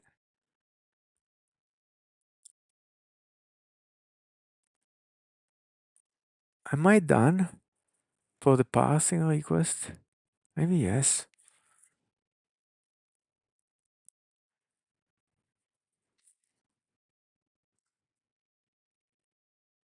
Mm, maybe yes. Okay. So let's suppose we figure out, but let's suppose that parse request is done. I don't like this name, parse response. Parse input. Maybe I like it more. Okay. We got this parsed input, and then if it's an error, fine, we end it here. Actually, maybe it's okay. If it's not an error, Then we have to do the actual update. Well, we have to first validate.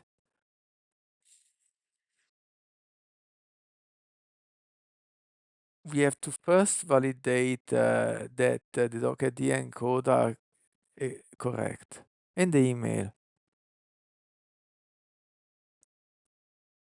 So validate document. Sure, yeah.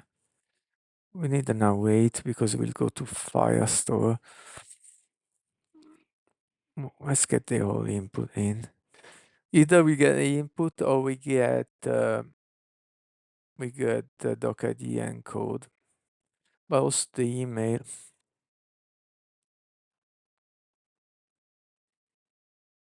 And at that point, it's simpler to pass the whole document. Yeah, validate document. This interface, let's put it at the bottom of the file. Okay. Let's try this function. Maybe after pass request. Maybe at the end, before interface. We go const validate document. And the input is the past input is called okay, async.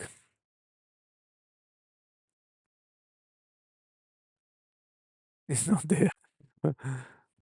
Is it here? Yeah. Okay. Um.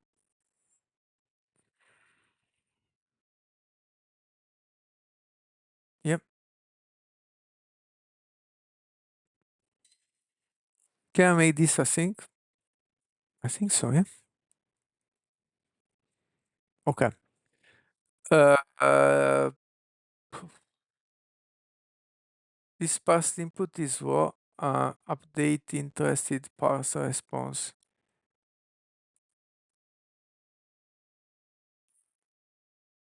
What a terrible name.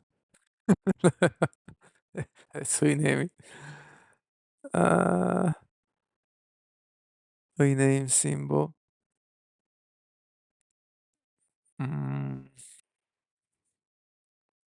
yeah, because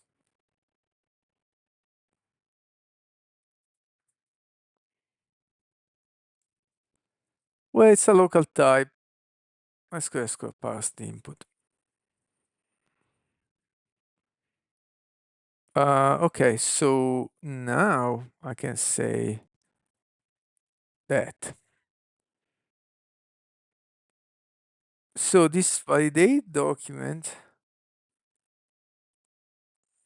So here I'm not doing try catch. So this is supposed to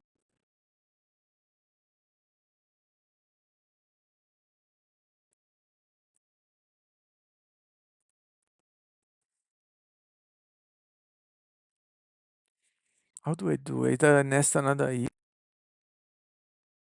or a throw and then I put a try catch.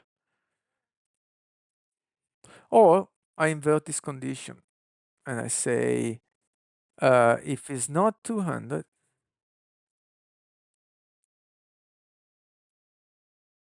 I do that and return. Oh, that and return. So I don't need this check anymore, and I don't need this else. So we are not nested. Okay. So now I have to figure out validate that what returns what again past input. So we can check the same thing.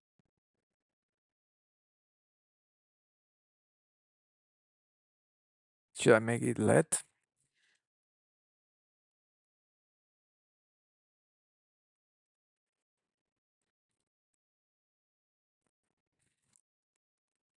So if there is an error, it will. Let's return the input for now. Oh, it's a promise, yeah, because it's a sync.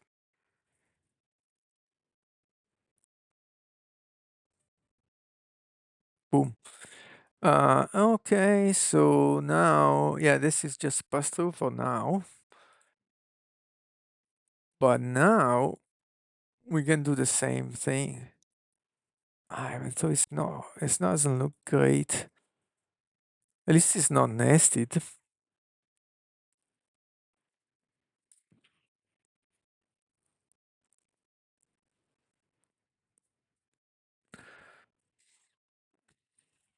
Well, could be better, yeah.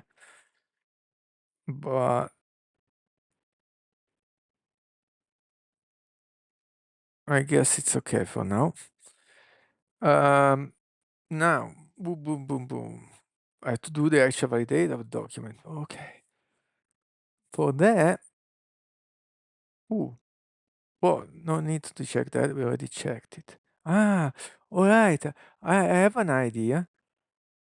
Yeah, we can just let it go.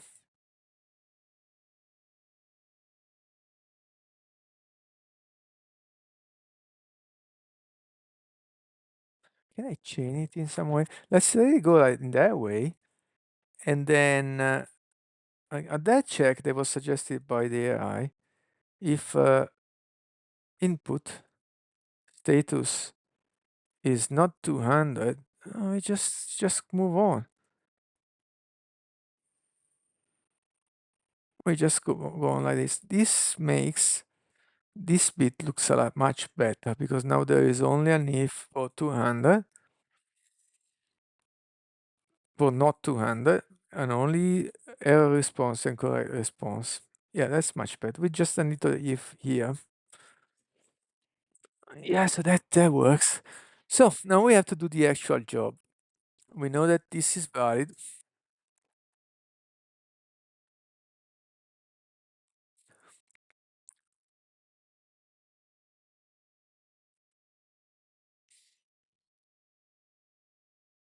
Uh-huh. Right. I already have a DAO to interact with Firestore. Let's find it. There. So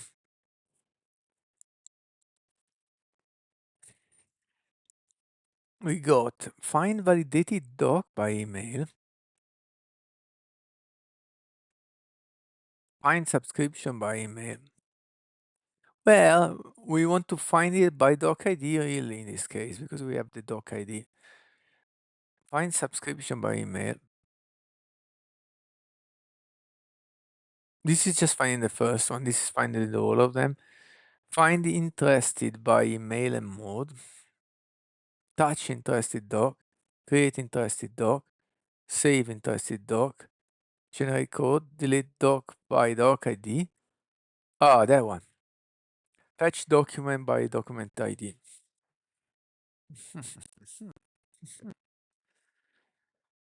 There you have it. So this just wants a doc ID. So we're gonna use it. All right, my dog wants to go out. Let's.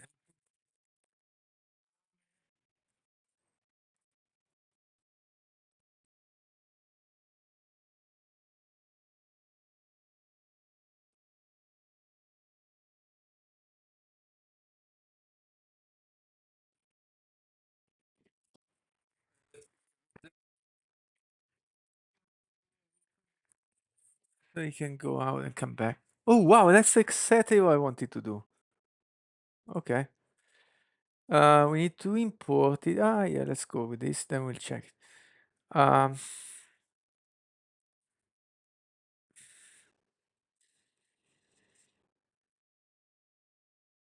yeah, we just need to import it. Yeah,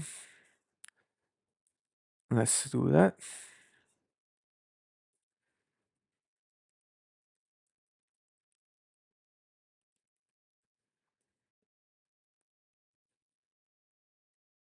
Okay, thank you. Going down. I'm lost. Okay, let's do this. Search. for that. Mhm. Yeah, well, okay. Come in. Come in, boy.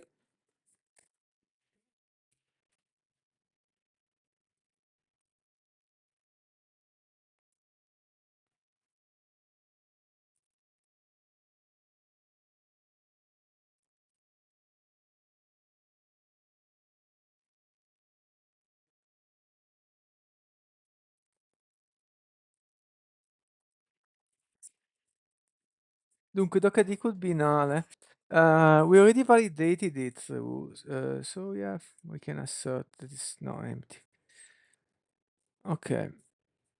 We fetch a document by docid, and then or doc email is different from input email.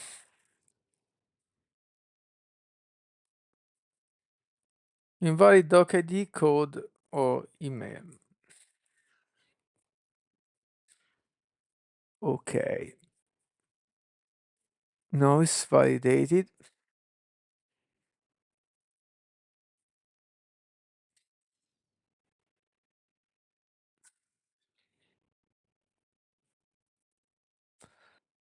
And now we have to do, we have done a lot of validation, which is good because, so it's more robust. But now we have to do the actual work, which is saving those changes. Dunque, this is the main function. Pass the input, validate document. Okay. Here it fails, and do this, just do the update here. Or let's go to update documents. Could be create, could be update, could be delete. Whoa, it's a lot.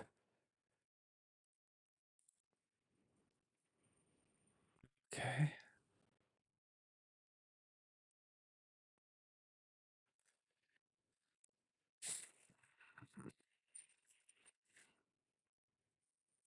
Const, update documents. Yep, equal. Is this spelled right? Yeah. Async input past input is already validated. Uh, uh, we don't need to return anything, I think. Yeah, promise void is fine. Okay. So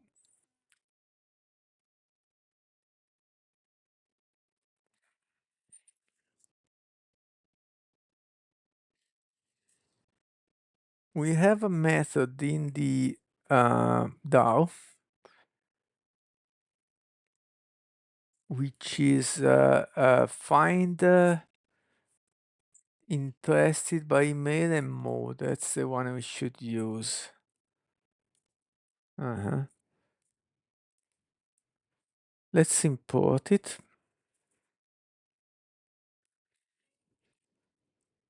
Ooh, it's not exported, is it? Yeah, I need it now. So let's export it.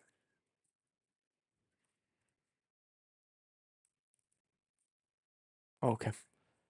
So we are using it here, or not yet, but okay. So basically we have uh, a list of subscriptions that looks like that. Well, it's not easy to visualize. It looks like this.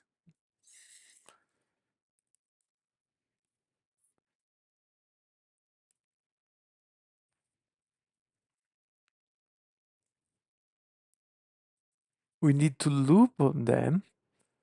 That's the mode. And we need to see if it's active or not. And if it's active, create or update. And if it's not active, delete it.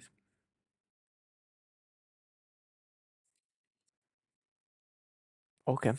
So what I'm gonna do, okay, that's for later. Just remember that. I need to go through, it's already validated, so I can trust my input. And I'm just gonna say, well, I go with a old school for loop. I go, oh, I could. Yeah, let's go for a for loop. I need to await it. So I got input subs, and it's what? It's a map. Or I can use a for each.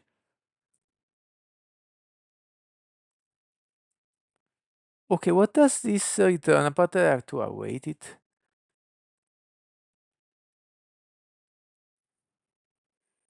Mode is the key, correct. And I need to make this a thing already done. Uh, yeah, to add a thing there. Yep. Um,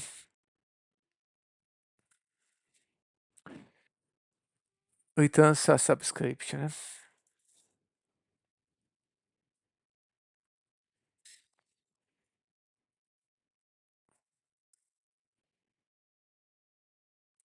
So we can write a function called update subscription, or we can check a little bit more here. Ah, yeah, it could not be found in theory. Yeah.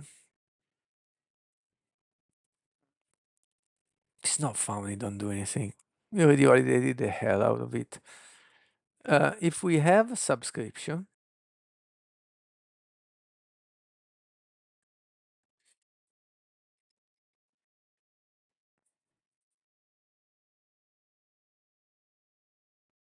oh no, no, wait.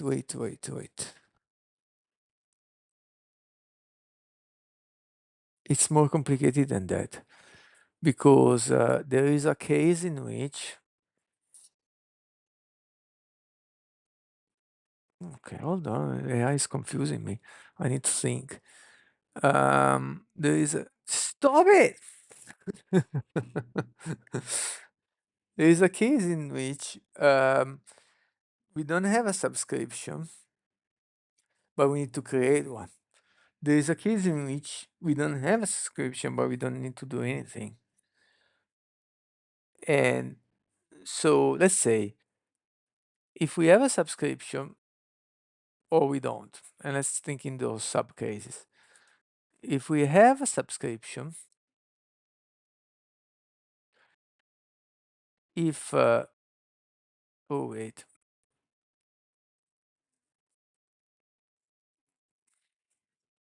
yes, if value active, I need to update the subscription. Well, let's add a comment for now. Update subscription. So if it exists and it's active, yep, correct. If it exists, the only thing I have to update for the subscription. Let's go to check the subscription in the database. Um, I need to just the updated, yeah, update subscription, updated timestamp. Yep, that's all I need to do, which is not a big deal. Okay, touch. Yeah, I have touch.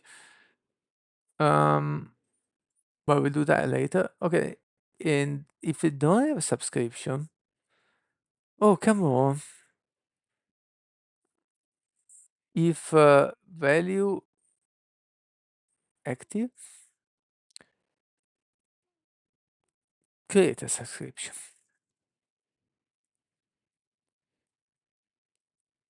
And if I don't have it's not active, I don't have to do anything.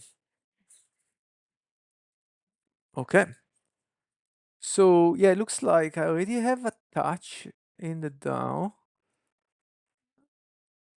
which is actually doing the updating the interested field. So I found the subscription.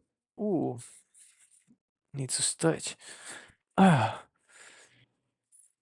I found the subscription. The subscription is what? Do I have a document ID? I hope. I can call touch interested doc. To call touch interested doc, I need to import it. which is, and it's not exported, so I need to export it. And maybe I'm starting to figure out at first this is too much to put in this. And second, maybe this should be in the DAO.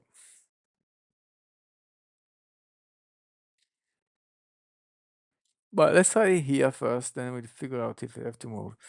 So touch will need an await, and the argument is the key. So I got my value, and I have a doc ID, which I can use. I don't need the comment anymore. Then I have a deleted subscription, because this is called feature envy. So it's when I keep on using things from the DAO, 1, 2, 3, 4 methods. So maybe this method should be in the DAO. Not the whole thing, but just this update. But I will start right here first and then maybe move it to the DAO. So delete subscription. Yeah, let's go with this suggestion, which maybe needs import if the name is correct, and it's not. Or maybe it is, but it's not exported. No, it's just no. Deleted by doc ID. Okay. So that was hallucination from the AI. Okay. And maybe, I should have called it what it was suggested, maybe.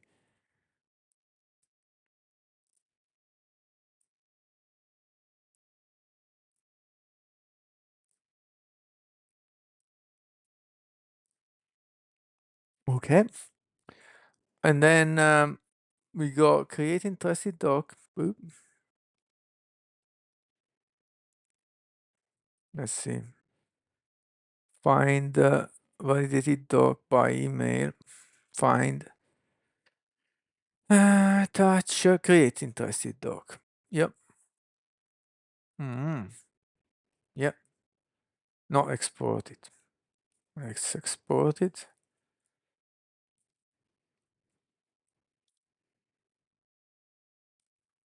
Let's wait it.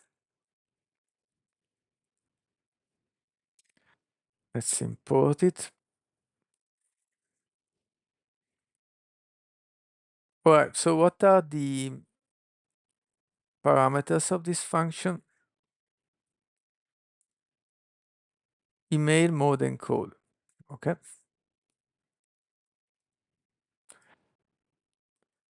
No, email, we have to get it from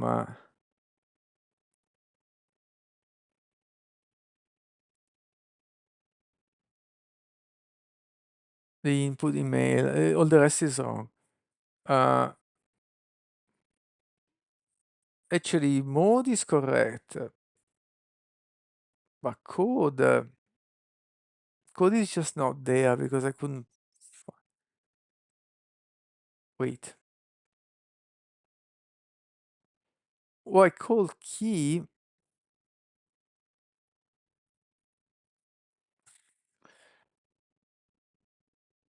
Value key. Are you sure I go in this order? This normally is key value.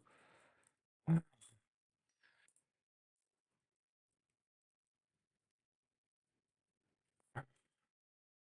No, it's on a map. Item index. Yeah, that's right. Yeah, I think it's correct. So this key is actually called mode in my specific. So let's rename it.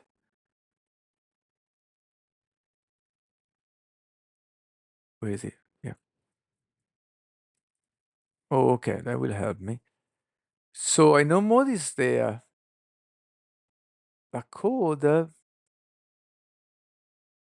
might not be there. So you need to generate one.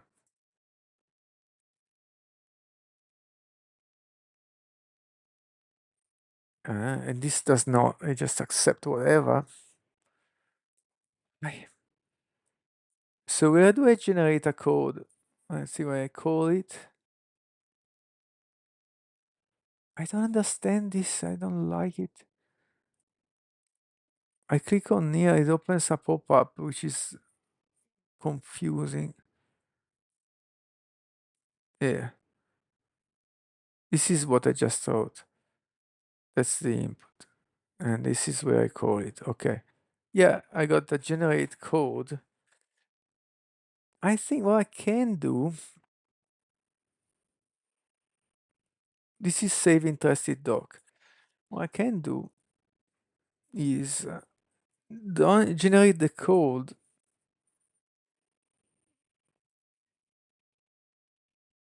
If you create an interested doc, you need the code. That's a problem.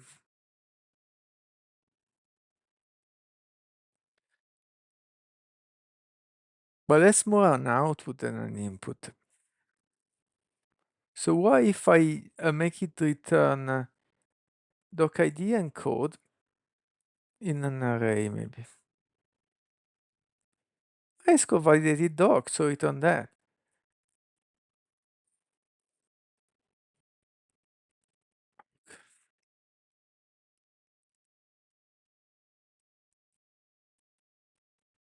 Okay. I remove code from the input. Remove code from the input. And we generate the code.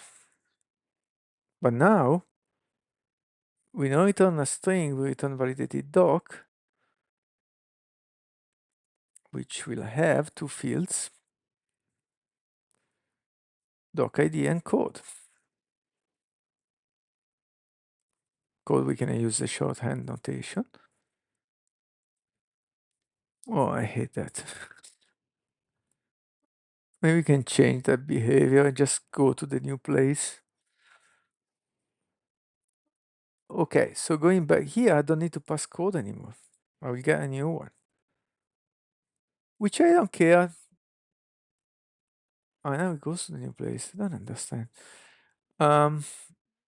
Yeah. Ah. Yeah, I don't need the output in this case, so it's fine. Well, now, this update documents, yeah? All right, let's take this function inside here and extract in a new function.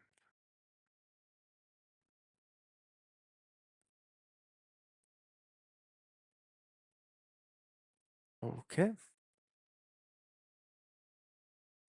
But I don't know how to call it. Refactor, extract to function in module scope, in arrow function.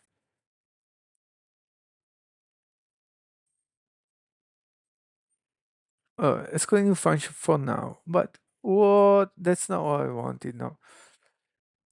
Let's do it again.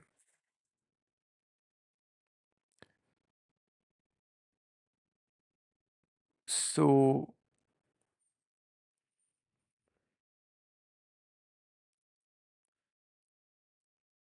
not sure what I got. This is a function. Yeah, so all of these should be extracted. Let's try again. Refactor.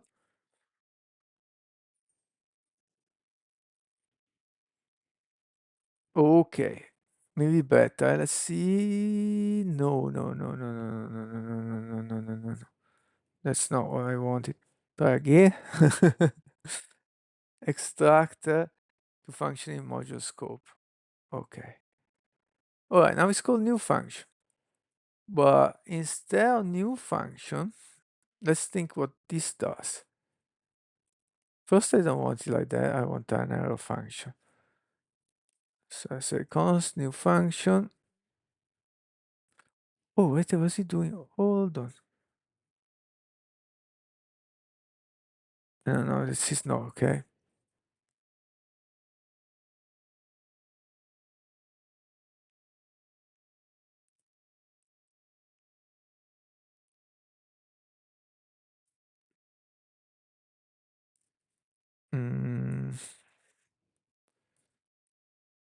Wait, why do I even care about returning something here?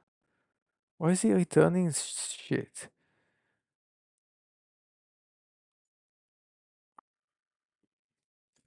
I have to go back.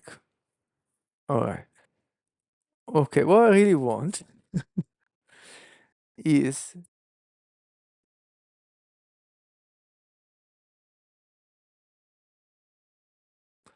let's start to convert this to a for each.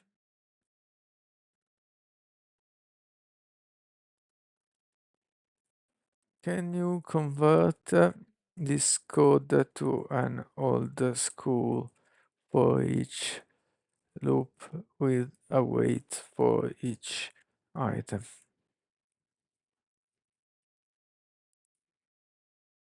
Let's start with that. Why does he check input subs? Because, yeah.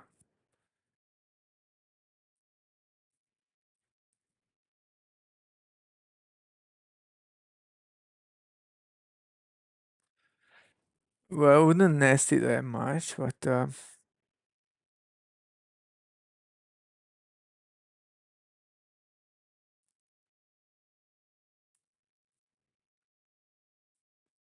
okay, let's start with that.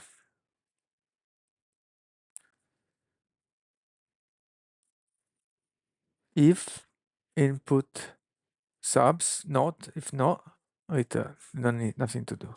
So we don't nest. And this code. And then get rid of this code. But before we do, let's just double check that they are really equivalent.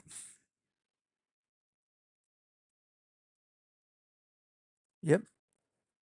So now that I have a simple function, well, I don't, but I have something easier to extract than before. I can create that function, which is probably to be put in the DAO.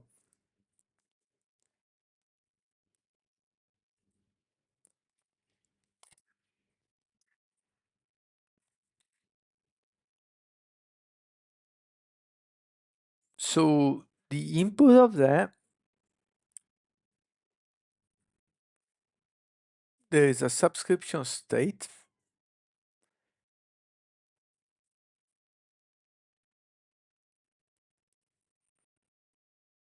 Let's call this sub document.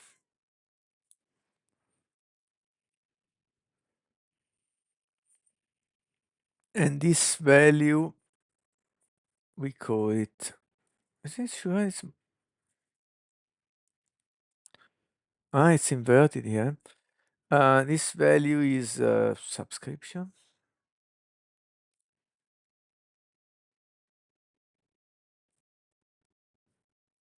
Oh, so this is a subscription as a document.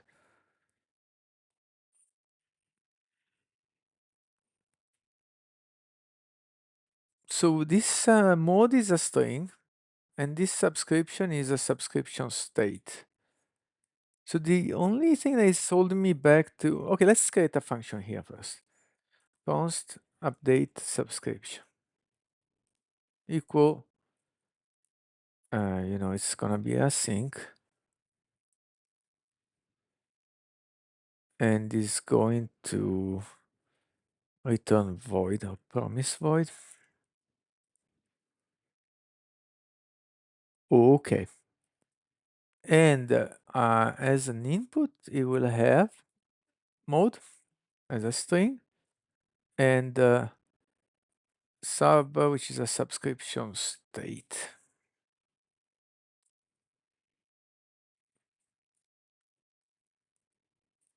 Oh man. And so this is the function from here to here.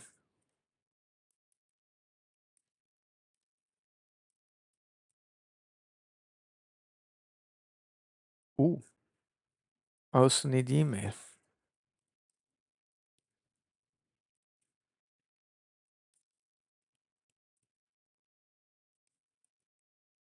Okay. So let's add Oh, we're not calling it yet. Let's call it.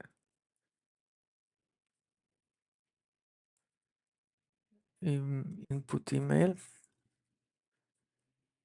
mode and sub.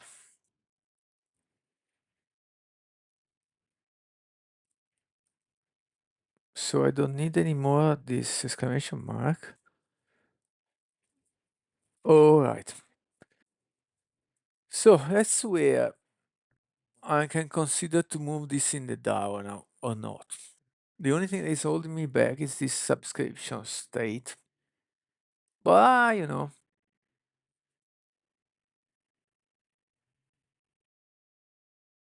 let's call this update subscription state then.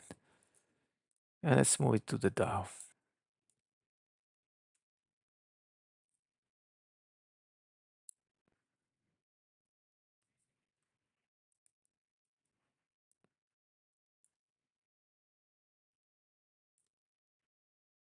It's not open, is it?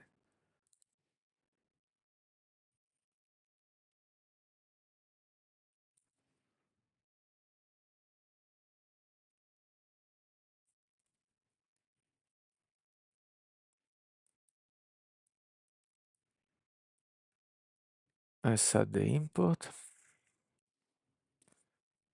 Might be here. Yep. Okay.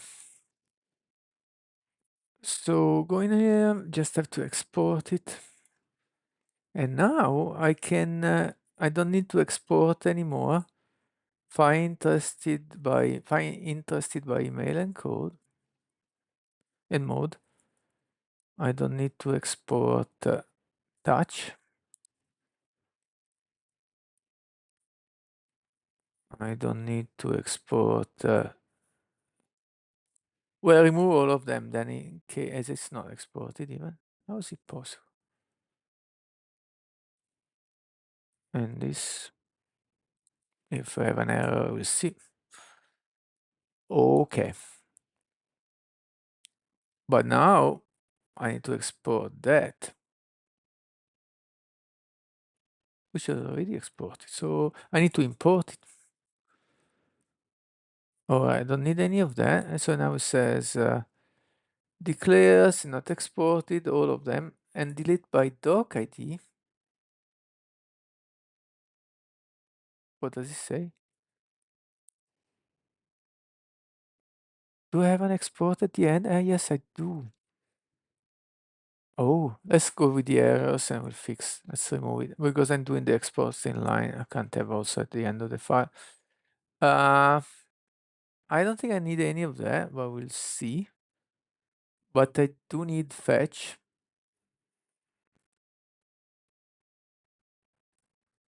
I'm in a loop.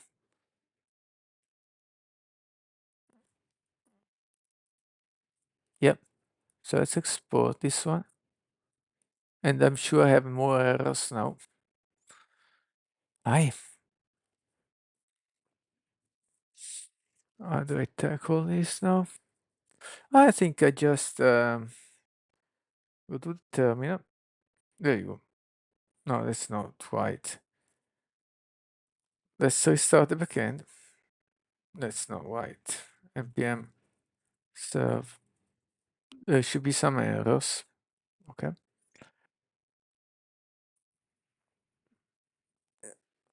Interested though.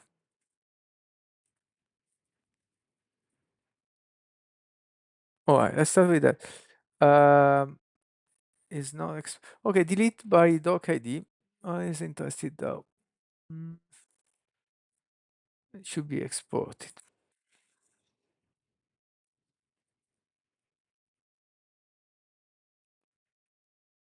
Yep.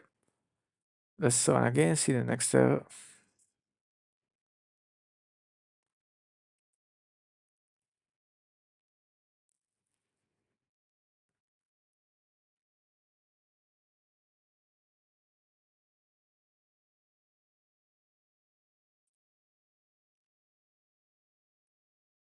Validated doc. I don't even know it's here.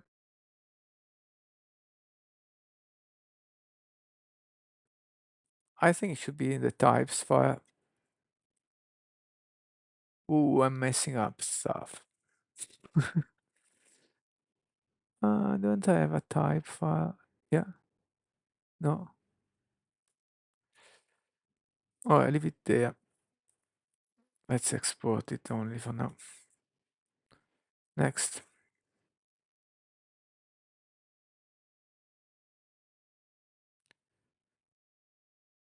Save interested doc.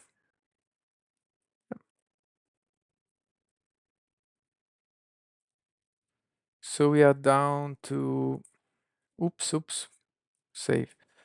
We are down to 6 errors. Go. We're down to 3.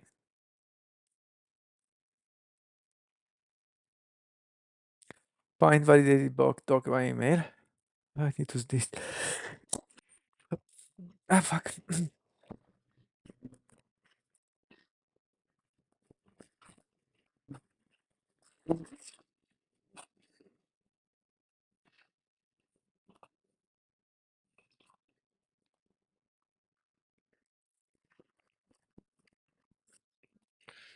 Oh,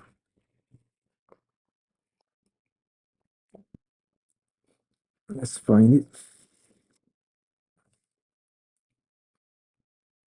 We need to export it.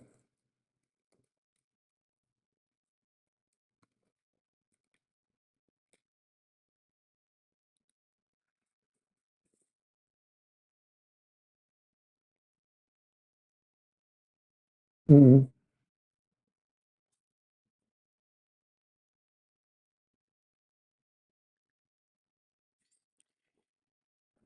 Okay, let's see next.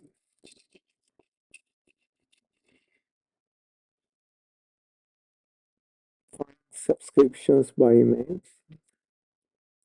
There you go.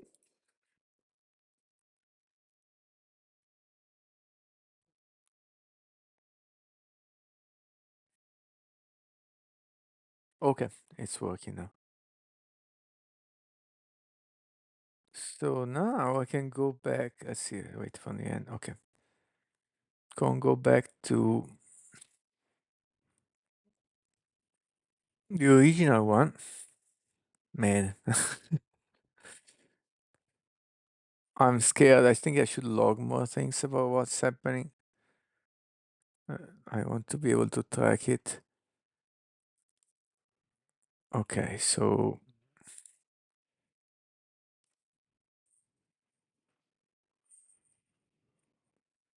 update interested. The one that does all the work, this updated document. And so it's that update subscription state. All right. So this, I think all of this DAO function should log something. So let's go to import logger.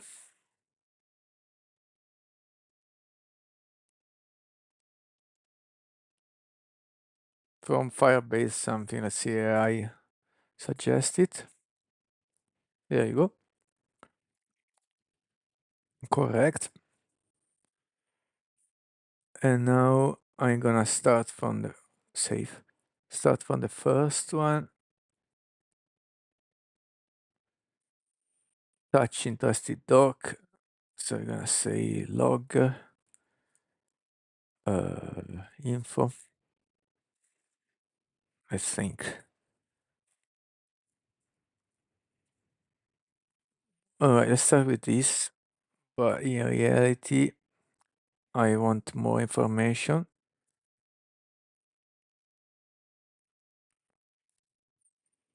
Firebase, yeah, it's going interested. Doc, yeah, the updated timestamp is okay. Let's also do the email.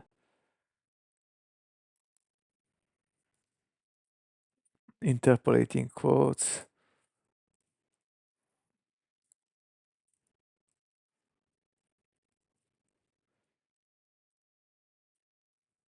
Doc ID, email.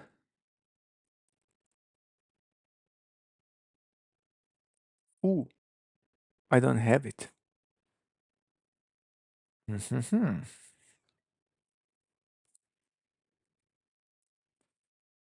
When I call touch interested doc, I can I ask to provide the email?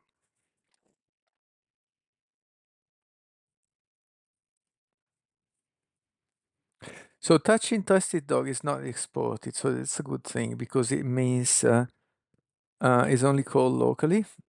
So one time is called this here. So I have the email. Second time is here. That's it, 2 times. Yes, I could. And email string. I'm gonna output email. Email. So now I have 2 errors. Subscription email.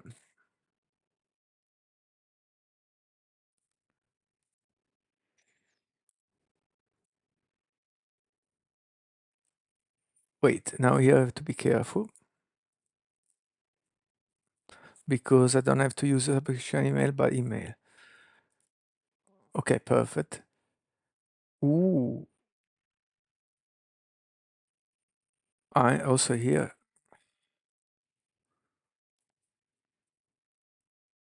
Okay, because subscription email could be empty if it's not created yet.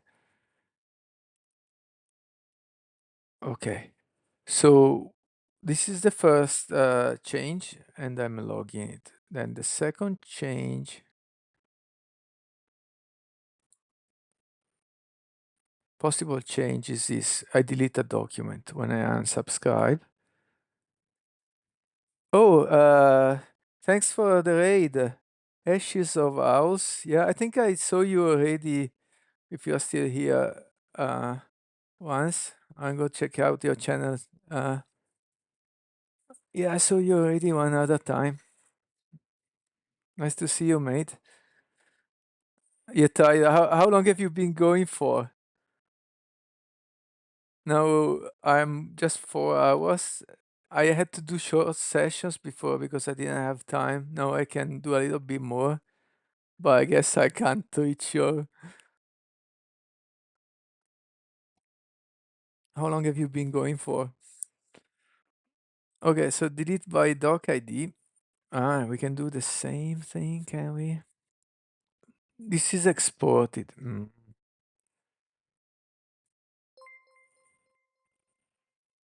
Today, Ashes of Owls is now following. oh, no, thanks for the follow. Today was about 2 blocks. One 2 hours, one 8. Wow, that's pretty awesome. This is just first block. I think it will be the only block.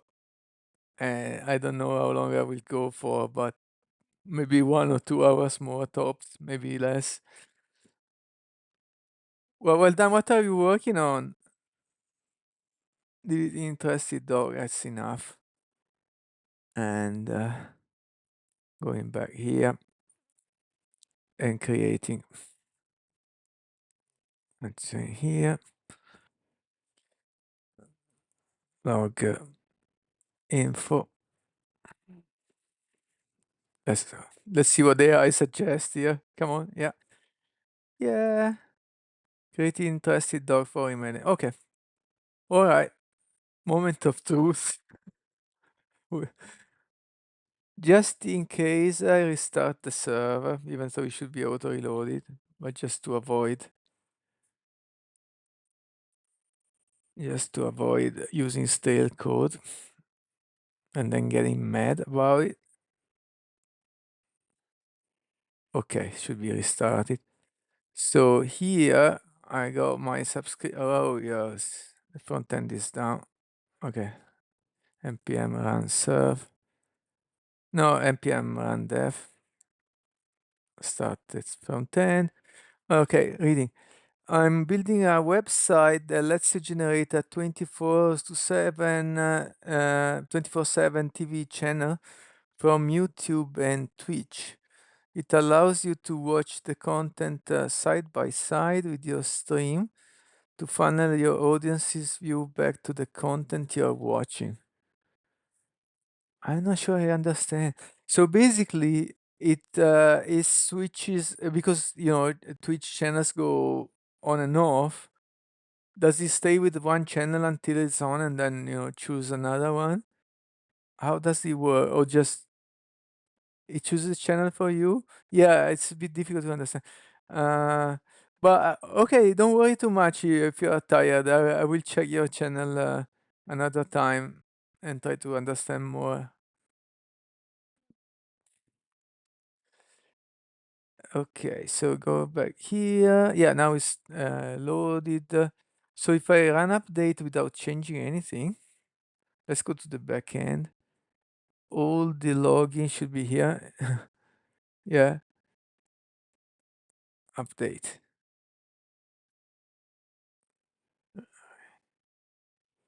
Okay, so let's see what happened. Info touching interested doc. Okay, that looks good. So I did not do any change. I saved the same thing. It just touched the updated status. Now what I'm gonna do is create a new document and we'll update, touch this one and create a new document if it works, which I don't know. Yeah, that looks good. Touching interested document and creating interested document. Mode test. So we can check if that's actually the case.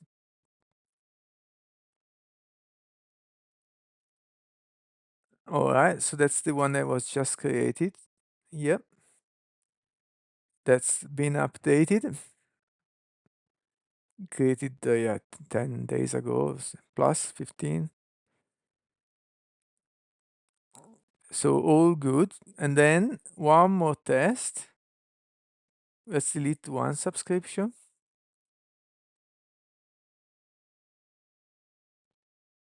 Oh, what happened here? Okay, the delete doesn't work, it means. Oh, okay. There you go. Ah, I know why. Because I created that document, but I didn't.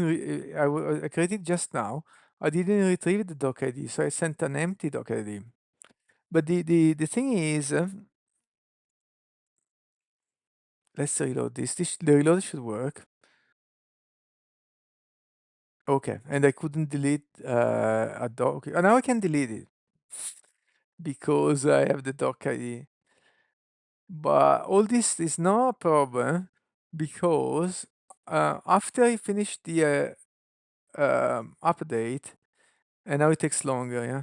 After I finish the update, it should go to another page and say update done. See what happened. Deleting interested doc, correct. Yeah, so I think it's good. I just need the front end to move to another page that says subscription updated. And I think this is a good place to commit. Before doing more. So let's check. Where is my terminal here? I will use it item instead, so I have more space. Where I am, okay. Whoop, I got this, okay. I add all and commit because I'm gonna review in GitHub instead, which is a bit easier to view. Pull request. Let's create it. Okay, title fix is definitely not okay. So like saving, updating. Okay, Marlo, let's go out, dog. There go.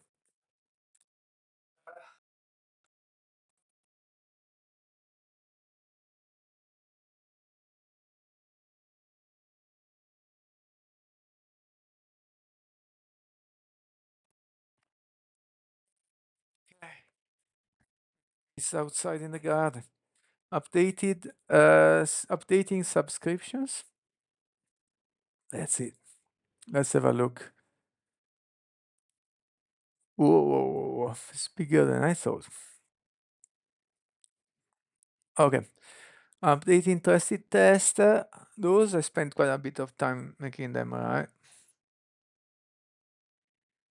Valid input 204, which is correct. Non-post is for course 400. Okay.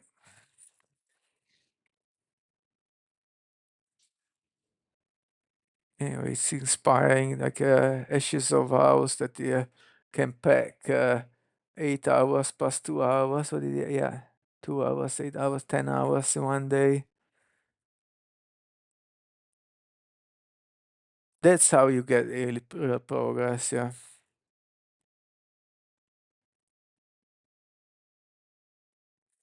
Update.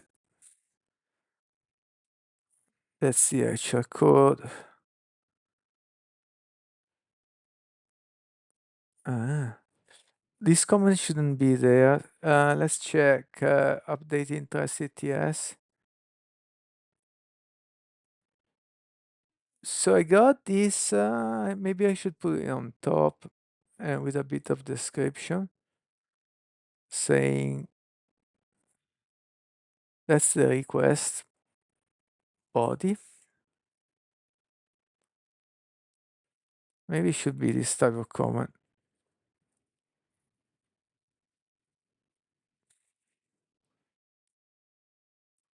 What if I remove the comments, copy here, paste it here, and now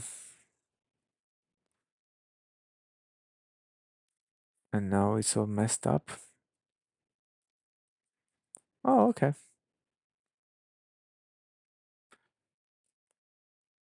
What was the last comment there? Validate the document. Yeah, already done.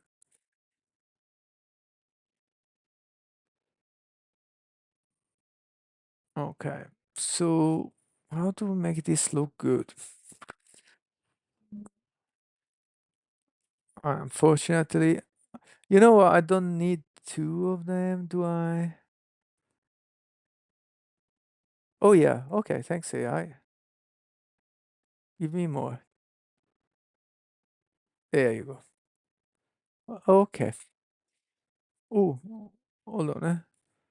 Yeah, I need to indent a little bit. One, two, three, four, and put an asterisk here. Okay, that's good enough. One less. One less, right? Okay, cool. Commit,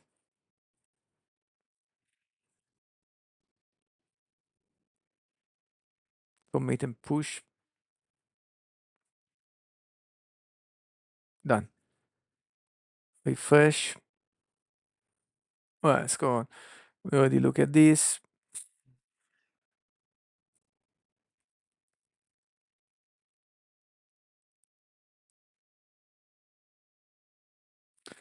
Okay, that's the function I just wrote. I remove the export in this style and keep it in line, which is like, it looks like it's kind of a best practice. Um, well, it's more a preference as well, but this, okay, same. And here, yeah, I actually added a strike catch. All right.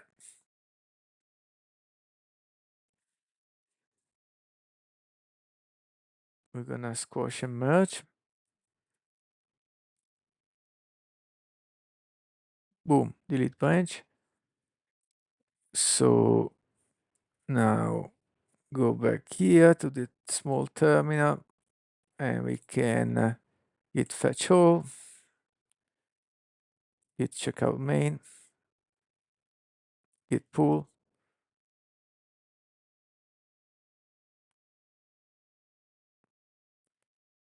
All right, git branch, git delete branch, update subscription. Okay. All right.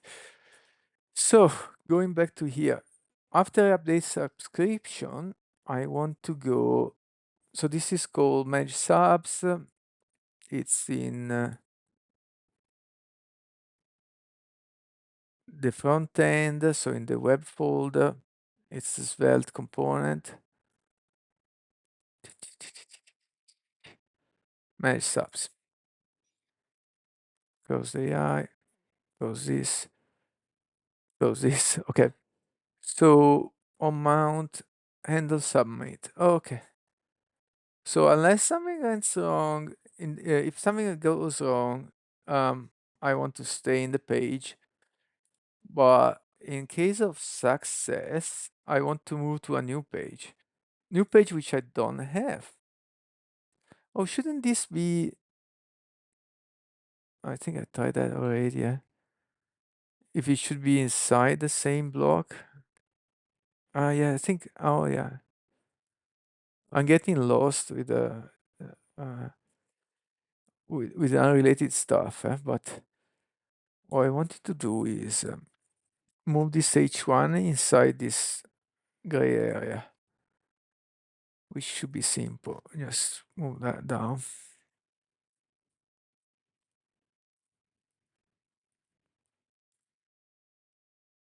Close this. I think that's better.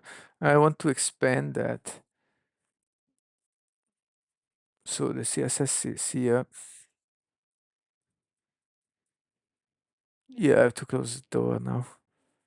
Where is card? Here. Let's go 1200. So it goes the whole width. There you go. I think that's much better. I'm gonna close the door.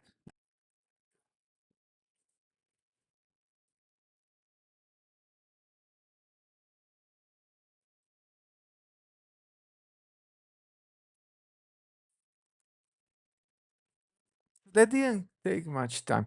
So I had to create a new route for subscription updated, something like that. So there I go, routes or routes, depending what you like to call it. Let's create a new folder and call it subs updated. Excellent. So there we create a plus page svelte. I don't know why I call it like that, but plus page svelte. And you know what? We start from this. Copy identical for now. Oh, okay. Obviously, we don't want manage subs, but instead I want. Oh, there was a suggestion there. Yeah. Well, of course, I want a component. Um, so this is called subs updated.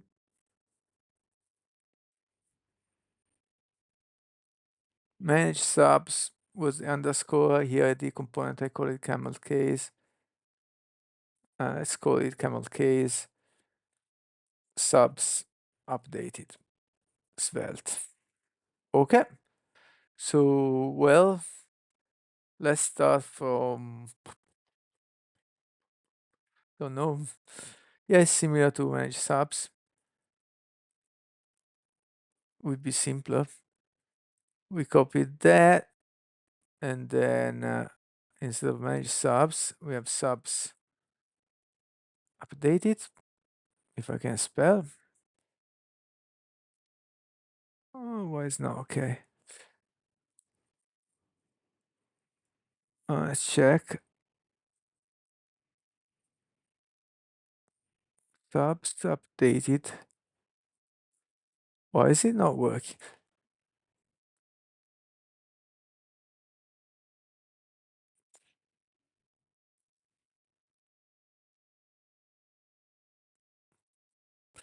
So I don't need any TypeScript here. I can remove the whole thing. And now, um, I don't need any form.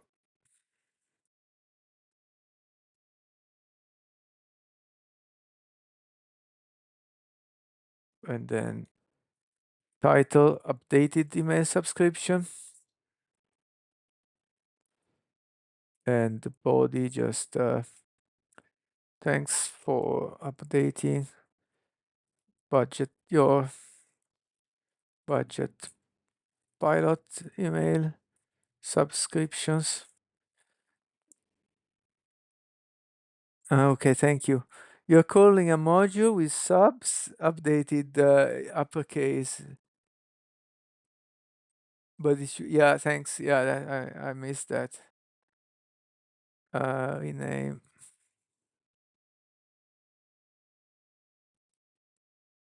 I put them all uppercase. All right. Thanks very much for the Now the great thing of Svelte, which is amazing, is now all this useless CSS is marked. So I can there is no unused CSS. I can just go and delete. That's really nice. Tuscan Bear is now following. Oh, thanks for follow.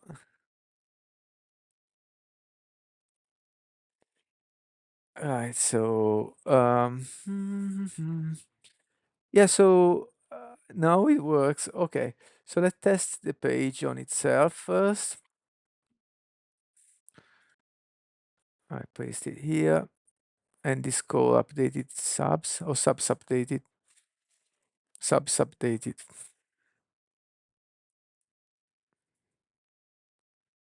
I don't need any code. Yeah, it looks a little bit. It works. That's great. Yeah, but it looks a little bit empty. Maybe I should space it a little bit more, at least, or maybe write more. I don't know. I'll add a button. Go back to home page or something. Yeah, maybe a button. Space it more. Let's see what to do. It looks weird. So I go H1 and say margin both. Oh, no. Margin. So it goes top and bottom, left and right. Let's try this. Okay. Let's put even more first. Okay. And then we add a button here. I think I got a component. I called it yeah. I call it button. Yeah, very uh, unsurprisingly. Where I have variant main. I think yeah, back to home. Oh yeah, I actually it's already fine. Okay, it doesn't work because I have to implement it, but it's fine. On click go to home. All right, and this go to home function has to be in the TypeScript. Yeah. Let's see. Yeah, happy with that. Okay, just want to some more space also under button so that is in here. I can target just the button and say margin button. I'm not sure I can do that. Yeah, I can't. So how do we target a button?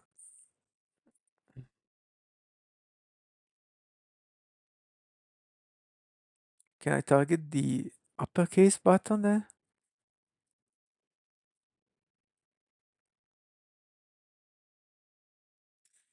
No.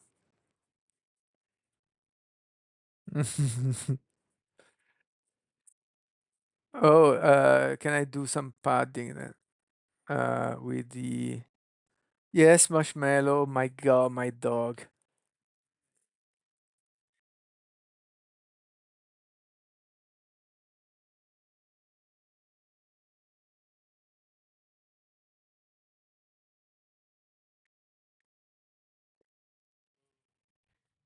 Yeah, I can work with the padding of the box. So let's have a look again. Content box. Okay, padding 0. Let's say, okay, padding top, 0, fine.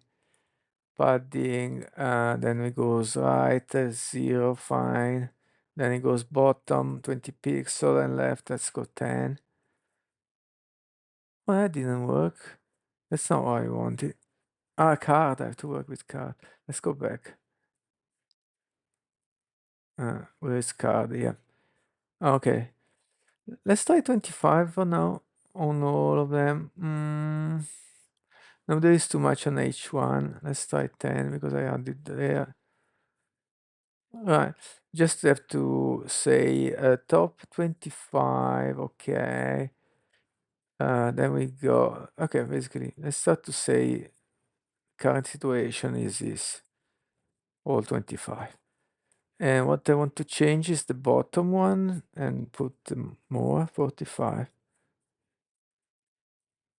Maybe. All right, all right. I think it's good enough. So now this function go to home. I need to do something similar for, or actually I can just do the window location yet. For going to this page when you update the subscription. So here on mount, no, handle submit. If it's success, I want to now go to this page. There you go. Well, let's test it. Back to home, I test the whole flow. So I go save this in the whole flow is manage subscriptions, enter my email,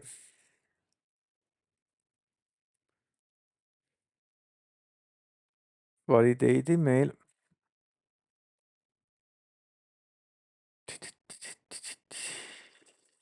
Slow. Okay. Check inbox. Yeah, I just received the email. Back to home. Does it work? Yes. Check my email in another tab. My dog is back. I have to close, otherwise I got mosquitoes in.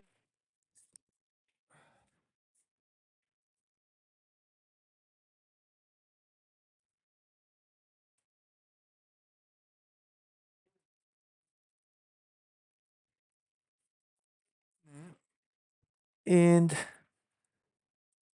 I'm gonna copy the URL, the link there, paste it here. Normally I would click, but just I want to open in the right browser. Okay, and I got that. Now, now let's go to check the logs as we do things. Backend, close. There you go. Nothing yet. So first, I update without any changes. This should go to the new page after the update. And perfect. And it goes touching interested dog. Perfect. Back to home. Now we have the trick to go back to the page without doing the email. Well, I just remember something. This URL should expire probably after a few hours or something, and it doesn't. But I guess this is like a nice to have. Now what I do? I check the backend. Yeah, I got two documents. One is on the other email, so this is correct. Now let's start to do this. We create a second document. It goes there, correct. Now, first let's check the log. a log looks good. Touching interested doc and creating interested doc. Let's check the fire store. And we got 5 hours. Okay, not bad for the first longer stream. We got this as a code, as a mode. Yeah, that's the tester one. That's the one I just created. Created and updated are the same. Okay. This is another email. And this one is the one I updated. Updated is more recent than updated, than created. Okay. And there is a code, and this should be different. Yes, it is. All right. So, yeah. Now let's delete one of them. Ah, where is the browser? Okay. Yeah, because, okay. Let's delete one of them. Reload this page. Okay. Now they are both subscribed. Here is the problem.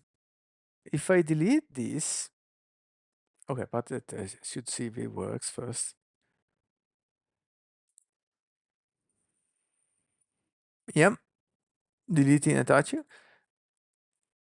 Now I check the database. No, that's the other email. And I still have one, but not the other. Correct. I still can use this URL. However, if I invert them, now the URL doesn't work anymore because the code is not there. Let's see first is database correct.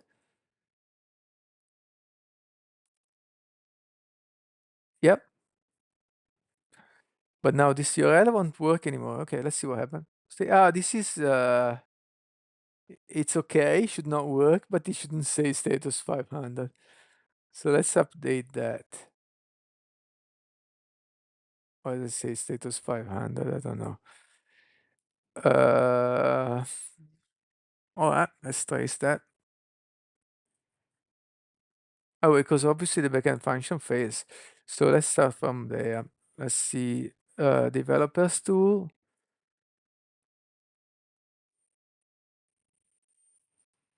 There.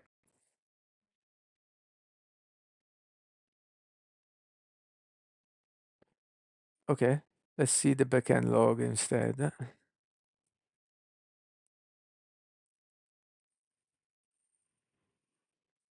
I got this. I don't understand. Converting circle abstractors to JSON.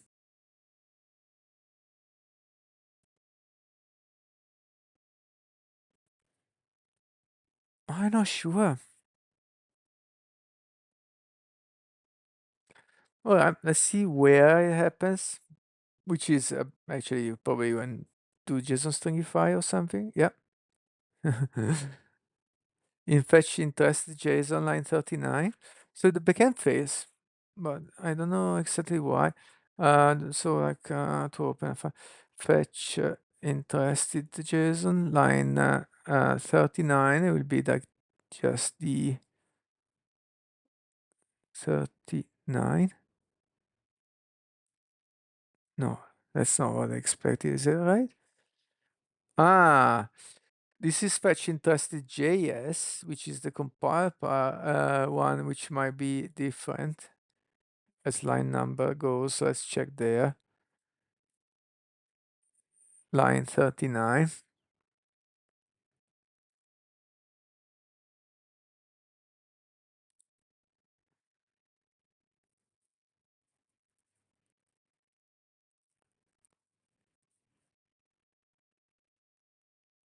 It looks like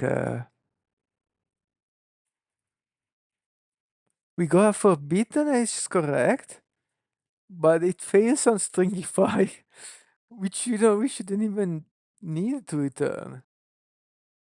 Let's just delete it. That was perhaps a debugging thing.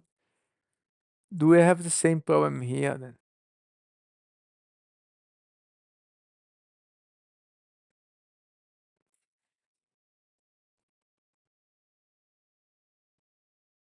Okay. All right. Forbidden. Yeah. Okay. Oh man, I'm changing the JS file.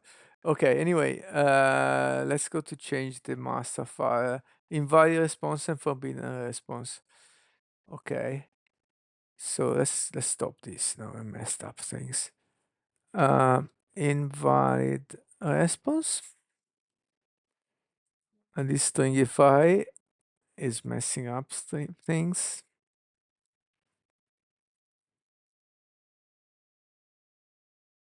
And forbidden. Let's not do that. And then he's only getting the whole request, not even just the request body. What it's trying to do there? It makes no sense. It was some kind of debugging. I was forgotten. Okay. Yeah.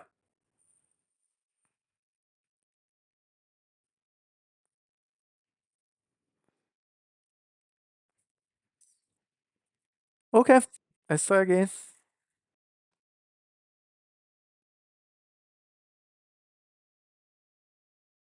And with this, it's finished. I just have to. Yeah. I just have to wrap this up.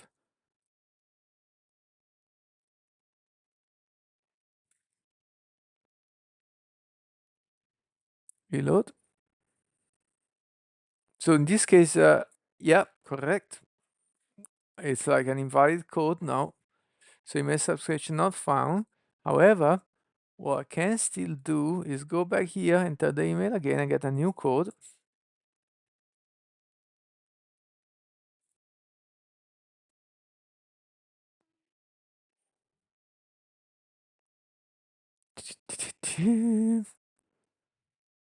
All right.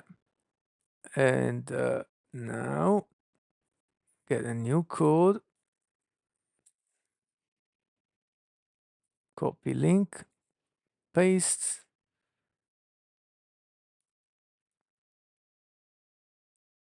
And correct. And now I can delete all subscription. Why not?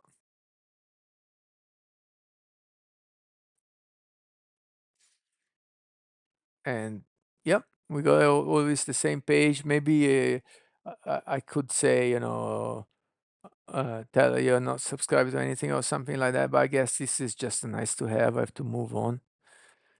And now I'm not subscribed to anything, so I still get the same thing, but he won't send an email because I'm not subscribed anymore.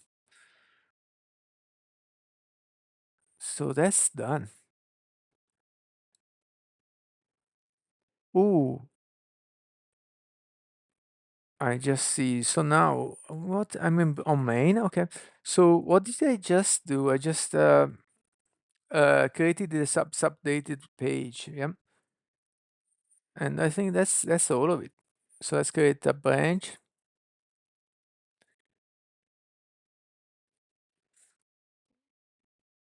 push, create a pull request.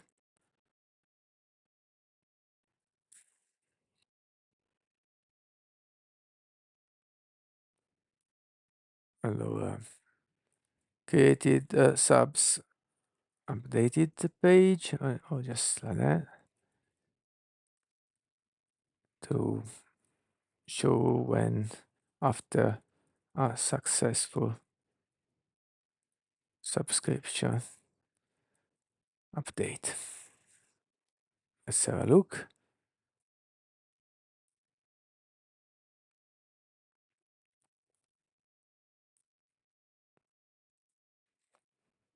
Yeah, next I should start to create a GitHub Actions that runs the test, even though there are not many tests, but I think it's time.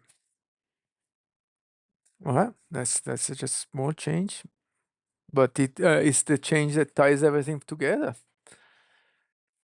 Okay, and I cannot review myself. I can just merge. Okay. Oh, I want this commit message.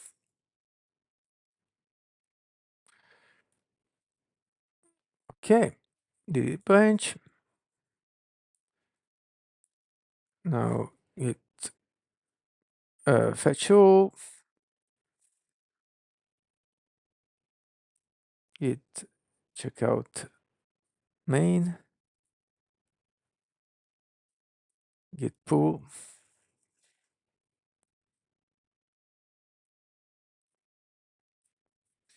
git branch, git delete branch subdated.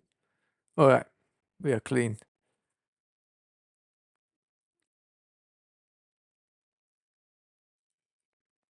Don't know if we stop here or yeah, let's try to do the GitHub actions.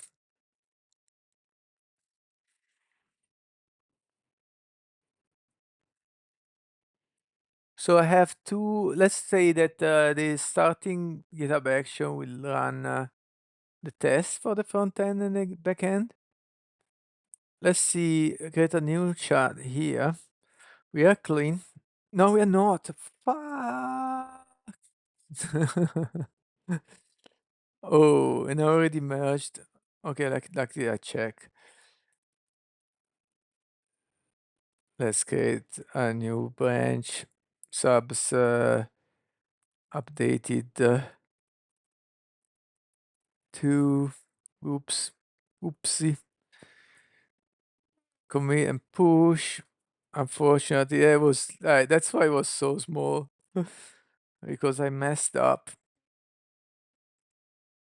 Okay, added subs updated page. Let's create a PR.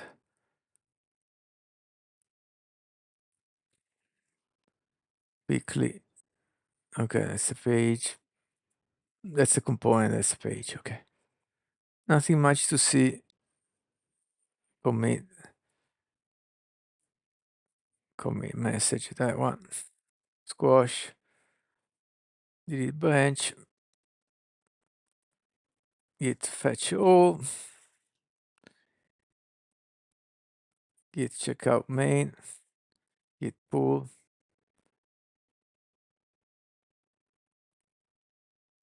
Okay. Git branch. Git del.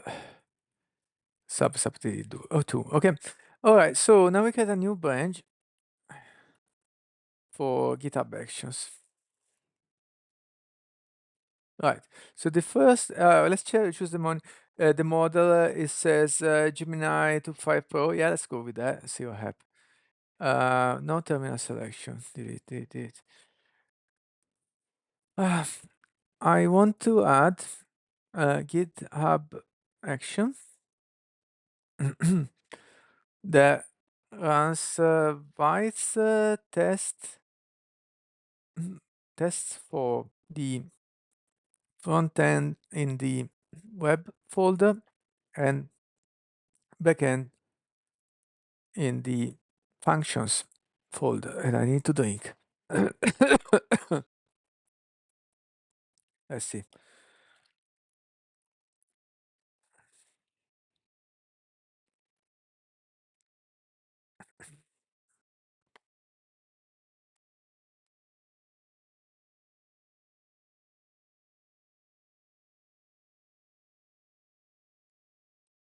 Okay, I don't have GitHub workflows. I don't have anything. Uh-huh. Yeah. Besides, I am. Oh, hold on, hold on, hold on. I think. Let's interrupt it. I think I have to run this in write mode. Otherwise, it will have problem. Copy the same prompt and let's add the information. I do not have a GitHub workflows yet. Okay, start over in write mode.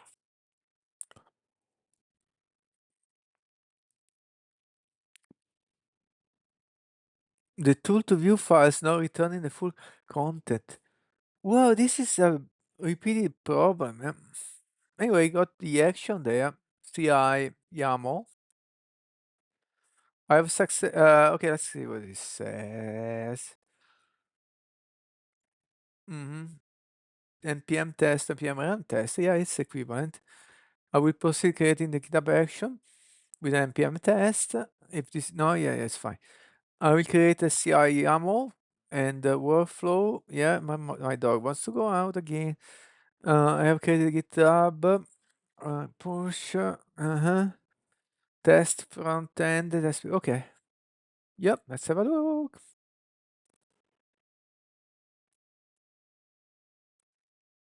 Yeah, so the only problem with this, okay, let's say looking more closely first. Test front end, test back end. We don't have a dependency, we can run them in parallel, working directory, web and functions. Node 18 is not fine. We're using 22, I think. But I also don't want to spread around. Let's check that. Node-v 22. I don't want to spread around 22 everywhere.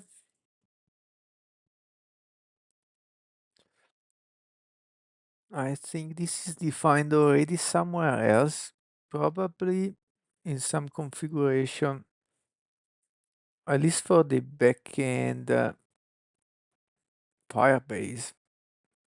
How do I tell which function model to use? Hey. Anyway, let's keep looking.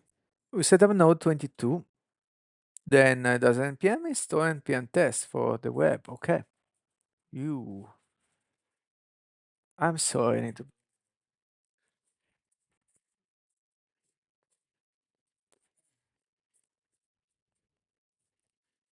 Okay.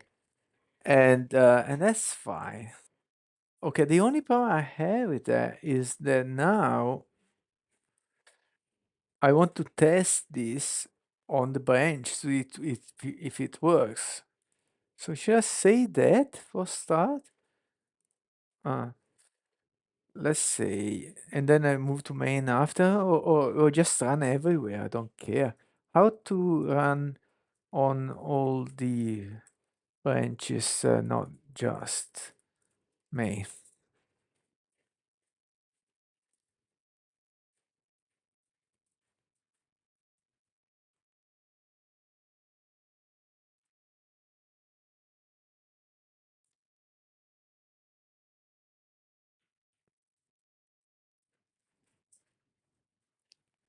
Are you sure about that? Oh, wait. Oh, nothing?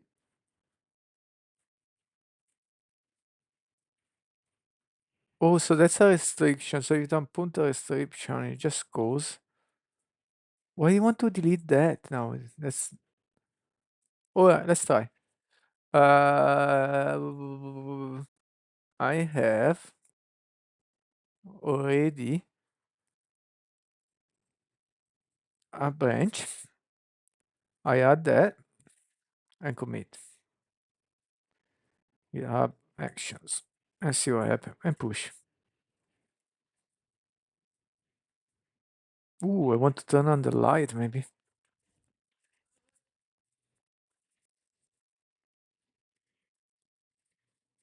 Okay, let's see what happens.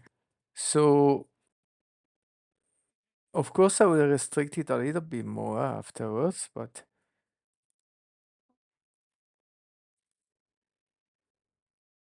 okay. Is there something running? Yes, there is. Test front end went. Oh, is they changed a little bit the graphic run test? Okay. Yeah, I can add more stuff later, like, check the formatting and stuff, but that's a good start. And if I go back to summary, they run in parallel, which is okay. They don't have dependencies. So, let's say how to restrict it to run only on pushes to main and pull request, which is what they did before, I think, basically, and pull requests to main. Well, I wanted to see it running before merging. Yeah, go back as before. Push branches main, pull request branches main. Yeah, all right, very good, very good. Let's ask, what other checks can I add? And actually, let's push this. Let's see if I don't have pull request, so I don't expect any action to run. But as soon as I create a pull request, now we should have our action running. Not yet, but yep, give it a second and it's now running. Excellent. So that works. I ask, what other checks can I add? Let's see what it gets. Some formatting, some types, I don't know, linting. Yeah, that's a great question. There are several other valuable checks you can add. Okay, hold on. To the CI workflow. Linting, building, yeah, building, good idea. Type checking, dependency checking. Caching, not checking, caching. Okay. To give you the most relevant suggestion, I would expect the package JSON. Okay. I'm having trouble again.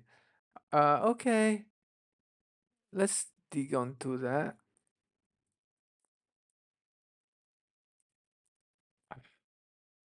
Let's just do this Gemini a second. Because I have this all the time. How is it possible? I'm using Gemini 2.5 Pro inside Windsurf. Let's copy that.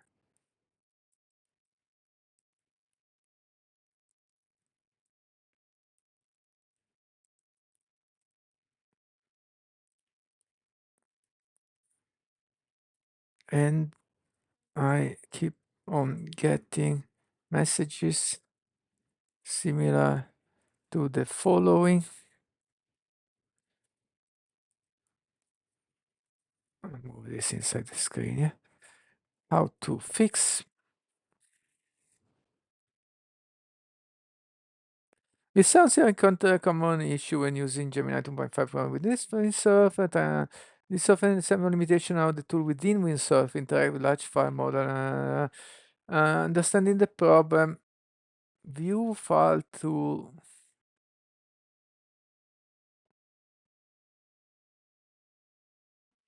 Okay.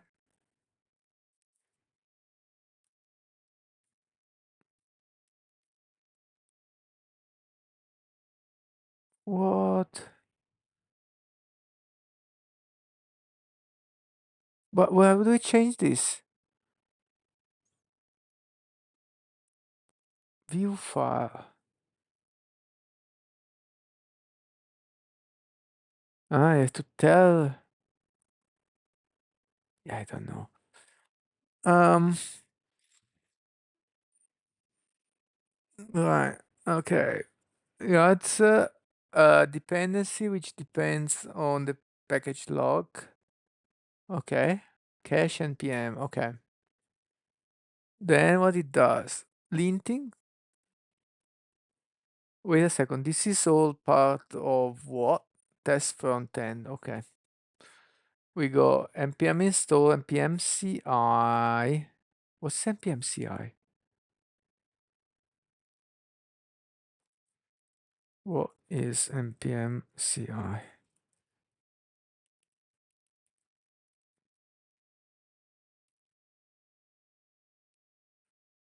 Clean install. Oh. No, continuous integration is clean install.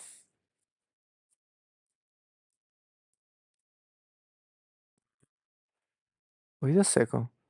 So why does it do? Install is removing and using a clean install. Lint build. Okay. And test. package log, same thing, and same thing here. All right, great. Let's commit and push and see what happens. So now, because the pull request is already there, you should run the test again. And it is. Go to actions.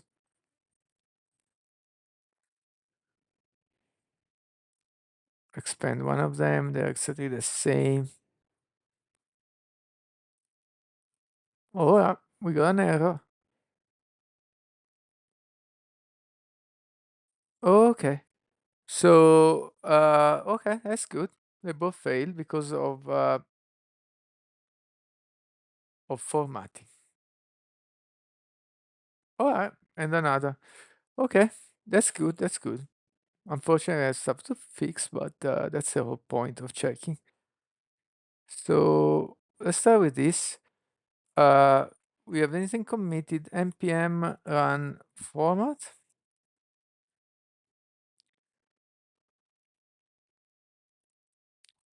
No, not there. Let's go to web npm run format. And we have Svelte config that changed, which is consistent with this. Oh, okay, excellent. Got the diff. All right, just some trading command. Git commit and push. So now maybe the front end works, maybe not. If there is a next error. And then we look at the back end. Wait a second.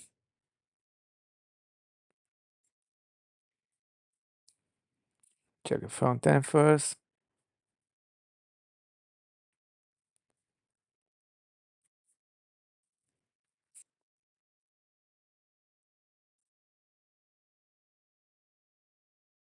No, but hopefully different error. Yeah. Okay, yeah, it's a different error. All file match the critical style. Okay, that's what I fixed. Okay. So waiting list from Svelte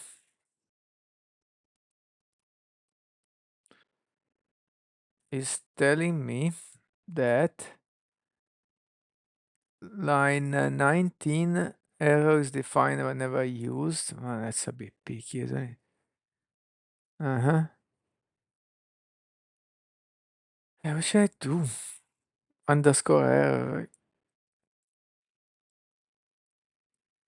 Okay.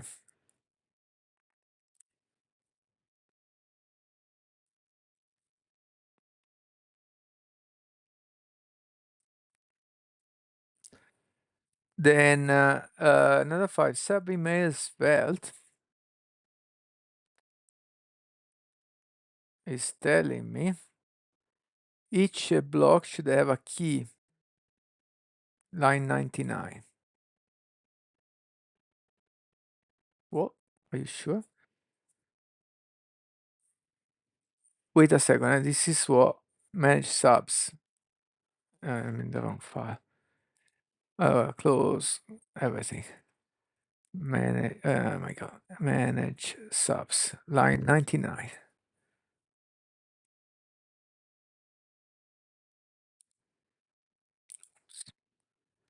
Ah, okay. Each block should have a key. So what we're gonna do is Command I to prompt, and we say each block should have a key. What's that? What? Okay. Uh, yes, because list mode is unique. What? Whoa. No, there is another error.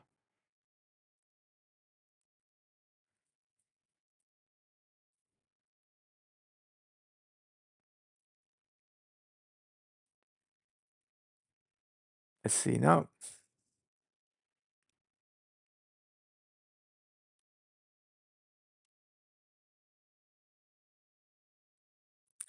Didn't even save the file, which is no good.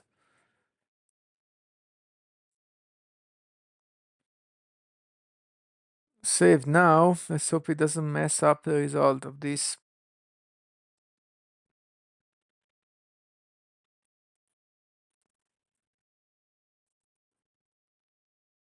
Generating. Okay, you know what? In the meantime, let's do a old school Google search for Svelte each block key. Svelte 5. Maybe I want to see. Right.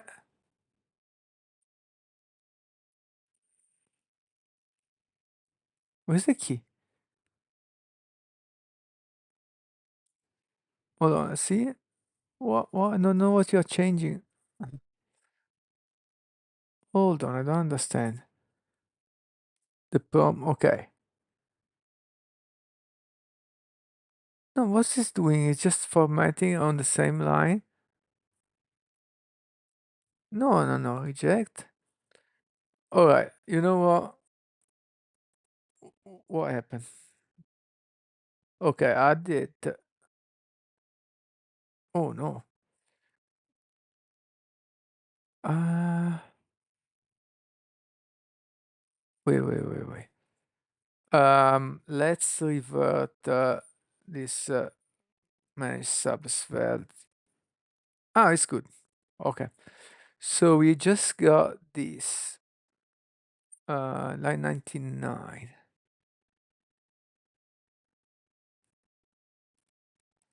And let's ask in to Claude Sonnet 4.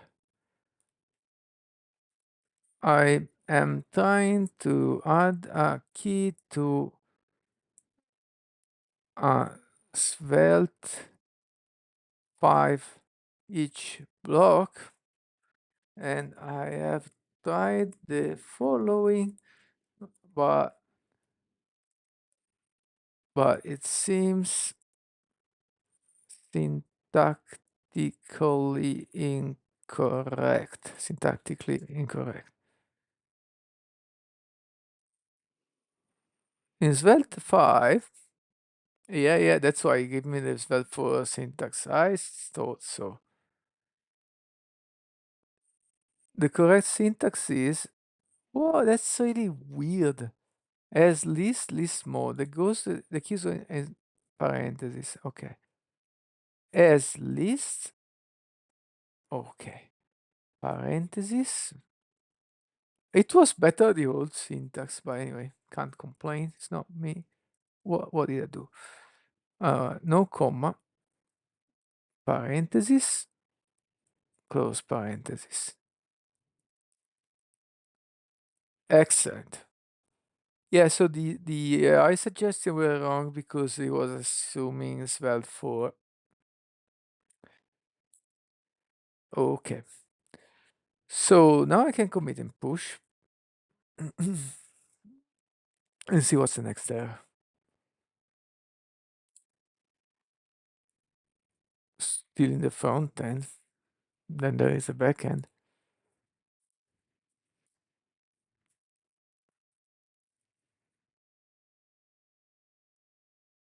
Cache is found. Good. Not found. Bad. Should be found. Anyway, that's not the problem now. Ah. So I thought that putting an underscore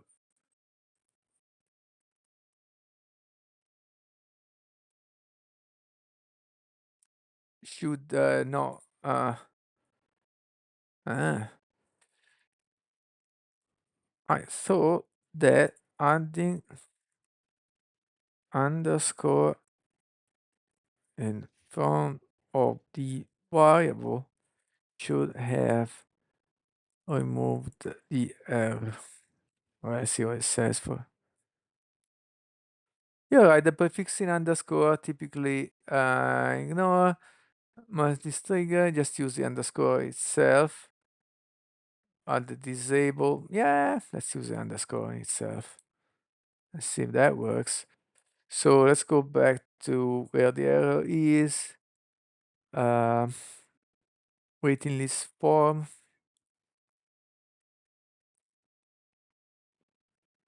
Line 19. I was already there.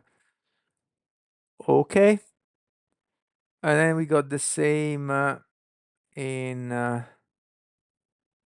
sublimate Svelte, line 17, 22, and 26. Why there are so many try catch one after the other? 17.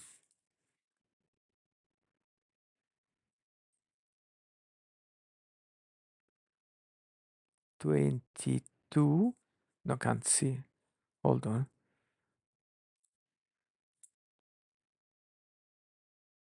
Event.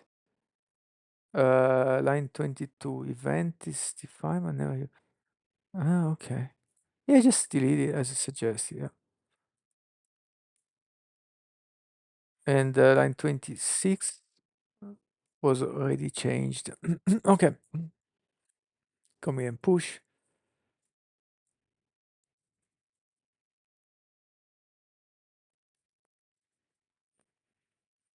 Next. Another run. Another price.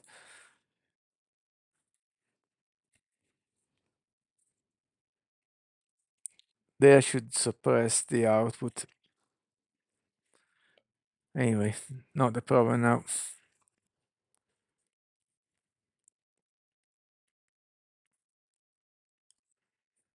Okay. So here I think we need some rules.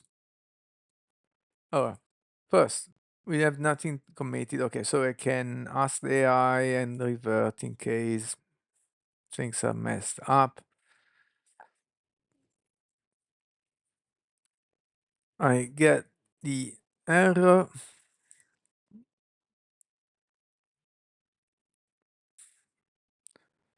Below. However, I thought um, now we are talking about the web when linking the web folder. Already I thought that if a variable starts with underscore, it can be unused. How to fix my configuration to allow that? Okay.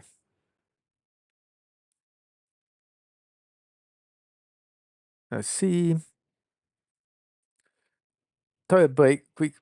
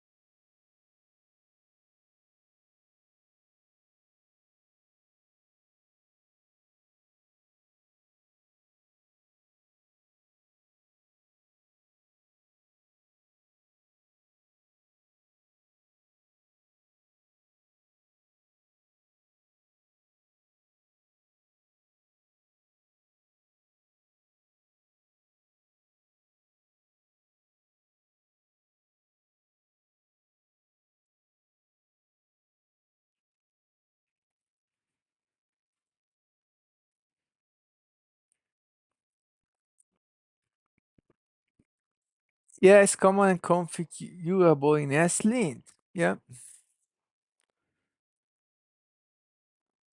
Okay. Go boom, boom, boom. Uh-huh. I could not find SLint DRC. Okay, really. I thought I had one, but you're probably right. Here you go, you found it. Nice config, yeah. There you go. Yeah. Mm. I think that should be it. So hold on, and this is for the front end. We need to do the same for the back end. Still going. It's too much to read. Yep, run command. Yeah. Is he running the right folder? Ooh, didn't work.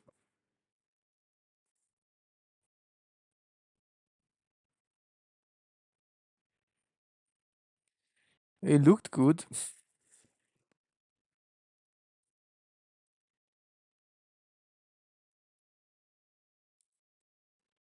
It looked good, but it didn't work.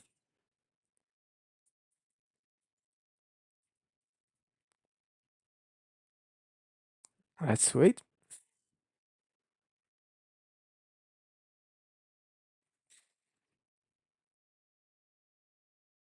It seemed my previous change was not specific enough. The warning still appear for Svelte files. Uh-huh. Yeah. Oh, but well, that's too much. It's just a no one definition, no one def of. Hold on.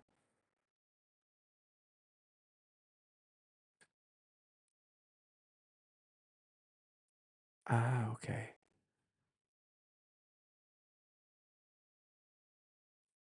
So hold on. This is what TS config. I don't understand these language options. Okay. We'll ask a separate question. Still not working anyway. I'm stumped. uh,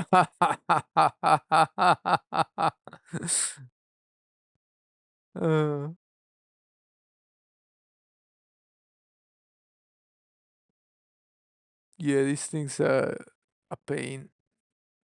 They would be a pain for me. Uh,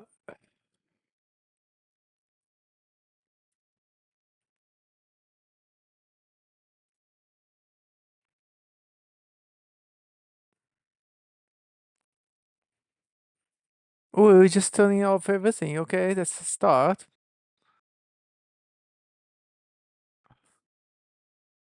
But yeah, I think it would work. It's not cool, isn't it? Maybe I should leave it like that.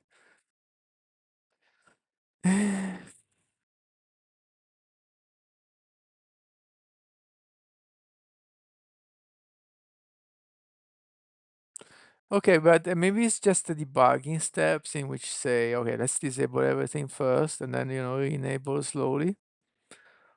That would be pretty smart move, yeah.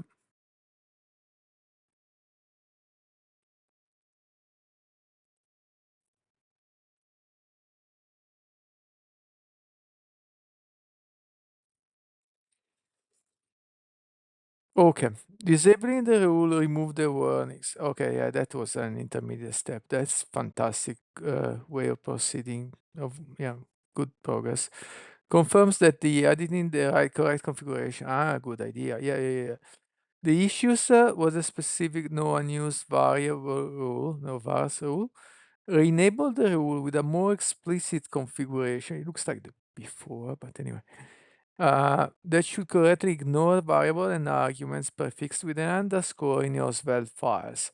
I will restore the rules, but with options that are more specific. Oh, okay, let's try. So hold on. There is this where it's off, and there is this which is just for Svelte where it's on. And I think this is still work in progress. And it didn't work.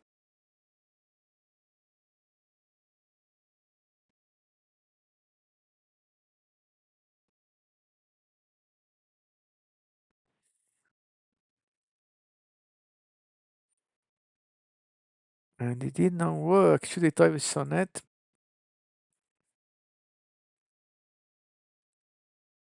Let's give it another try. Apologize, blah, blah. Okay. Uh, modify the configuration to disable the bait, but you've done that before, isn't it?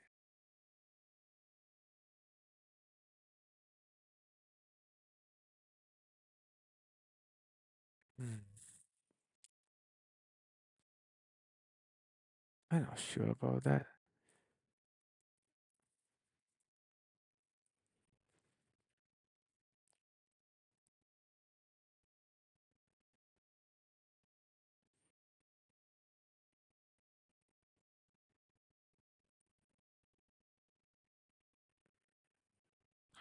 Okay, so what happened?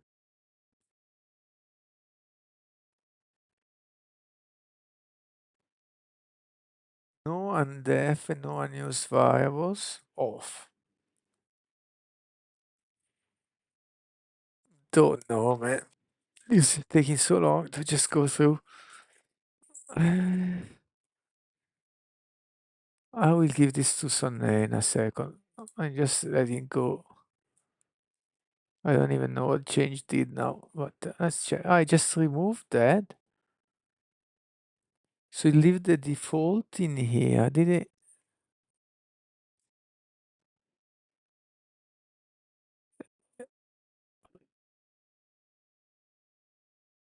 These are the Svelte specifically removed. Okay. Um, apologize. Uh-huh. Okay. Oh my God, what's this doing? The content of yes linked with an entire new version that manually constructs the helper function. Is he going back to the and ignoring everything? No, it's there. Run the linter to check. Okay.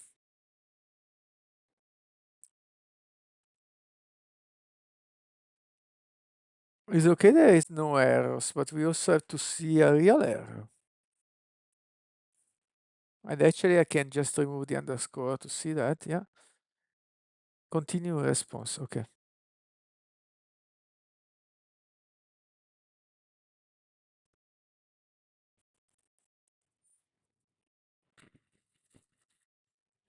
Declaring victory. The linting process now completes without any warning. It's not a victory, you have to check the other case. Yeah? Appears on the configuration, yeah. Okay, let's see if that's the case. So first, I run npm lint. Or is it run lint? npm run lint. I'm in web folder, and apart that deprecated warning, which is not related to what I'm doing now, it seems fine.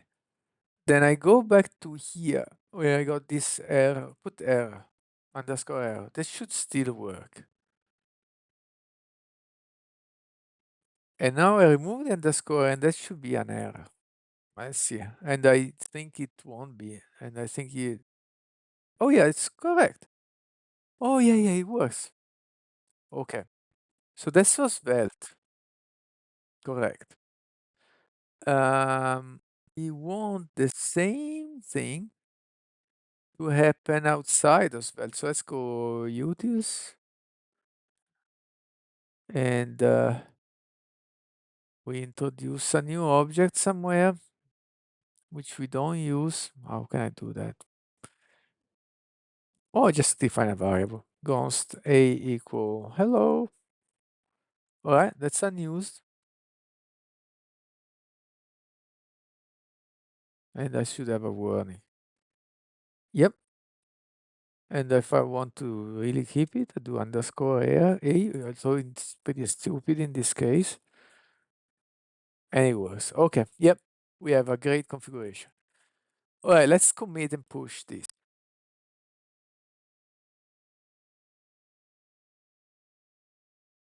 We have to do the same for the backend, but let's see only if it's a problem. Okay, let's go back to here, GitHub Actions. Should be running. No, it didn't even run. What's happening? Ooh. I commit and push. It's not running. Why? 14 minutes ago?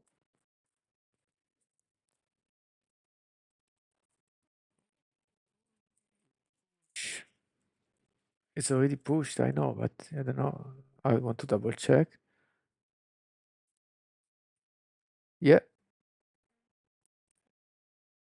everything up to date.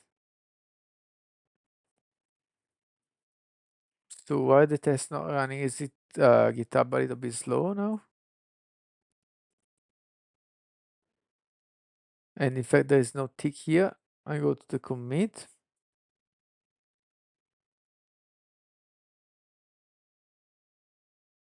I'm not sure.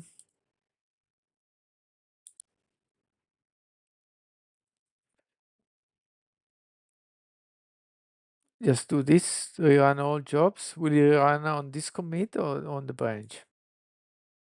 I hope on the branch. All right, it's running, but I'm not sure why it's not running. It wasn't running before.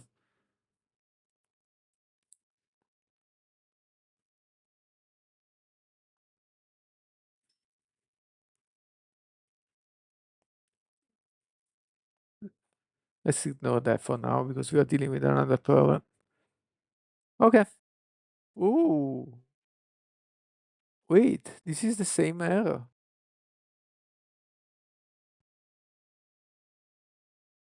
Why?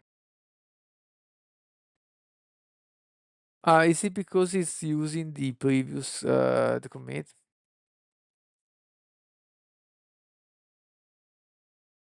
I think so, yeah. Oh, why is it not running on the last commit? Oh, it did? Oh, it did. And the front end pass? It was just very slow to trigger, I guess. So it should be, which one is it? This one? Yeah, I don't know. Anyway, yeah, it worked. And backend, I see what's the problem there, probably the same. No, it's different. Update interested line 68.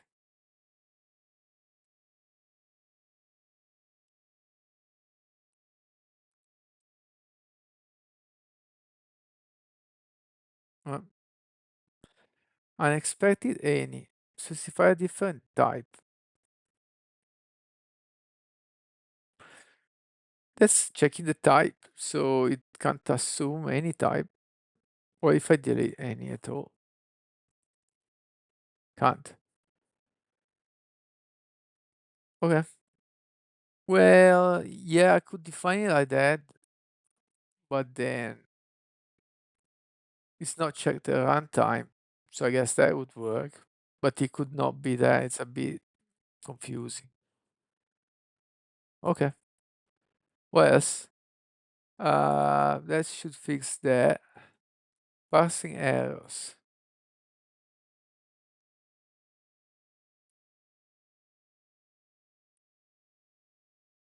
Okay. tsconfig dev JSON functions.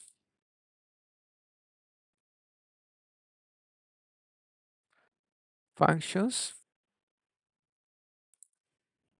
tsconfig dev. Okay. Specify include where.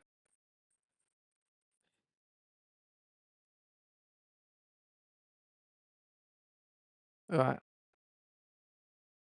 Let's just close now. Here is the file for my TypeScript backend Firebase functions folder.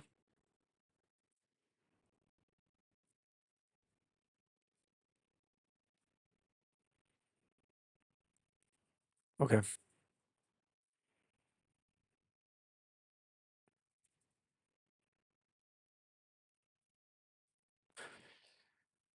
Is only including slink.js, slink.rc.js, but no actual TypeScript source files. Yeah.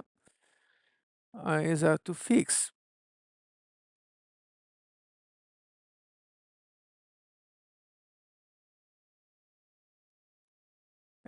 tsconfig JSON.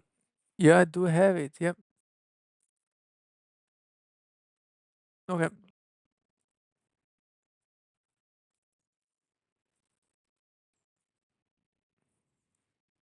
No, no, no, no. I don't think I need the exclude. Oh, it's reformatted that way. Okay.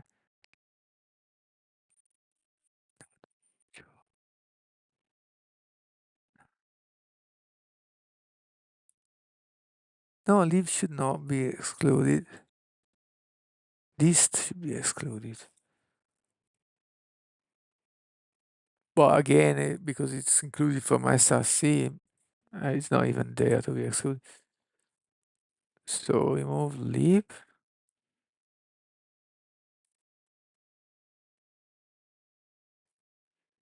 Yeah, let's copy this same style.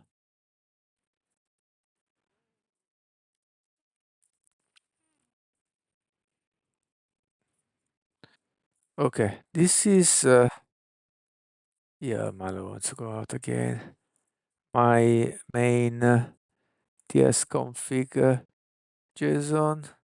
Can I remove the exclude from tsconfig dev JSON? Ooh. Yes, you can remove the exclude since it will inherit. Yeah, I suppose. So, okay, that's great. So we go here, remove the exclude. Do we need the include at all? But now we have extend. All right, let me open the door to my dog again.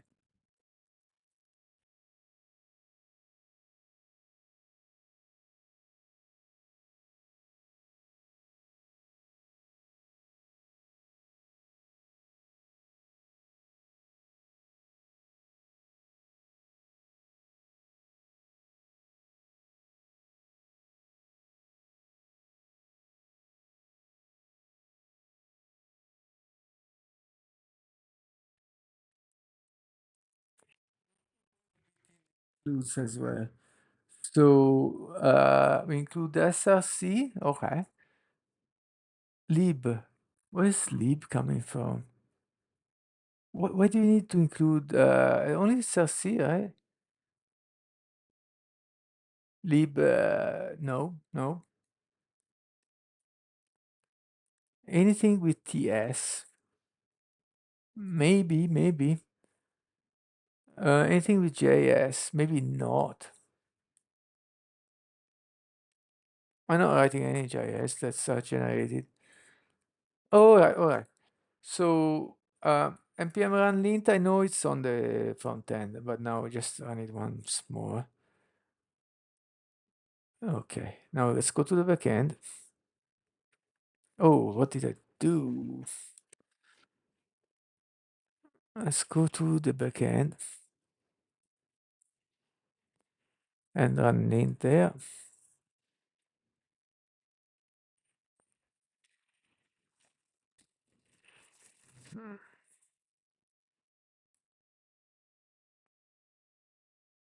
I don't know if it did anything.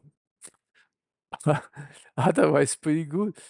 I think to check if it does anything, we need to introduce an error. So let's go backend, an error. Yeah, let's add a news variable again. There.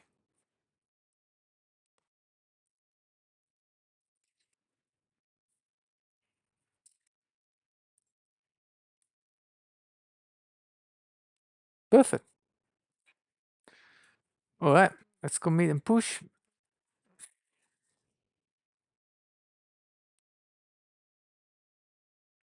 And let's see if this is triggered now. Actions. Yes, I don't know what happened before.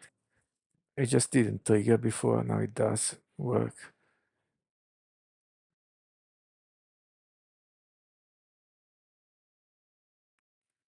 So front end should be okay. Backend maybe still have some problems.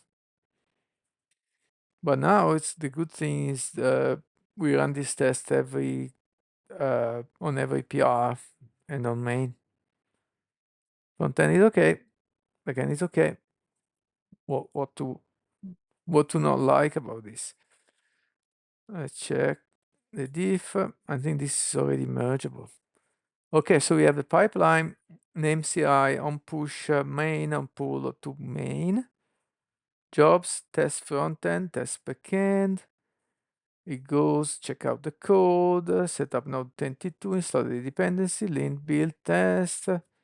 Yeah, all good. So let's go on. And then the fixes that I've done to make everything works.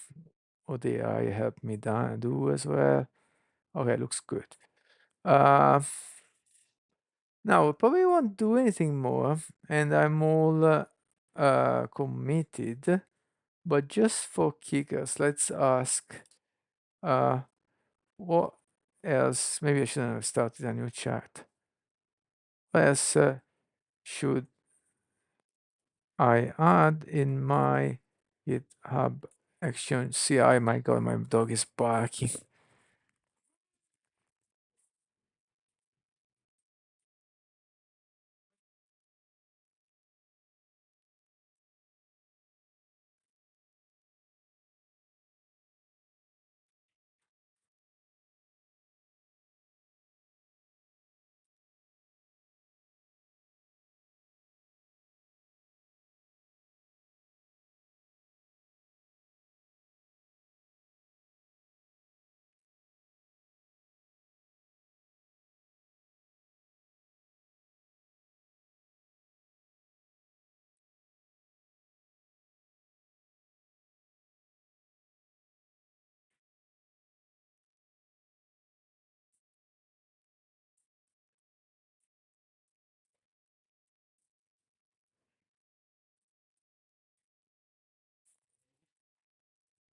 Barking at the neighbors.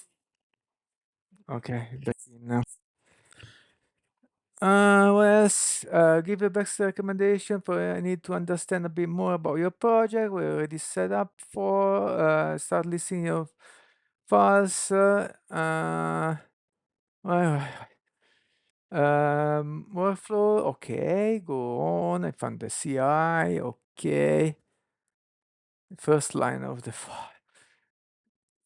Okay, what's he doing? Cut. Yeah, go ahead with the cut.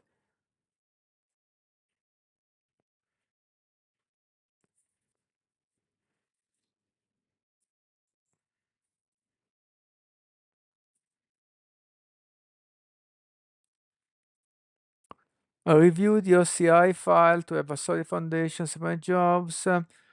That's a great start. Add security scanning, enforce code formatting. I thought I already done it. Probably I didn't, yeah? Yeah, I probably don't. Deployment, maybe not now. Matrix, even though I can have another step, maybe later, yeah.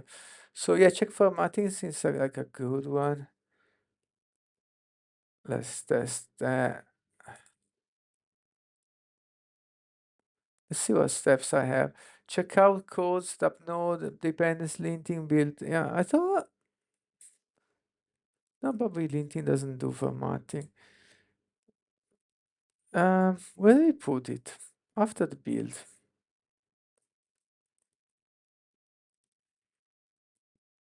And now indent and do the same for the backend in the same place. Okay, let's test this out. I probably will fail. Git commit and push. And the goal of the day is done actually. This is like something extra, which is like a little bit addition, but nice, nice, nice. Okay, it's running.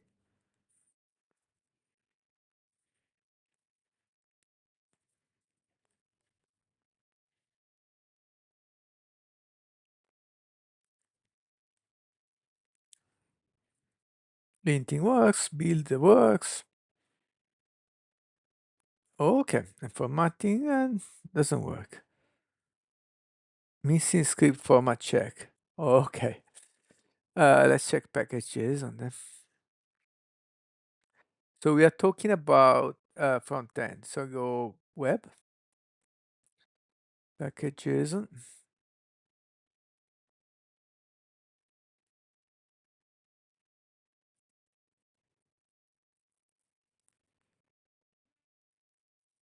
It's in lint, it's already done. We don't need it. Oh, okay. So, no problem. Already doing that. Let's revert. I'll revert with a new commit. Just removing that. It's already checking format. And actually, you know what? Lint, run linting, and let's make it explicit here. Formatting. All right. So maybe you shouldn't have done both there, but it's done like that. And it's fine. So we don't need that. And we can wrap this up. Okay.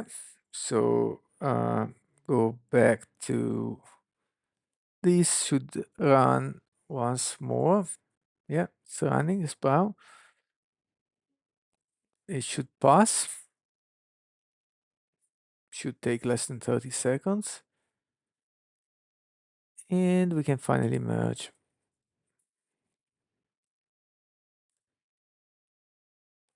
Actually, let's have a quick review of the changes. Already look at this one. Yeah, I already know all of them. Okay. Yeah. Looks good. Okay, passed. Merge. Remove these things. Ooh, a lot. Yeah, that's typical of when working with the pipeline, you have to commit often to check. Delete branch, you squash the commits so they won't stay. They're all into one commit. And now let's check out main, git pull,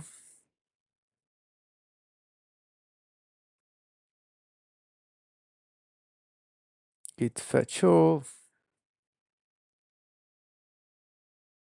git branch, git delete GitHub actions, and we are all good. Right, so let's go to check my backlog on ClickUp. I'm using the free version, which is fine if you're a single, not in a team. And we go unsubscribe landing page, which is what we've done, I think. We'll have to input an email, press a button to send an email, then I show another page with a list of checkbox. Okay, yeah, and then there's all the update and stuff. This is done. How do I change the state? Yeah, done. Okay, so I can also go to the board view, maybe easier to visualize. Okay, so test email bounce, yeah, maybe not now. Request production access, I think I still have to do a couple of stuff before that. Manage email subscription page. That's a duplicate. Yeah, that's done.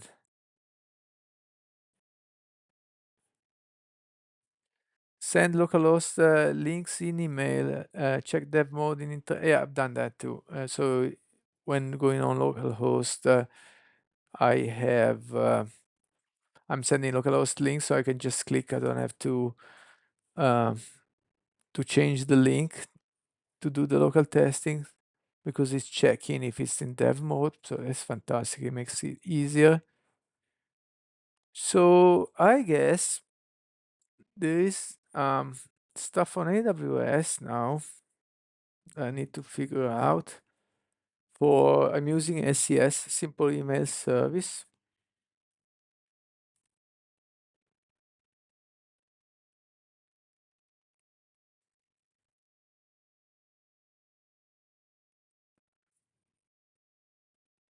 Slowly, slowly.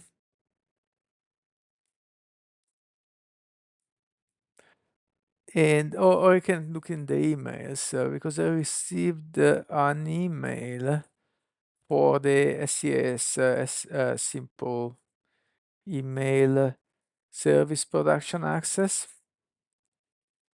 where they ask a series of questions which I could not answer to because I wasn't ready with that. My God, it's so slow. Uh,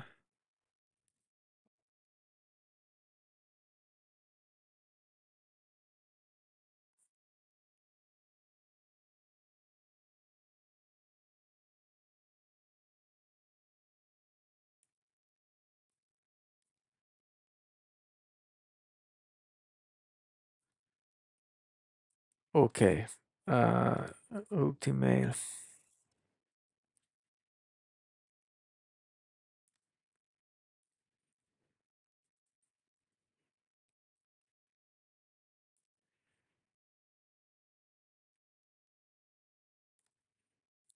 Yep. All right. Sign in. Okay.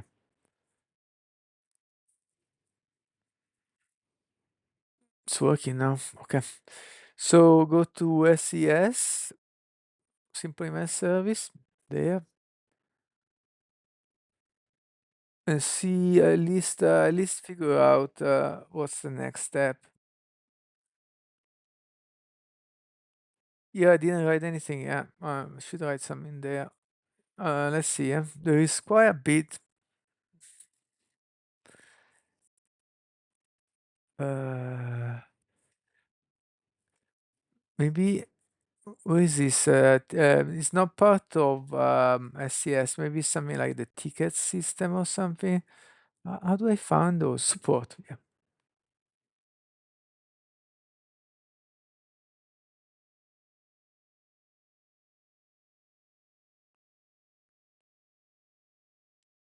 No open case. See all cases. There you go.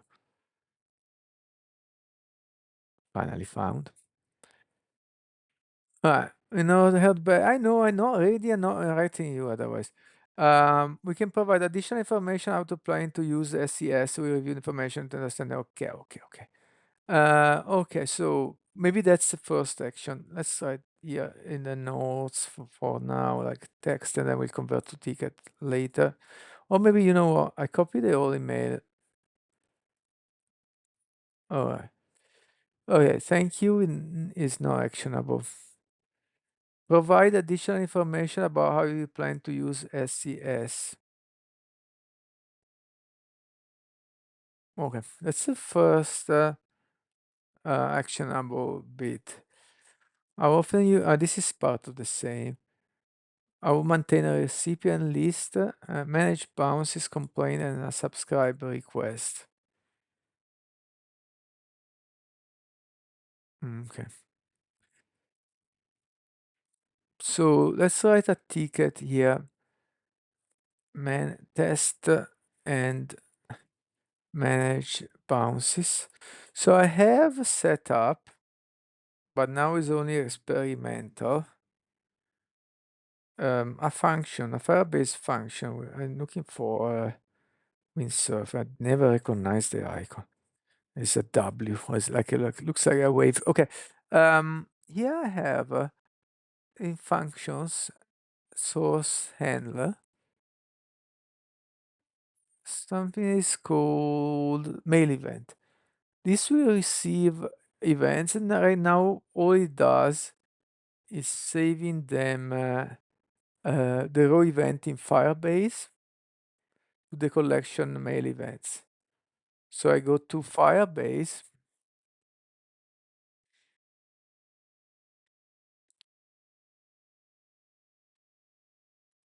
which I don't have it. Yes, it's here.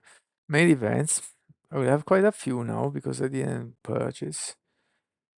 And that's the uh, event sent by Firebase. Some of them might be bounces. So here it says event type delivery. Okay, I click on the first one. Event type send. Event type send, this would be the most common, delivery. And maybe we send and delivery will not do anything. Yes, I could update some status in Firebase, but I guess it's too picky right now. I just need to deal with the important stuff. And I think the unsubscribe requests don't come as events because those are a direct call to another link which I already implemented.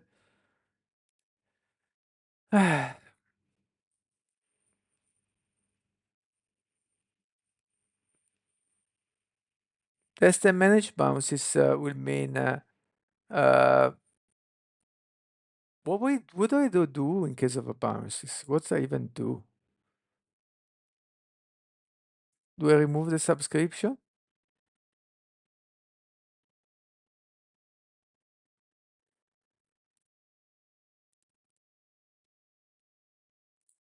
Yeah, I will just remove the subscription.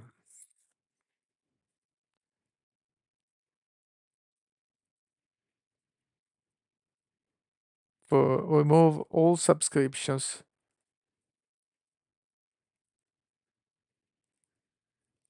in case of bounces. But then should I write an email to send the subscription or is removed and this will cause another bounce? Probably not, just silently remove, yeah. Test and manage bounces. That's one. Let's keep it simple. And then test and manage complaints. I will just remove the subscription. Remove subscription for that email in case of complaints. If I can spell. Yeah.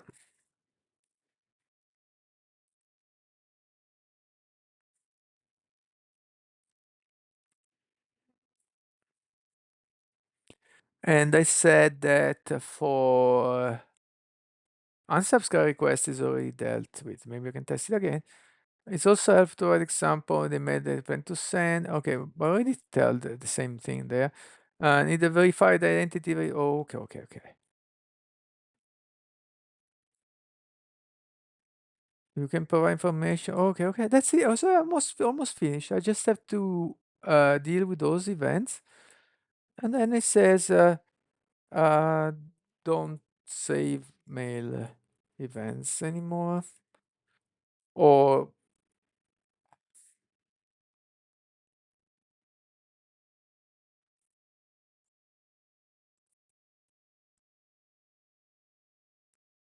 or we save the mail events and we implement a delete mail events older than 7 days or maybe just 3 days because they are just for debugging.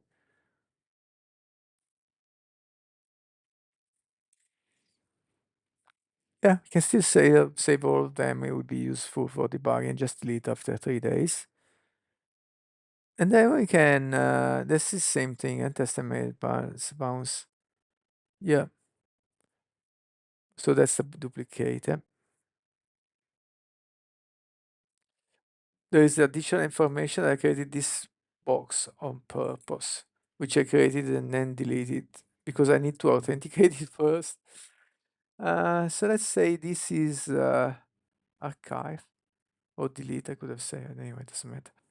Um, use mouse and budget net. Oh, why isn't mouse net for tests? Good.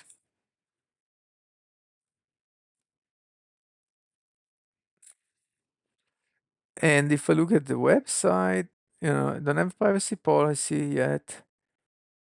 And now also I'm confused. Privacy policy in terms of views, is this for the website? Is it for the app? Is it for both? And I have this implemented. I don't have this implemented. I don't know if it makes even sense to have it because now I should have to go another page. I don't have this implemented. Um, so maybe, yeah, we should create two new pages. Um, create apply as a tester page and create what's called join the waiting list. Join the waiting list page. I'm a little off the screen, I think. Where am I?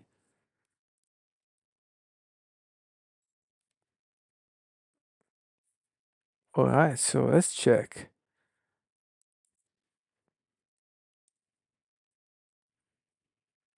I think I will call it a day. Let's see how raid browser works.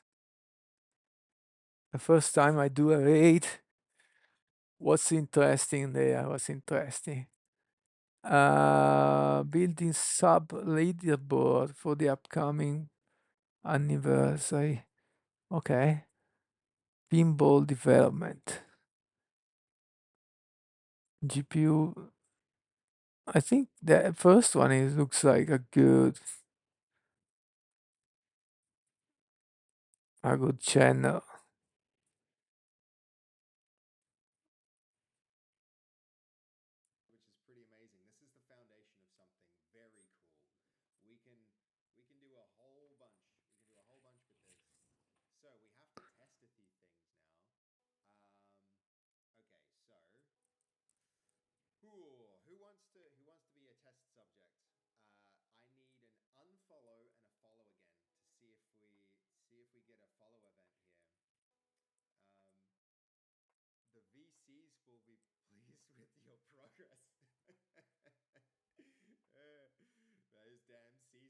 Not sure if I'm doing it right.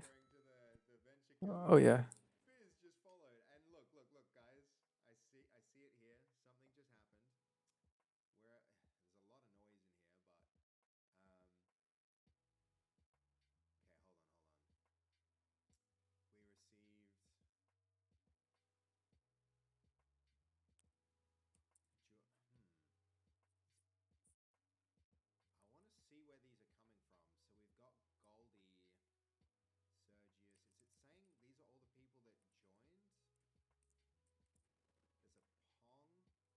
Ah, okay, okay, okay. So, first time I do so, I was confused. Should work now. It should work. 3, 2, 1.